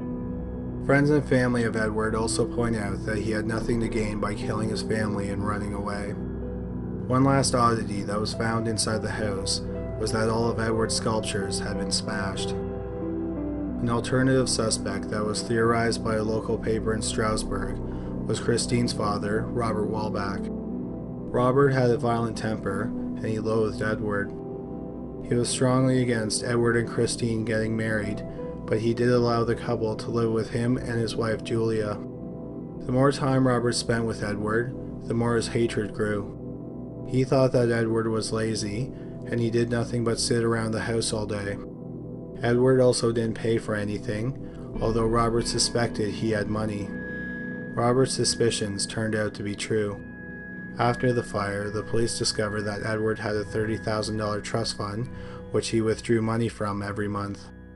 When Edward went missing, the withdrawals stopped. It also annoyed Robert how entitled Edward was. When Edward was living with Robert and Julia, he would answer the phone and say, "Maps residence," even though he hadn't paid a cent towards bills. In October 1961, Robert's patience for his son-in-law had run out. Robert didn't just hate Edward, He also blamed him for the recent problems in his marriage to Julia. There were even rumors that Edward was having an affair with Julia.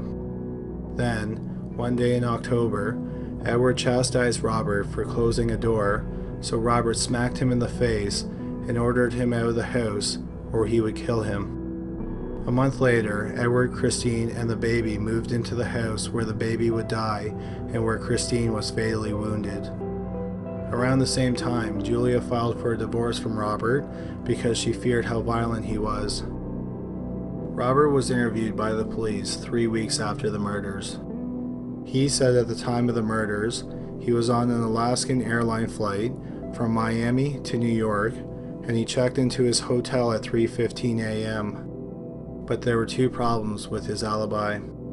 The first is that Alaskan Airlines didn't have a flight from Miami to New York City at that time. Only one airline had a flight from Miami to New York City that night, and it was Paramount Airlines. Another problem with Robert's alibi is that a friend of the family tried calling Robert at 4 a.m. in his hotel room, but there was no answer. He couldn't get a hold of Robert until 8:10 a.m. There's no record of the police or the FBI checking out these discrepancies, probably because they were convinced that Edward was the killer. The problem with the theory of Robert being the killer, or hiring someone to commit the murders, is why would he do it? Yes, Robert hated Edward, because he thought that Edward was an entitled deadbeat who ruined his marriage, so he had motive to kill him. But either beating or having his daughter beat to death, and then leaving his granddaughter to die in the house after it was set on fire, while making Edward disappear to make it look like he committed the murder, seems grotesquely sadistic for a motive like that. Why not just make Edward disappear and let his daughter and granddaughter live? The police never publicly considered Robert Walbach as a suspect in the murders of his daughter and his granddaughter and the disappearance of his son-in-law. If he was responsible, he took that secret to his grave when he died several years ago. Number 5. John Hill. Ottumwa is a small city in southern Iowa, and it is home to a disturbing unsolved mystery. Early on the morning of November 22, 1976, two men walked into the Ottumwa laundrette, and in a small room they found the dead body of the 51-year-old owner of the laundrette, John Hill. He had been stabbed multiple times and shot. The police were called to the scene, and they found a .25 caliber handgun on the floor near Hill's body. Near the entrance of the laundrette, the police found 5 bullet holes. The police concluded that Hill died as a result of a robbery gone wrong. Hill fired his gun 5 times at the robber and missed with each shot. The robber attacked Hill, stabbing and shooting him. The police said that it was a long, drawn-out struggle. Then the killer did something really unusual. Despite having multiple gunshots go off, which would have drawn a lot of attention, the killer took the time to write something in the victim's blood at the crime scene. It either said black or lack, and then the second word was older. The police are unsure what the words refer to or their significance. There were 2 suspects in the case who were a couple, but neither were charged because they had strong alibis. Unfortunately, the case has never been solved, and Hill's family is still looking for answers as to who is responsible for his brutal and senseless murder. Number 4. Tracy Nielsen. After a day of classes at medical school on January 5, 1981, Jeff Nielsen returned home to the apartment that he shared with his wife of 5 months, Tracy Nielsen, in Moore, Oklahoma. It was Tracy's birthday. She had turned 21. When Jeff got to the apartment, he found the door unlocked. Inside the apartment, he found Tracy on the bed. She was lying face up. Her throat had been slit, and she had been stabbed multiple times in the chest. During the police investigation, they were quickly able to rule Jeff out as a suspect. What the police learned is that on the morning of her birthday, Tracy ran around and did some errands, and then a neighbor saw Tracy finishing up her chores around the apartment at about noon. During the afternoon, her friends and family had been calling to wish her a happy birthday, but no one answered the phone. The medical examiner placed her time of death at some time around noon. She had not been sexually assaulted. There was no evidence of a break-in, and there was no signs of a struggle inside the apartment. Robbery doesn't appear to be a motive because there was only one item missing from the apartment. It was a 1-inch by 4-inch keychain that Tracy used, which had her name on it. The police think that the killer took it with him as a souvenir. The killer left several clues in the apartment, notably a single fingerprint, but unfortunately no match to it has ever been found. The second clue is a cable ticket book from Southwestern Bell for cable repair, which may explain how the killer got into the apartment without breaking in or forcing his way in, because Tracy may have let him in since he was a repairman. The last ticket in the book lists Tracy's address as the service address. Whoever filled out the ticket said that the work was completed, and then they signed or initialed it at the bottom. The ticket said that the work was finished at 11:51 a.m. on the day of the murder. The police and the Oklahoma State Bureau of Investigation are hoping that someone will recognize the signature or the handwriting. Since the murder, the police have followed up on 1,500 leads, but after 35 years, they are no closer to figuring out who killed Tracy Nielsen on her 21st birthday. Number 3. Gary Grant Jr. January 12, 1984 was a Thursday, but 7-year-old Gary Grant Jr. of Atlantic City, New Jersey had the day off school because there was a teacher conference. Gary left his house at about 2:30 in the afternoon, and he told his mother that he had an appointment. His mother never thought to ask what he meant by appointment. Gary was supposed to return home by 4 o'clock, and when he didn't, his mother called the police. His neighborhood was searched, and 2 days after he went missing, his body was found 2 blocks from his house in a vacant lot. The 7-year-old had been bludgeoned to death with a metal pipe. The last person seen with Gary was his 12-year-old friend, Carl Mason, whose nickname was Boo. The police interviewed Carl, who has a developmental disability and was smaller than Gary, without a guardian or a lawyer present, and he confessed to the murder. He was arrested and sent to juvenile detention. Once he was incarcerated, Carl said that he was innocent.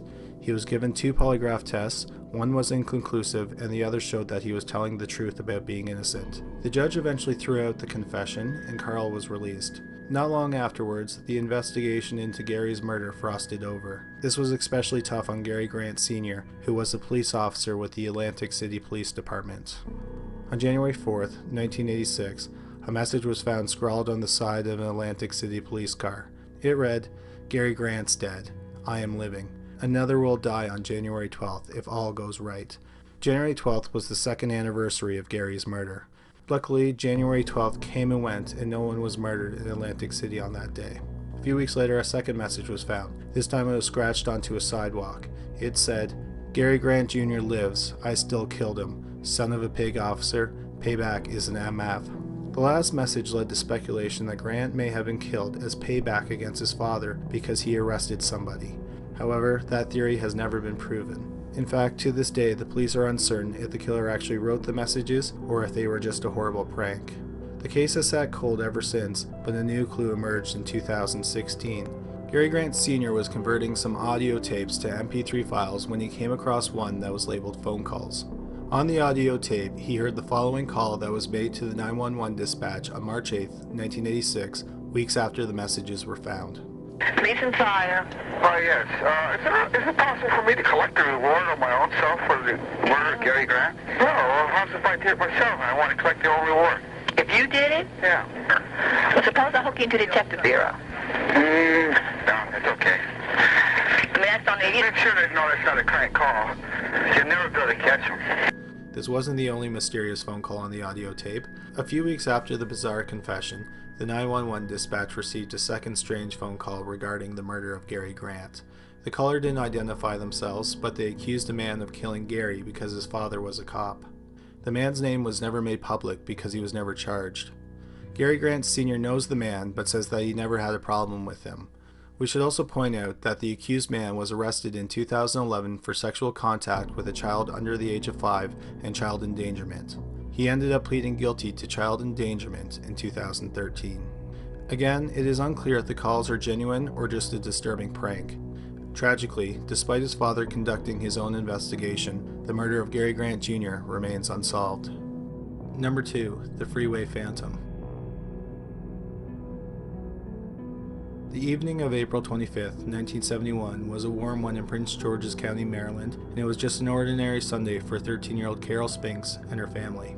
Around dinner time, Carol's older sister asked her to walk to the 7-Eleven, which was about a half a mile away from the family's home, to pick up some TV dinners, bread, and soft drinks. Carol made it to the store and purchased her items, but then she disappeared on her way home. Her body was found 6 days later on a grassy embankment next to a highway.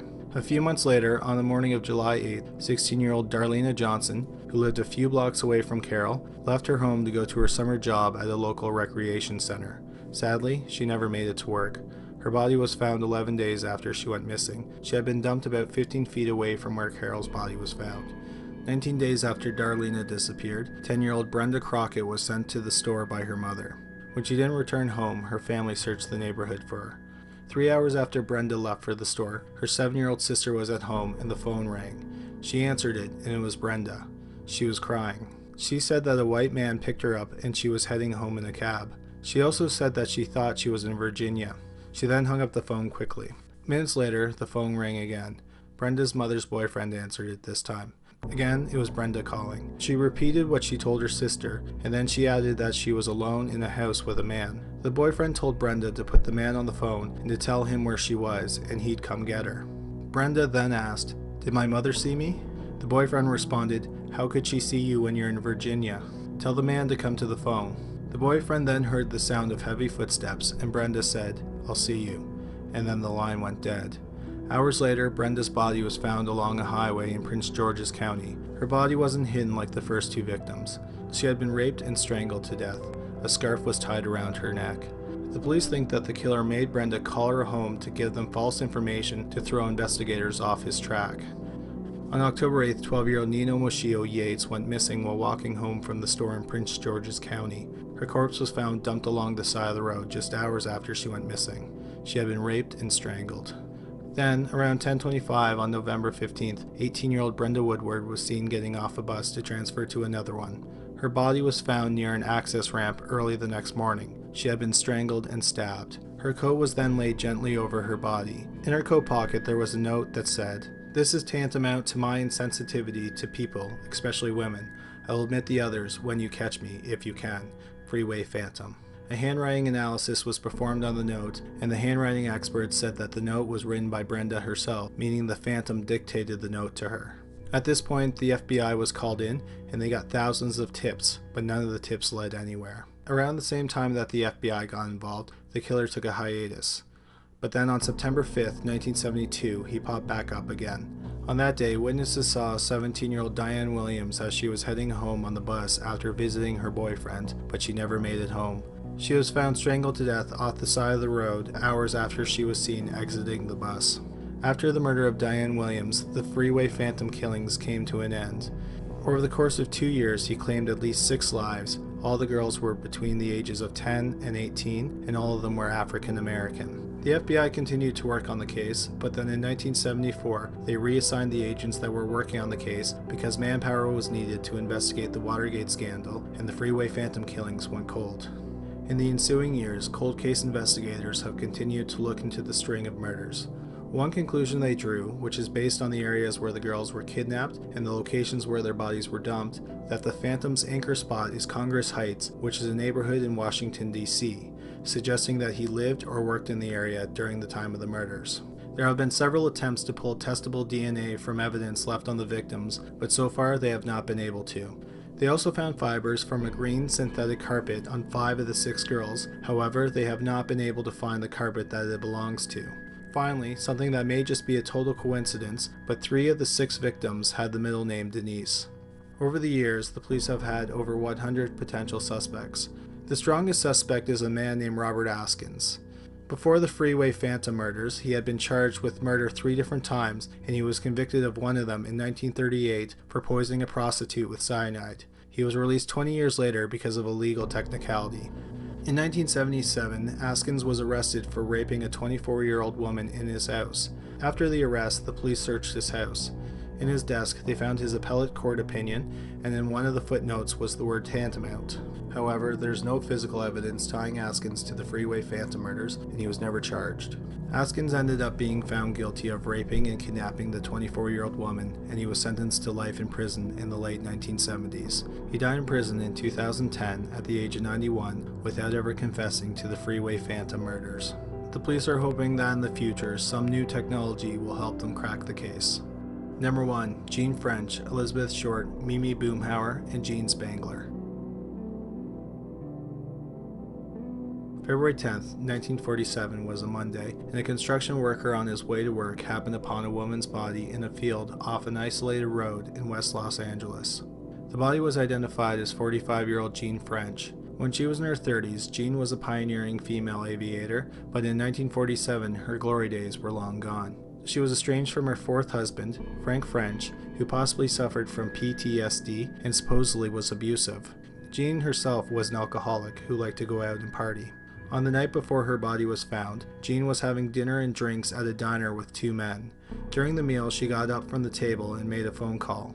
From the way she talked on the phone, a waitress at the diner could tell that Jean was drunk.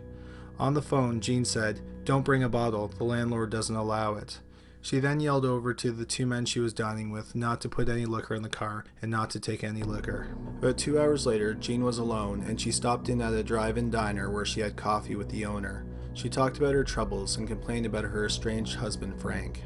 At 10:30, Jean was seen at a bar where she told the other patrons that she was going to commit her husband to the neuropsychiatric ward at the Veterans Hospital the following day. Jean then made her way over to her estranged husband's rooming house. She asked him to come out with her and he turned her down. Frank said that she hit him in the head with her purse and left. Next, Jean was seen at another drive-in diner with a man who had a dark complexion and was small to medium in size. People remembered them because the man bragged about leaving a large tip. After the diner, Jean and her friend were seen at a bar. They were there from 1:30 until 2 o'clock when the bar closed. As it closed, the bartender saw Jean arguing with her friend. When the bartender stepped out of the bar, he saw Jean and her friend get into an old beat-up sedan and they drove off into the night. Then just hours later, Jean's body was found in the field by the construction worker. Jean had been viciously beaten and stomped. She had massive internal bleeding, her heart was punctured, and her neck was broken. On her torso, someone had written UBD, and under it were the letters TEX. The message was written in Jean's lipstick. The police and the media immediately knew what BD stood for. It stood for Black Dahlia.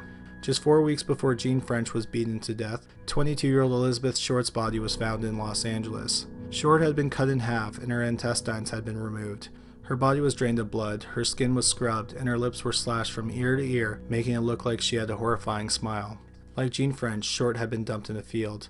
Supposedly, Short also had something written on her body in lipstick. It was 2 small swear words. 8 days after Short's body was found, the story dropped from the front page, and an editor at the Los Angeles Herald-Examiner got a call from someone claiming to be the Black Dahlia Avenger. The caller told the editor that it seemed like they were running out of material on the Black Dahlia murder, so he would send them some of Short's personal belongings, like her birth certificate and her address book. Sure enough, a package arrived at the newspaper 2 days later, which contained several personal items that belonged to Short. A note was also included with the belongings, indicating that a letter would follow. 4 letters were sent in all of them were signed off as the Black Dahlia Avenger, but the police are unsure if the letters were from the killer or from someone who knew Short well enough or who had access to her apartment, like a landlord. The police were hesitant to say that the killings of Short and Jean French were connected. The victims did share similar physical features, but the methods of the murders were very different from one another. The newspapers, on the other hand, thought that one person was responsible for both murders. Instead of focusing on the serial killer theory when investigating Jean French's murder, the police immediately looked at the most likely culprit in any murder, the romantic partner of the victim. After all, Frank did seem like a plausible suspect. The couple did have a volatile relationship, and Frank did see her on the night that she died. Frank swore that he had nothing to do with the murder, and he took a lie detector test to prove it. He ultimately passed the polygraph test. The police interviewed Jean's son, and he said that Frank had tolerated a lot from his mother and that she was more than capable of getting herself into trouble. After that, Frank was dropped as a suspect. However, without Frank, the police were out of suspects, and nothing happened with the case for 2 years. But then 2 years later, there was another odd case that happened in Los Angeles that may or may not be related to the murders of Jean French and Elizabeth Short. On August 18, 1949, a friend talked to 48-year-old Mimi Boomhauer over the phone sometime between 7 o'clock and 8 o'clock p.m. The call was upbeat and the women talked about an upcoming social event. However, that day was the 6th anniversary of Boomhauer's husband's death. Later that night, the police were summoned to her upscale house. The front door was open, her lights were on, and her car was in her garage. Inside the house, there was a salad on the table that Boomhauer didn't eat, there was fresh food in the kitchen, and a dress that had recently been worn was lying on the bed. The house showed no signs of a struggle, and nothing was out of place. However, the 48-year-old widow was nowhere to be found. The immediate conclusion was that Boomhauer, who was having financial problems, committed suicide. In fact, on the night that she disappeared, she was supposed to meet an unidentified man at her house. She was hoping that the man would be interested in purchasing the house. Boomhauer's friends and family said that she seemed happy with her life and was looking forward to upcoming social events, so they thought it was unlikely that she would have killed herself. 5 days after she went missing, her purse was found in a telephone booth in a supermarket in Los Angeles. Nothing appeared to be missing from her purse, but written on its side in big letters was, "Police Department, found this on the beach on Thursday." Thursday was the night that Boomhauer disappeared. The purse didn't show any traces of seawater or sand. Weeks after Boomhauer disappeared from her house, another woman in Los Angeles disappeared. 26-year-old Jean Spangler was an actress that had bit parts in movies, and she had recently acquired a powerful agent. On October 7, 1949, she walked out of her front door to go to the farmer's market, and she never returned home. 2 days later, her purse was found at the entrance to a nearby park. One strap had been ripped, and inside the purse was a note that read, "Kirk, can't wait any longer. Going to see Dr. Scott. It will work best this way while Mother is away." The police looked into her disappearance and discovered that Spangler was 3 months pregnant, leading to speculation that Dr. Scott was an abortionist. However, they were never able to find out the true identity of Dr. Scott. The police were also unsure who Kirk was, and then they received a rather unusual phone call from movie star Kirk Douglas. He was on vacation and called specifically to tell the police that he wasn't the Kirk in the letter. Police thought that this was suspicious because they never considered him to be the Kirk in the letter. Because of the bizarre call, the police considered Douglas a suspect, and then they discovered that Spangler had recently acted in a movie that had yet to be released, which starred Kirk Douglas. However, Kirk Douglas was eventually cleared in the disappearance. The bodies of Mimi Boomhauer and Jean Spangler have never been found. Newspapers at the time thought that the murders and the disappearances were all connected, but the LAPD weren't convinced. Unfortunately, the LAPD never brought anyone to justice for any of the crimes. However, there is at least one former LAPD homicide detective who thinks that the crimes are all connected, but he didn't join the force until decades after the murders and disappearances. Steve Hodel, who is now retired from the LAPD, believes that his father, who was an unusual and sadistic doctor named George Hill Hodel, is responsible for the 4 crimes plus 5 other murders. George Hodel was on the police's radar, and he was a suspect in the Elizabeth Short murder because of an incident that happened in 1945. His secretary died of a drug overdose, but the police thought that Dr. Hodel had killed her to cover up some financial fraud. The police weren't able to prove anything conclusively, and Dr. Hodel was never charged. After his father died in 1999, Steve Hodel wrote several books on the Black Dahlia murder, arguing that his father is the real killer. For his investigation, he had the handwriting on Boomhauer's purse compared to his father's handwriting, and the examiner said that it was highly probable that it was the same handwriting. The theory of George Hodel being the murderer of Short and the other women is still controversial. It is even unclear if one person is responsible for all the murders and the disappearances. Unfortunately, there is a good chance that these cases may never be solved. Number 3. Thor Christensen. Thor Christensen was born in Denmark in December 1957. When he was 5, his family moved to California and settled in Solvang. Christensen was an intelligent young man, but in junior high he became more interested in drugs and alcohol than in school. He eventually dropped out of high school. During his teen years, Christensen developed some truly dark fantasies. On November 20th, 1976, at the age of 18, Christensen acted on those fantasies for the first time. He picked up 21-year-old Jacqueline Rook, who was hitchhiking near the University of California in Isla Vista. 16 days later, he picked up another hitchhiker. Like Rook, 19-year-old Marianne Saris was hitchhiking near the University of California. He took a break for a month, and then he picked up 21-year-old Patricia Laney, who was hitchhiking in Isla Vista. Christensen shot each of them in the head with a .22 caliber pistol, and then he had sex with their dead bodies. Laney's body was found the day after she went missing, dumped next to a remote back road. The day after that, Rook's body was found a short distance away. Nearly 5 months later, Saris's body was found. About a month after the third body was found, the police talked to Christensen. They weren't talking to him about the murders. Instead, it was because he got caught with alcohol in his car, and he was a minor. The police officer asked to look in his trunk, and at first Christensen refused. So the police officer took Christensen's keys and opened the trunk himself. In a paper bag, he found a .22 caliber pistol, which was the murder weapon. The officer confiscated the gun, but let Christensen go. After the 3 murders and his brush with the law, Christensen moved to Oregon. He didn't stay away for long though. 2 years later, he moved back to California and started picking up women again. On April 18, 1979, he picked up 22-year-old Linda Preston, who was hitchhiking in Hollywood. After driving for some time, Christensen pulled out a .22 caliber handgun and shot Preston in the head.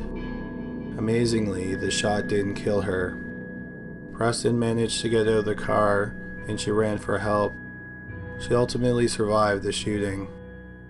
On May 26, 1979, Laura Sue Benjamin, a sex worker, was picked up by Christensen.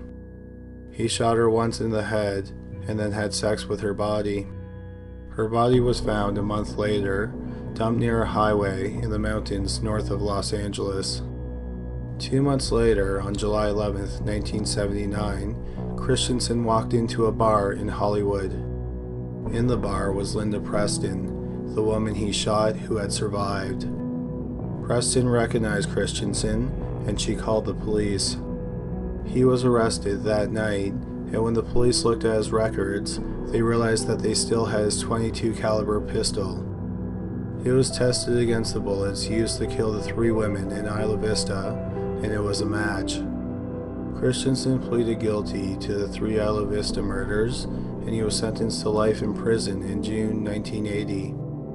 He was sent to Folsom Prison to serve his term. Supposedly, a psychiatrist that worked on the case warned that Christensen shouldn't be put in general population because he was young, blonde, and because of the crimes he committed. The advice was ignored and Christensen was placed in general population. On March 30th, 1981, Christensen was outside in the yard. Someone walked up behind him and stabbed him once in the heart with a shiv. Christensen died nearly immediately. He was 23 years old and he wasn't even a year into his sentence. Who stabbed him is a mystery that doesn't seem like it will be solved anytime soon. Number 2. Aku Yadu. Aku Yadu was born in 1972 and he lived in the slums of Kasturba Nagar, India. Yadu was a horrifying combination of a gangster, a rapist, and a serial killer. Yadu, along with his gang, ruled the slums by raping and sexually humiliating people. Some of his more horrific acts include raping a woman after her wedding. Another time, he made a man strip, then he burned him with cigarettes and forced him to dance naked in front of his daughter. One victim, who was raped 10 days after she gave birth, doused herself with kerosene and set herself on fire. Yadu liked to use rape and sexual humiliation to control the slums because he knew his victims wouldn't go to the police out of fear of shame. Even if the victims did go to the police didn't do anything about it because Yadu paid them bribes. He could also get away with murder, it just cost more in terms of bribes. One of his known murders was butchering a woman on the street in front of her daughter and some neighbors. One of the horrified neighbors went to the police and he was dismembered as well. He also killed 3 other people and he left their remains on a railroad track. Over the course of 15 years, families kept their daughters locked up in their homes out of fear that they might be raped and murdered by Yadu and his men. The reason he got away with it for so long was because the police rarely got involved in criminal matters in the slum. They only got involved if it meant collecting a bribe. Since Yadu was the one paying the bribes, he was free to rape, torture, and murder whomever he liked. How Yadu made his money was by extorting people by threatening to rape them or someone in their family. One family that Yadu and his gang stayed away from was the Narnia family. They had 5 children and all of them went to college. In an area with high literacy rates, it was a feat that seemed impossible, so the family was highly respected in the slums.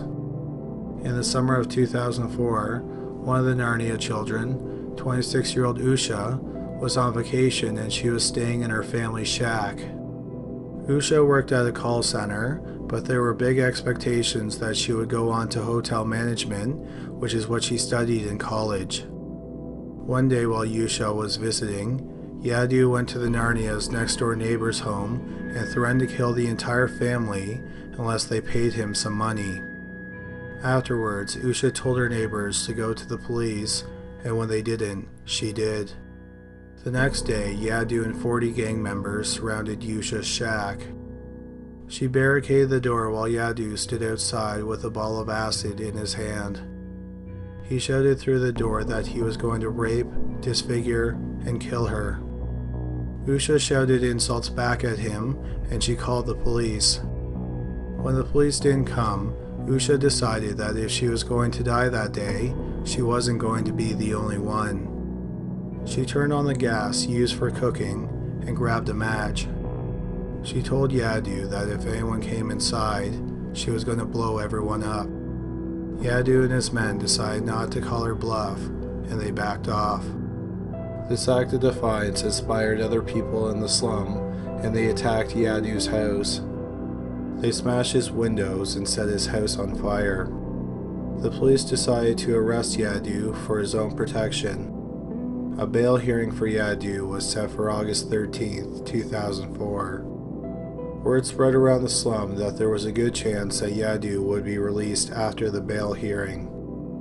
So a group of 200 people, mostly women, armed with rocks, vegetable knives, and chili powder, made their way to the courthouse. When Yadu was brought into the courtroom, he spotted one of his victims.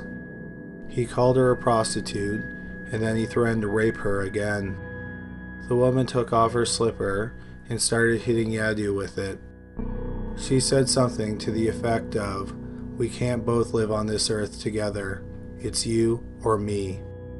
Soon, the swarm of 200 people were on him. They hurled rocks at him, threw chili pepper in his face, and stabbed him. 15 minutes later, 32-year-old Aku Yadu was dead in the middle of the courtroom. He had been stabbed 73 times. One of his victims castrated him. Arrests were immediate, and Usha, who wasn't even at the courthouse, was arrested 2 weeks later. However, the case wouldn't go to trial for over a decade. Then in 2014, all 21 people who were charged in connection with the lynching, including Usha and 5 other women, were all acquitted due to lack of evidence. Many people thought that Usha would be raped and murdered in retaliation, but she is still alive today. Sadly, she stopped working at the call center, and she never went on to work in hotel management. As of 2014, she was still living in the slum. Number 1. Dean Corll. Dean Corll was born on Christmas Eve, 1939, in Fort Wayne, Indiana. When he was 16, he moved with his mother to the Heights, which is a neighborhood in Houston, Texas. His mother opened a candy factory, and Corll worked on the assembly line. He would hand out candy to neighborhood children, and he often invited boys to play pool in the back room of the factory. In the late 1960s, Corll's mother closed the factory on the advice of a psychic, and she moved to Colorado. Corll didn't move with her, though. Instead, he got a job as an electrician, and he rented an apartment near the Heights. In 1970, Corll was 31 years old, and everyone thought that he was a nice and polite man. No one had anything bad to say about him, and he didn't have a criminal record. Living on his own, Corll started to explore his homosexuality, often with teenage boys. One of them was 15-year-old David Brooks. Brooks lived in the Heights, and his own father wasn't around much. Corll let Brooks crash at his apartment whenever he wanted to. Besides having sex with young men, Corll started to indulge in his dark fantasies. In September 1970, it's believed that he picked up 18-year-old Jeffrey Conan while he was hitchhiking, and he somehow got him back to his apartment. In the apartment, Corll tortured and then killed Conan. He then buried him. Months later, in December, Brooks walked into Coral's apartment unannounced. He was surprised to see Coral naked with 2 boys tied naked to his bed. Shocked to see Brooks there, Coral yelled at him to get out of the apartment, so Brooks left. At first, Coral told Brooks that the boys were part of a porn ring and he had been paid to send them to California. Coral later changed his story and told Brooks that he had killed the boys. The boys were most likely Danny Yates and James Glass, who were both 14 years old. They were somehow lured or kidnapped from an anti-drug rally in the Heights. Shortly after the murders, Coral moved into another apartment. On January 30th, 1971, Coral was cruising for another victim. This time, Brooks was in the van with him. They came across a pair of brothers, 15-year-old Donald Waldrop and 13-year-old Jerry Waldrop. They got the boys back to the apartment, and Coral strangled them while Brooks watched. Brooks then dropped out of school and hung out with Coral more often. For his 16th birthday, Coral gave Brooks a Corvette. On March 9th, Coral and Brooks happened upon 15-year-old Randall Harvey, who was riding his bike to work. Brooks knew Randall, so it's believed that he was the one who convinced him to come to Coral's apartment. Coral ended up shooting Randall in the head after torturing him. Then he and Brooks took his body to a storage unit that he had rented and buried him. The next to die was a 13-year-old boy and a 16-year-old boy that Coral knew from his days at the candy factory. In the winter of 1971, Brooks introduced Coral to his friend, 15-year-old Elmer Wayne Henley. Coral and Henley hit it off and became friends. Eventually, Coral told Henley that he was part of an organization that sold boys into a pornographic ring. Coral told Henley that if he brought him a boy for the ring, he'd pay him $200. One afternoon, Coral and Henley were out cruising, and they pulled up beside 17-year-old Willard Branch. He got in the van and went back to Coral's apartment. After Henley left, Coral killed the young man. He later paid Henley the $200 that he promised. Shortly afterwards, Henley found out that Willard wasn't sold into a porn ring. Instead, Coral had killed the young man. Like Brooks, he didn't go to the police. Instead, he helped Coral kidnap more teenage boys and young men. The next victim was Frank Aguirre, who was a close friend of Henley's. The trio worked together to tie him up, and then Coral and Henley strangled him. Over the next 2 years, Coral, Brooks, and Henley continued to kidnap and kill young boys and young men. This included killing a 16-year-old boy and then killing his younger brother 14 months later. All the murders were fairly similar. Brooks and Henley would strip the victims and then tie them to a plywood board. Coral would then rape, torture, and either shoot the young men or strangle them. Sometimes he would keep them alive for days. Henley would also help in the murders at times. The trio would then bury the bodies. Sometimes they would get their victims to call their family or send them letters to tell them that they are safe. Most of the victims lived in the Heights, which was a poor neighborhood.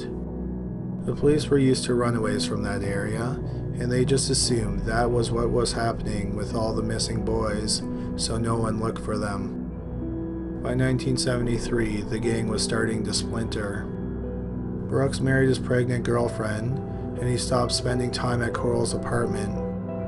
Henley said he felt like he had to go to Coral's apartment to make sure that Coral didn't go after one of his younger brothers. On August 8, 1973, Henley and 2 friends, Tim Curley and his girlfriend, Rhonda Williams, went over to Coral's apartment. They decided to sniff some finishing varnish, and then they passed out. Coral came home, and he became angry that Henley would bring a female over to his place. So he tied each of them up, and then he dragged Henley into the kitchen, where he berated him for bringing Williams to the apartment. Henley promised to kill her, so Coral untied him. Coral grabbed a .22 caliber pistol, and he handed Henley an 18-inch knife, and then they went back into the living room. Coral grabbed Curly and dragged him into the bedroom. The bedroom floor was covered with a plastic sheet, and there was a plywood board with shackles on it attached to the back wall.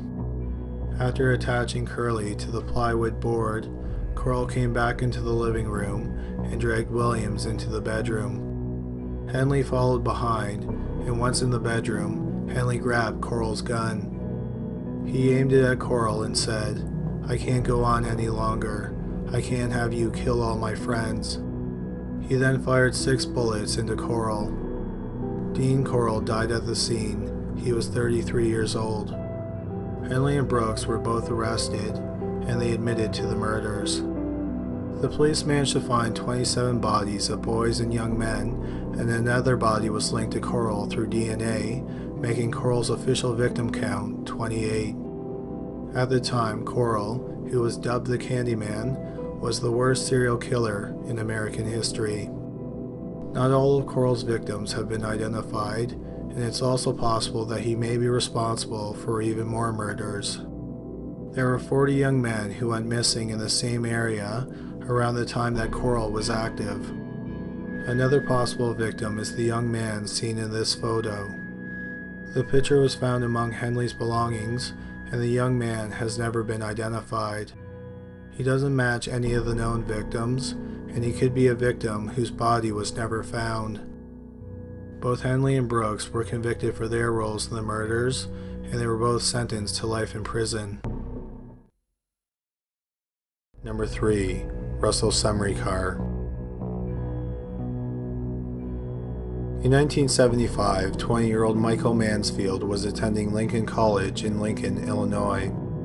For Christmas break, he returned to his family's Rolling Meadows, Illinois home. On New Year's Eve, Mansfield received a call, and he told his parents that he was going to meet a friend who lived in Arlington Heights.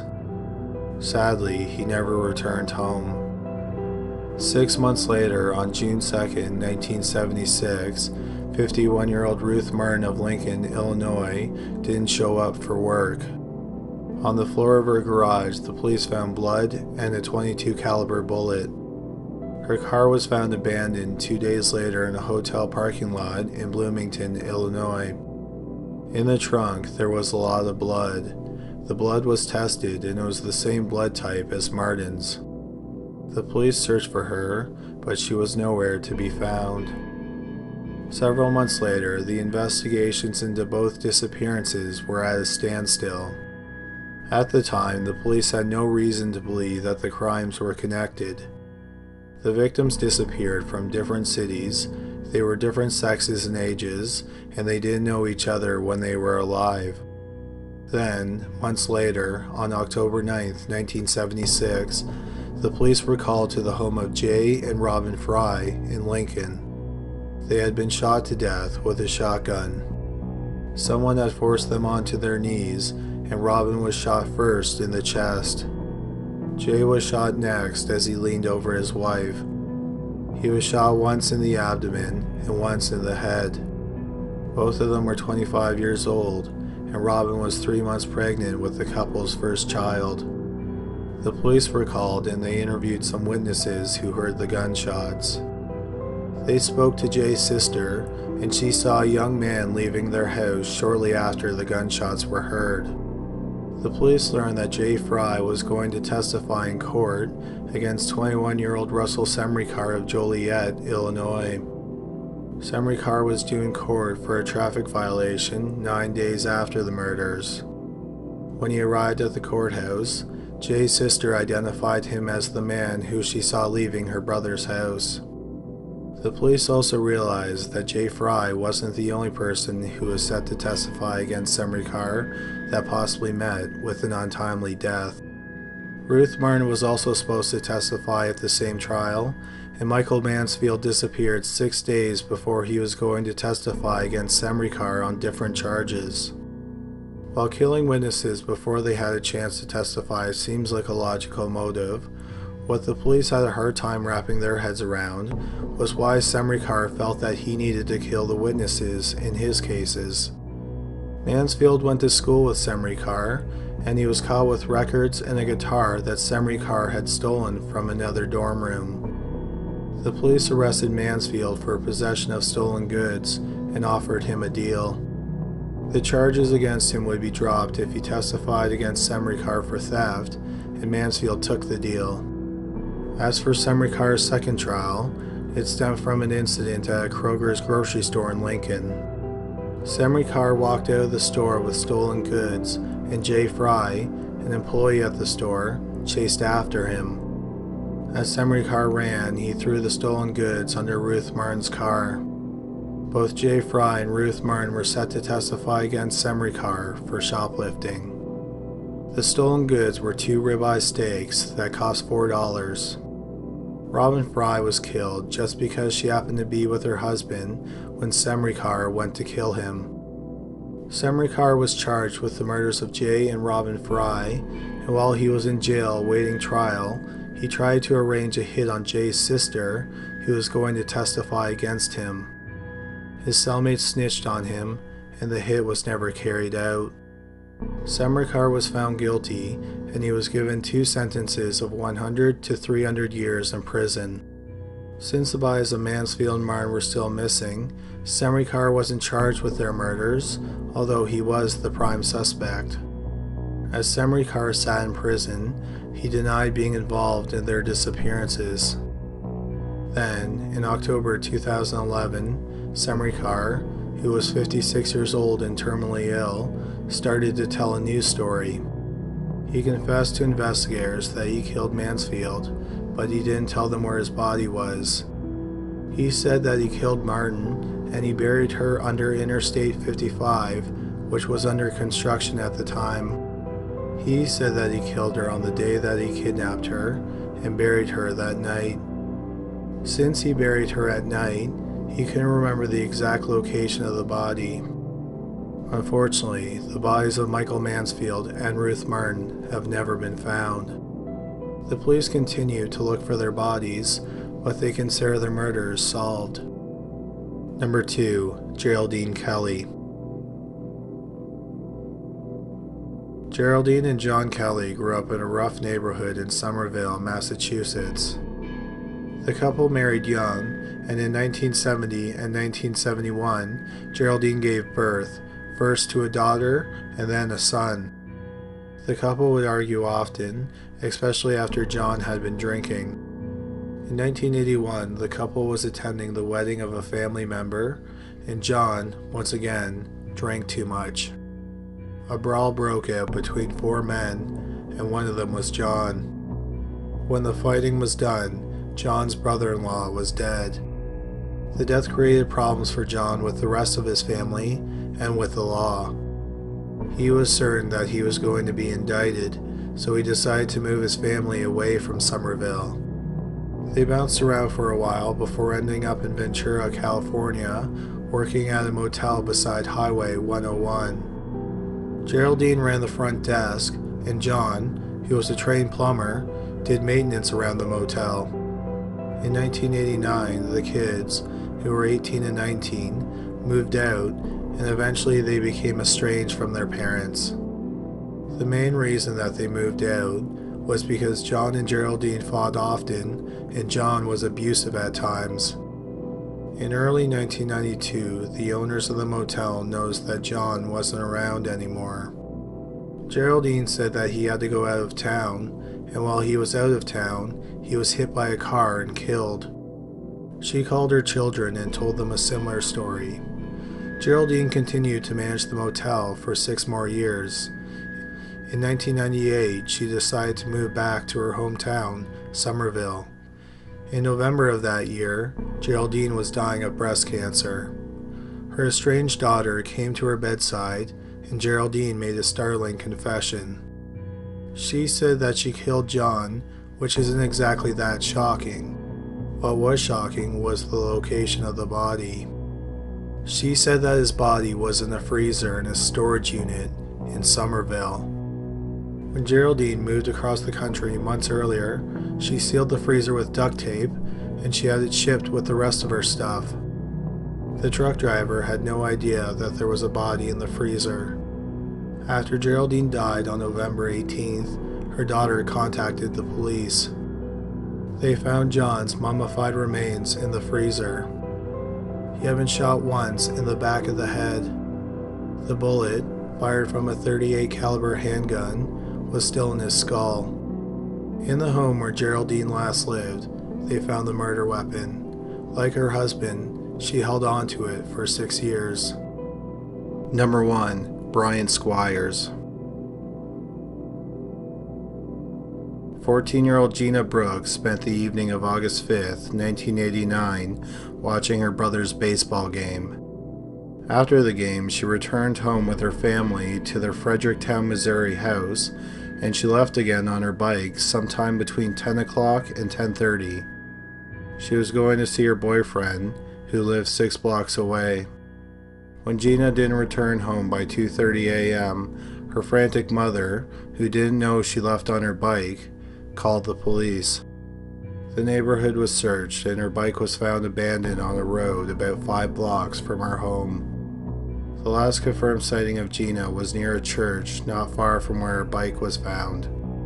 3 men in a light green, blue, or gray station wagon were following her, and they pulled up beside her at the church.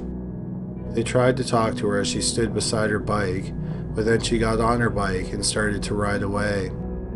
A few people, including her boyfriend, heard some screams and saw the station wagon speed off towards the highway. Sadly, no trace of Gina has ever been found, and it scarred the small town of Fredericktown, which had a population of only 4,000 people. For years the case sat cold, and then it took an unusual turn in September 1996. A man named Brian Squires was dying from cancer and AIDS-related complications in a St. Louis, Missouri hospital. In his last days, he told several nurses some horrible stories that he felt he had to get off his chest. These stories revolved around several horrifying murders. The first murder he admitted to was the murder of Gina Brooks. He said that he was the driver of the station wagon that night. Squires said that he and 2 other men, Nathan Williams and Timothy Ballou, kidnapped her. Squires claimed that Williams slit Gina's throat, and then he and Ballou disposed of the body. Squires also admitted to kidnapping 9-year-old Angie Houseman, who disappeared on November 18, 1993, from St. Anne, which is a suburb of St. Louis. Squires said that he and another man kidnapped her after she got off the school bus. Her body was found tied to a tree 9 days after she went missing. She had been tortured and she died from exposure. Who Squires' accomplice was is unknown, but it wasn't Williams. Williams was in prison at the time for raping a minor. However, Squires did say that Williams was involved in another murder. He said that in 1975, Williams killed 23-year-old Laura Dinwiddie. Dinwiddie, who was a volunteer that worked with deaf inner-city kids in St. Louis, was found dead in her apartment. She had been stabbed and her throat was slit. She was nude, but she had not been raped. Williams was 14 years old at the time of the murder. Squires died not long after making the confessions. In 1999, the police charged Ballou and Williams with the murder of Gina. Williams was also charged in the murder of Dinwiddie. The FBI interviewed Ballou, who had a history of sex crimes, and he said that Gina's body was in a freezer, and the freezer was buried on his father's 96-acre property. The FBI searched the property, but they didn't find any traces of Gina. In 1999, the murder charge against Ballou was dropped, and instead he was charged with lying to the FBI. He was convicted and he was sentenced to 30 months in prison. Then, both murder charges against Williams were dropped as well. The district attorney said that they believe he is responsible for both murders, but they didn't have enough evidence to proceed with the trials. Squires' deathbed confessions are not admissible in court because he only told the nurses and not the police. The nurses didn't call the police because they didn't think that Squires was telling the truth. Williams is currently serving 2 consecutive life sentences with a minimum of 30 years in both sentences for raping a 10-year-old girl a month and a day after Gina went missing. He is also the prime suspect in the disappearance of 12-year-old Tammy Surdam. Tammy went missing from St. Charles, Missouri on August 1st, 1975. She was constantly running away from home, so her family didn't report her missing right away. However, after not hearing from her for years, they think she met with foul play. Williams told 2 different people that in the 1970s he kidnapped a girl in St. Charles. He raped her, stabbed her to death, and then buried her body. Like Gina, Tammy's body has never been found. While Williams has been implicated in 2 disappearances and 1 murder, and has bragged about committing 8 other murders to different witnesses, he has never been convicted of a single murder. He is currently incarcerated in Jefferson City Correctional Center. Number 5. The Boys from Hannibal. On May 9, 1967, 11-year-old Joel Hoag and his 13-year-old brother William came home covered in mud. The brothers were 2 of 11 children, and they lived in Mark Twain's hometown, Hannibal, Missouri. When their parents asked why they were so muddy, the boys explained that they were doing some cave exploring. Their parents scolded them, and the next day when they wanted to go out and play, they were told that they weren't allowed to leave the backyard. But sadly, boys will be boys, and the 2 Hoag brothers left the backyard. The brothers were last seen by firefighters heading towards a cave on the south side of Hannibal with shovels and a flashlight. When the family didn't find the boys in the backyard, they searched the neighborhood for them. They weren't found in the neighborhood, so they contacted the police and a larger search was launched. Around the same time that the police started searching for the Hoag brothers, the parents of another boy in Hannibal realized that he was missing. 14-year-old Craig Dowell was an acquaintance of the Hoag brothers, and a few witnesses thought that they saw him with the Hoags as they walked towards the cave. There were 2 problems facing the searchers. The first was that the caves were a series of tunnels, and in the tunnels there were several deep pools of water and steep drop-offs. The second problem was that thanks to nearby construction, there was a cave-in in the area where the boys were last seen. The initial conclusion was that the boys got trapped in a tunnel after the cave-in. Expert cave searchers and skin divers from around the country came to Hannibal and helped search for the boys for 38 days, but no trace of them has ever been found. 39 years after the disappearance, a construction project caused a new entrance to open up on a tunnel, and on one of the walls someone had painted an arrow. The families were hoping that it was a tunnel that had not been searched. The tunnel was searched, but again, there was no trace of the 3 boys. Since absolutely no trace of the boys' bodies, or any of the equipment that they had with them on the day that they went missing, has ever been found, it has led to some speculation that the boys aren't in the tunnels at all, and they were kidnapped instead.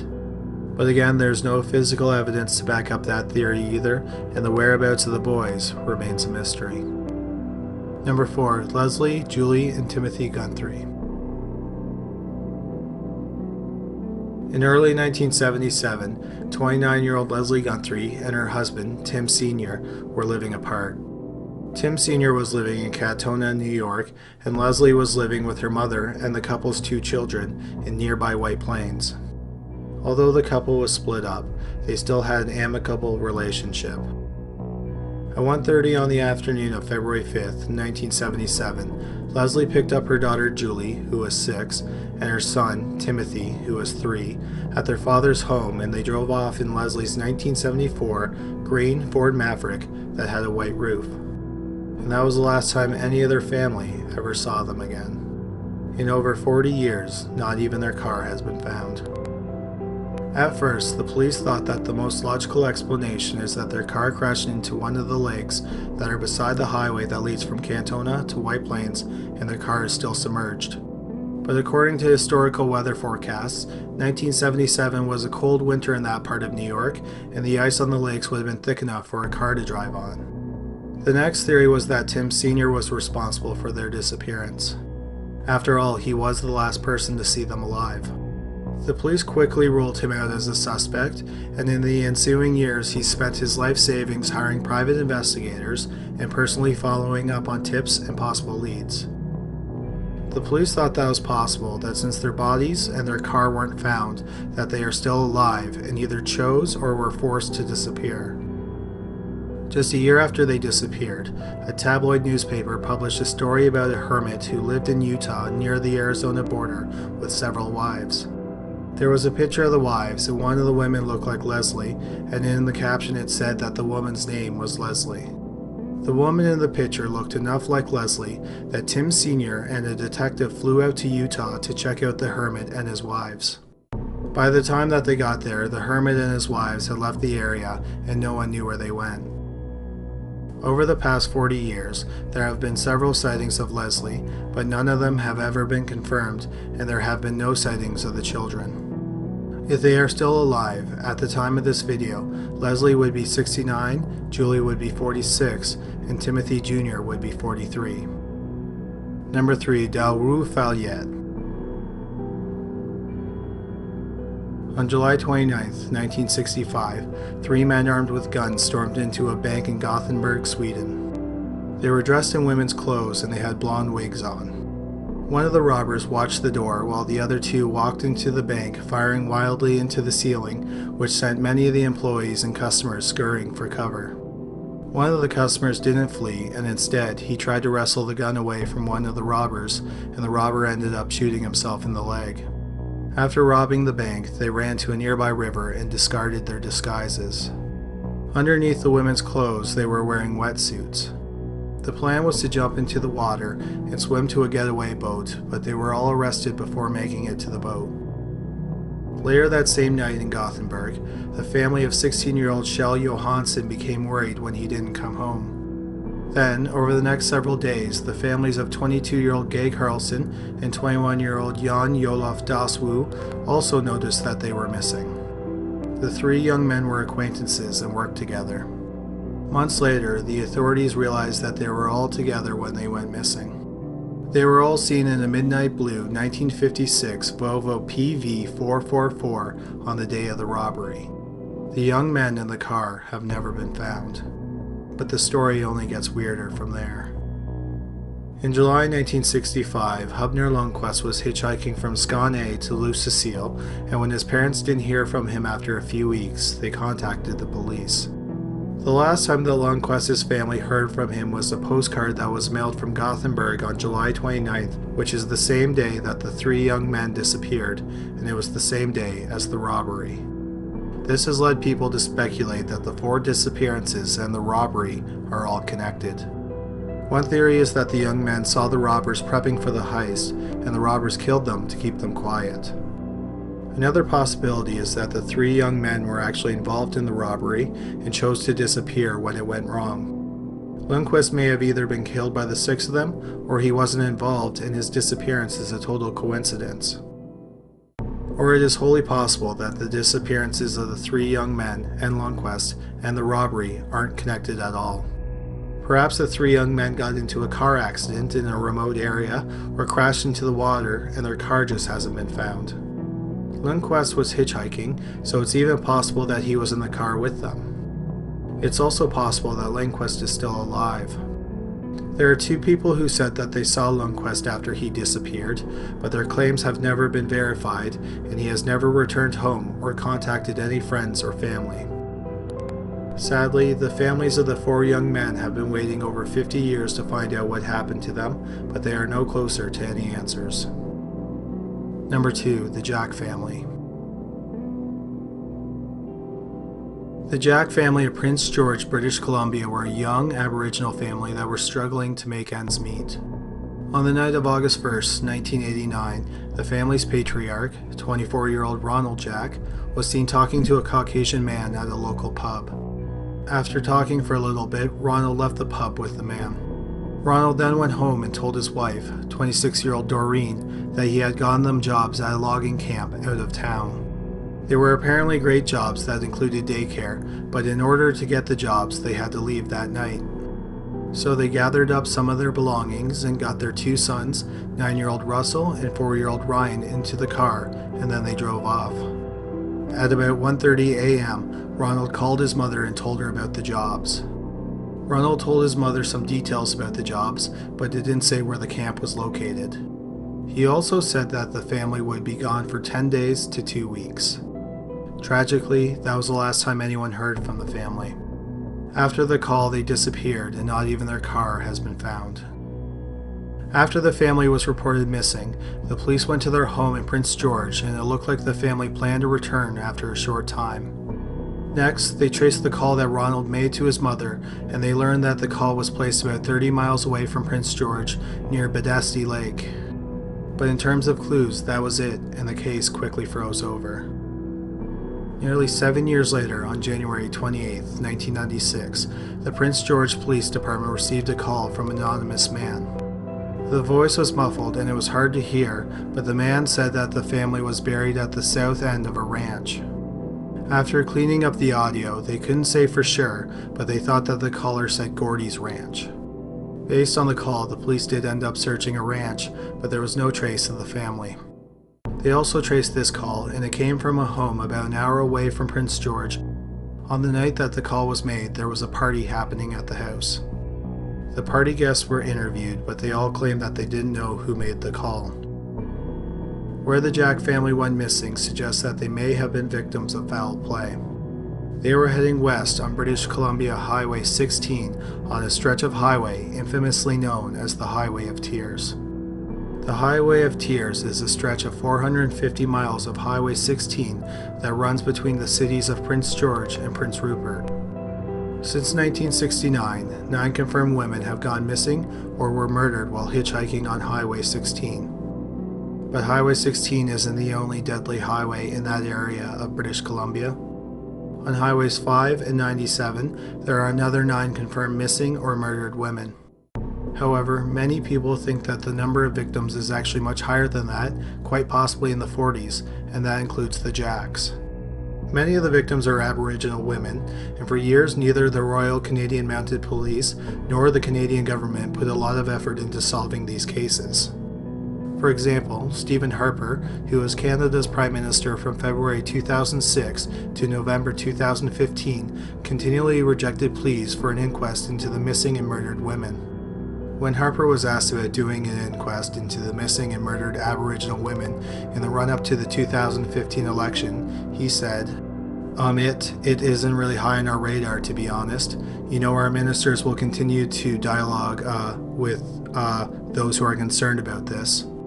Despite indifference from the government, in 2012, the RCMP announced that they had a suspect for some of the Highway of Tears murders, and he was quite possibly the person who was responsible for the disappearance of the Jacks. His name was Bobby Jack Fowler, and he was a transient who traveled extensively through the United States and Canada for over 40 years. In 2002, the RCMP announced that Fowler's DNA had been linked to one of the cold cases from 1974. 16-year-old Colleen McMillan was last seen hitchhiking on Highway 97 in August 1974, and her body was found a month later. Unfortunately, by the time the police learned that Fowler was McMillan's killer, he had been dead for 6 years. He died in prison in 2006 while serving the 10th year of his 16-year sentence for raping a woman he met in a bar. The question is, was Fowler the man who was seen talking to Ronald Jack on the night that he disappeared? That question may never be answered with certainty because it's unclear where Fowler was in 1989 and the police are still trying to piece together his past. Fowler would move from town to town, sometimes staying no more than a day. He lived in rundown motels and made money by doing odd jobs. The police in Canada and the United States think it's possible that Fowler is responsible for over 20 murders. That being said, it's not possible that Fowler is responsible for all the Highway of Tears murders because at least 3 happened after 1996, which is when he was incarcerated for rape. Meaning there is at least one other killer who used the interior of British Columbia as their hunting grounds, and they are still possibly free today. Number 1. Ann Miller, Patricia Bluff, and Renee Bruhl. On the morning of July 2, 1966, 21-year-old Ann Miller picked up her 2 friends, 19-year-old Patricia Bluff and 19-year-old Renee Bruhl, at their Chicago area homes. Bruhl and Bluff were friends from high school, and they met Miller because the women all boarded their horses at the same stable. They were heading to the beach at the Indiana Dunes, which is about an hour's drive from Chicago, and it's on the shores of Lake Michigan. The women arrived at the beach at about 10 a.m., and since it was a hot day and it was the Saturday of a long weekend, the beach was very busy. Many hours later, as the sun started to set, a young couple on the beach flagged down a park ranger. The couple told the ranger that they saw 3 young women go into the water at about noon, and while in the water, they talked to a man on a boat. Another set of witnesses described the man as well-tanned, in his early 20s with dark, wavy hair. The boat had 3 hulls, an outboard motor, and it was about 16 to 18 feet long, and it was white with a blue interior.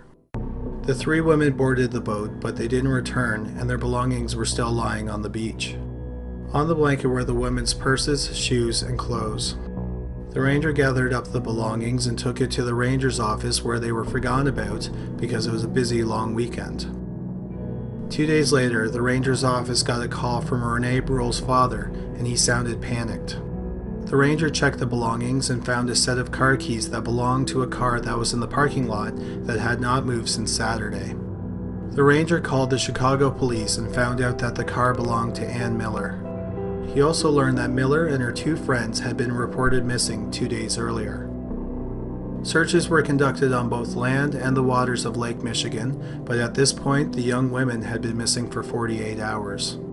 During those 48 hours, thousands of people visited the beach, so finding any possible clue at the scene of their disappearance was impossible. At first, the police and the rangers thought that the boat that the women were on sank. Not far from where they were last seen, searchers found pieces of what they believed to be seats of a boat, some oil and gas cans, and an oil-soaked piece of wood. But it was hard to tell how long the debris from the boat had been in the water, and the Coast Guard had no records of a boat going missing that day.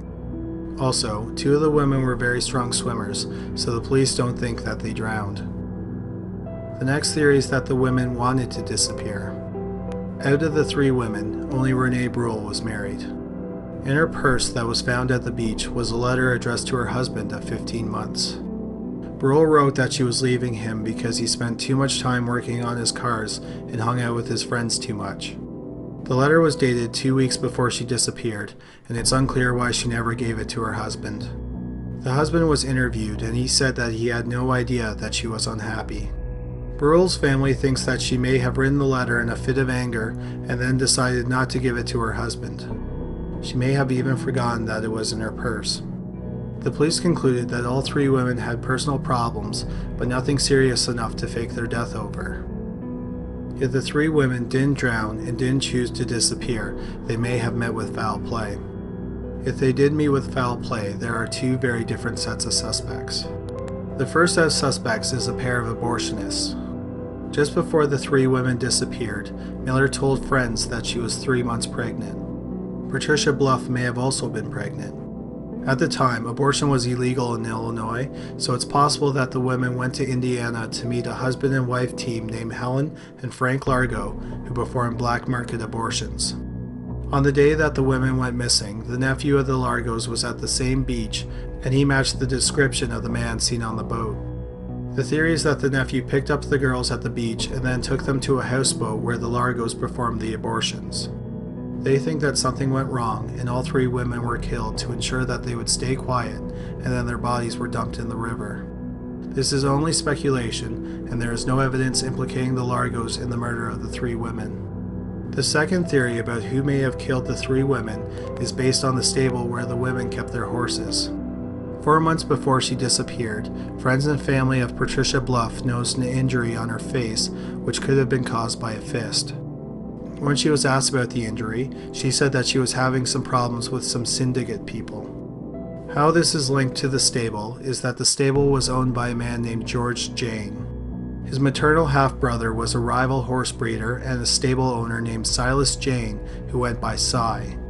Cy thought of himself as a businessman, but he was actually more of a psychotic gangster than a businessman. Specifically, he was the head of a criminal network called the Horse Syndicate.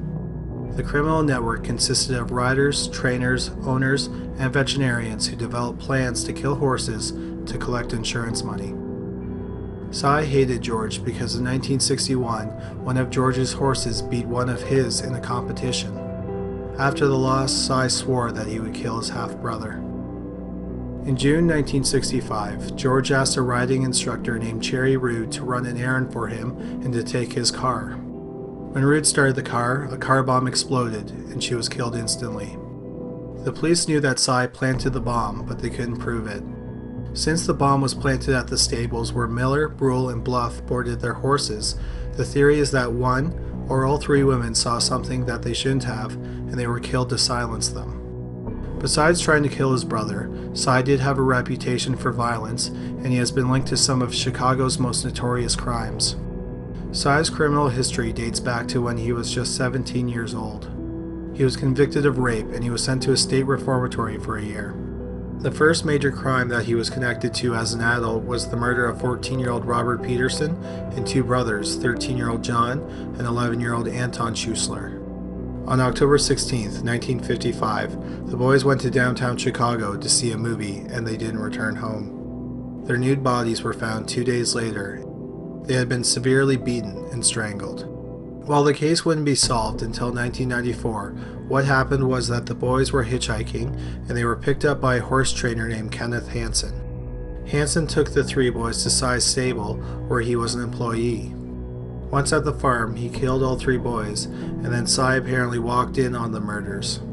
Cy was worried that the scandal would ruin his reputation, so he helped Hansen dump the bodies. Then, 8 months later, the stable where the murders took place just happened to catch fire. It's believed that Cy ordered the fire to be started to destroy any evidence of the murders and for the insurance money.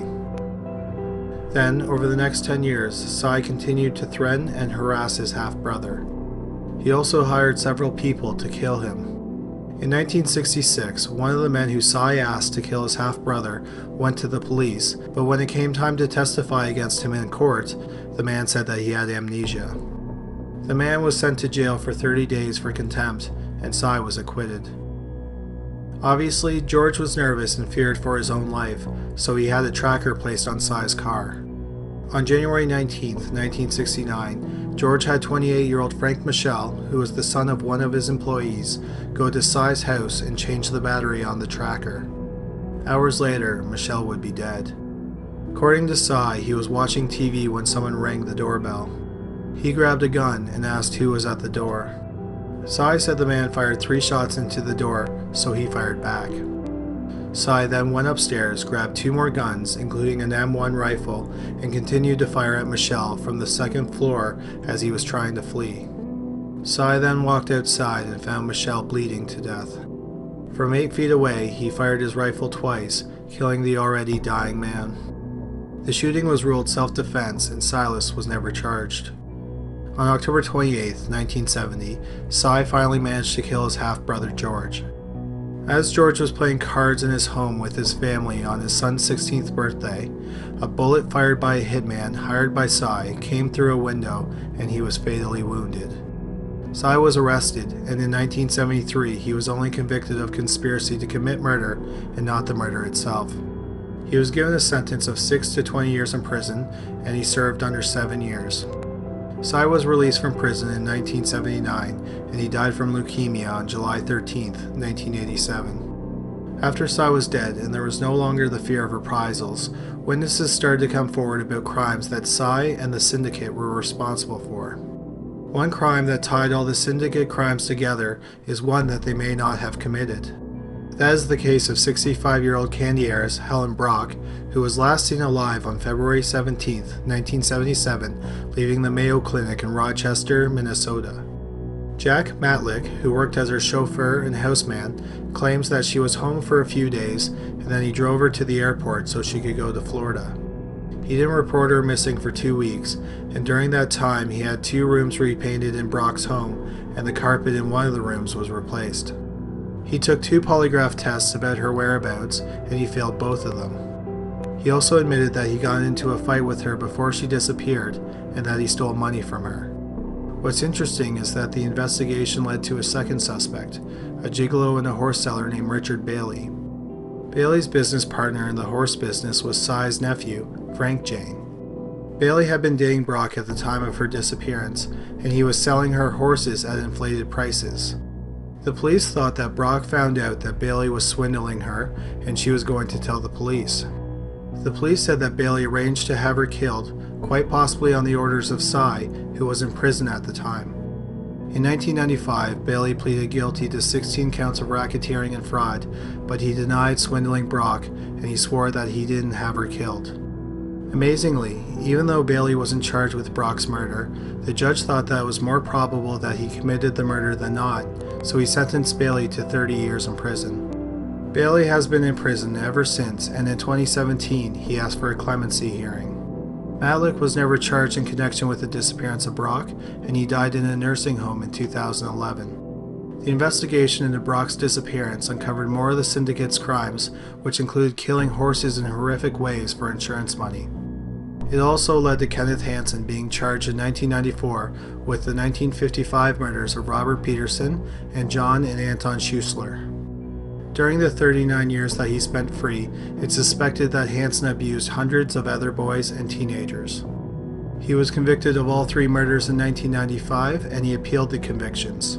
He went to trial again in 2000, and he was found guilty yet again. Hansen died in prison in 2007. Today, it is unclear if Silas Jane or anyone else involved with the Horse Syndicate is responsible for the disappearances of Ann Miller, Patricia Bluff, and Renee Bruhl, and the case is currently cold.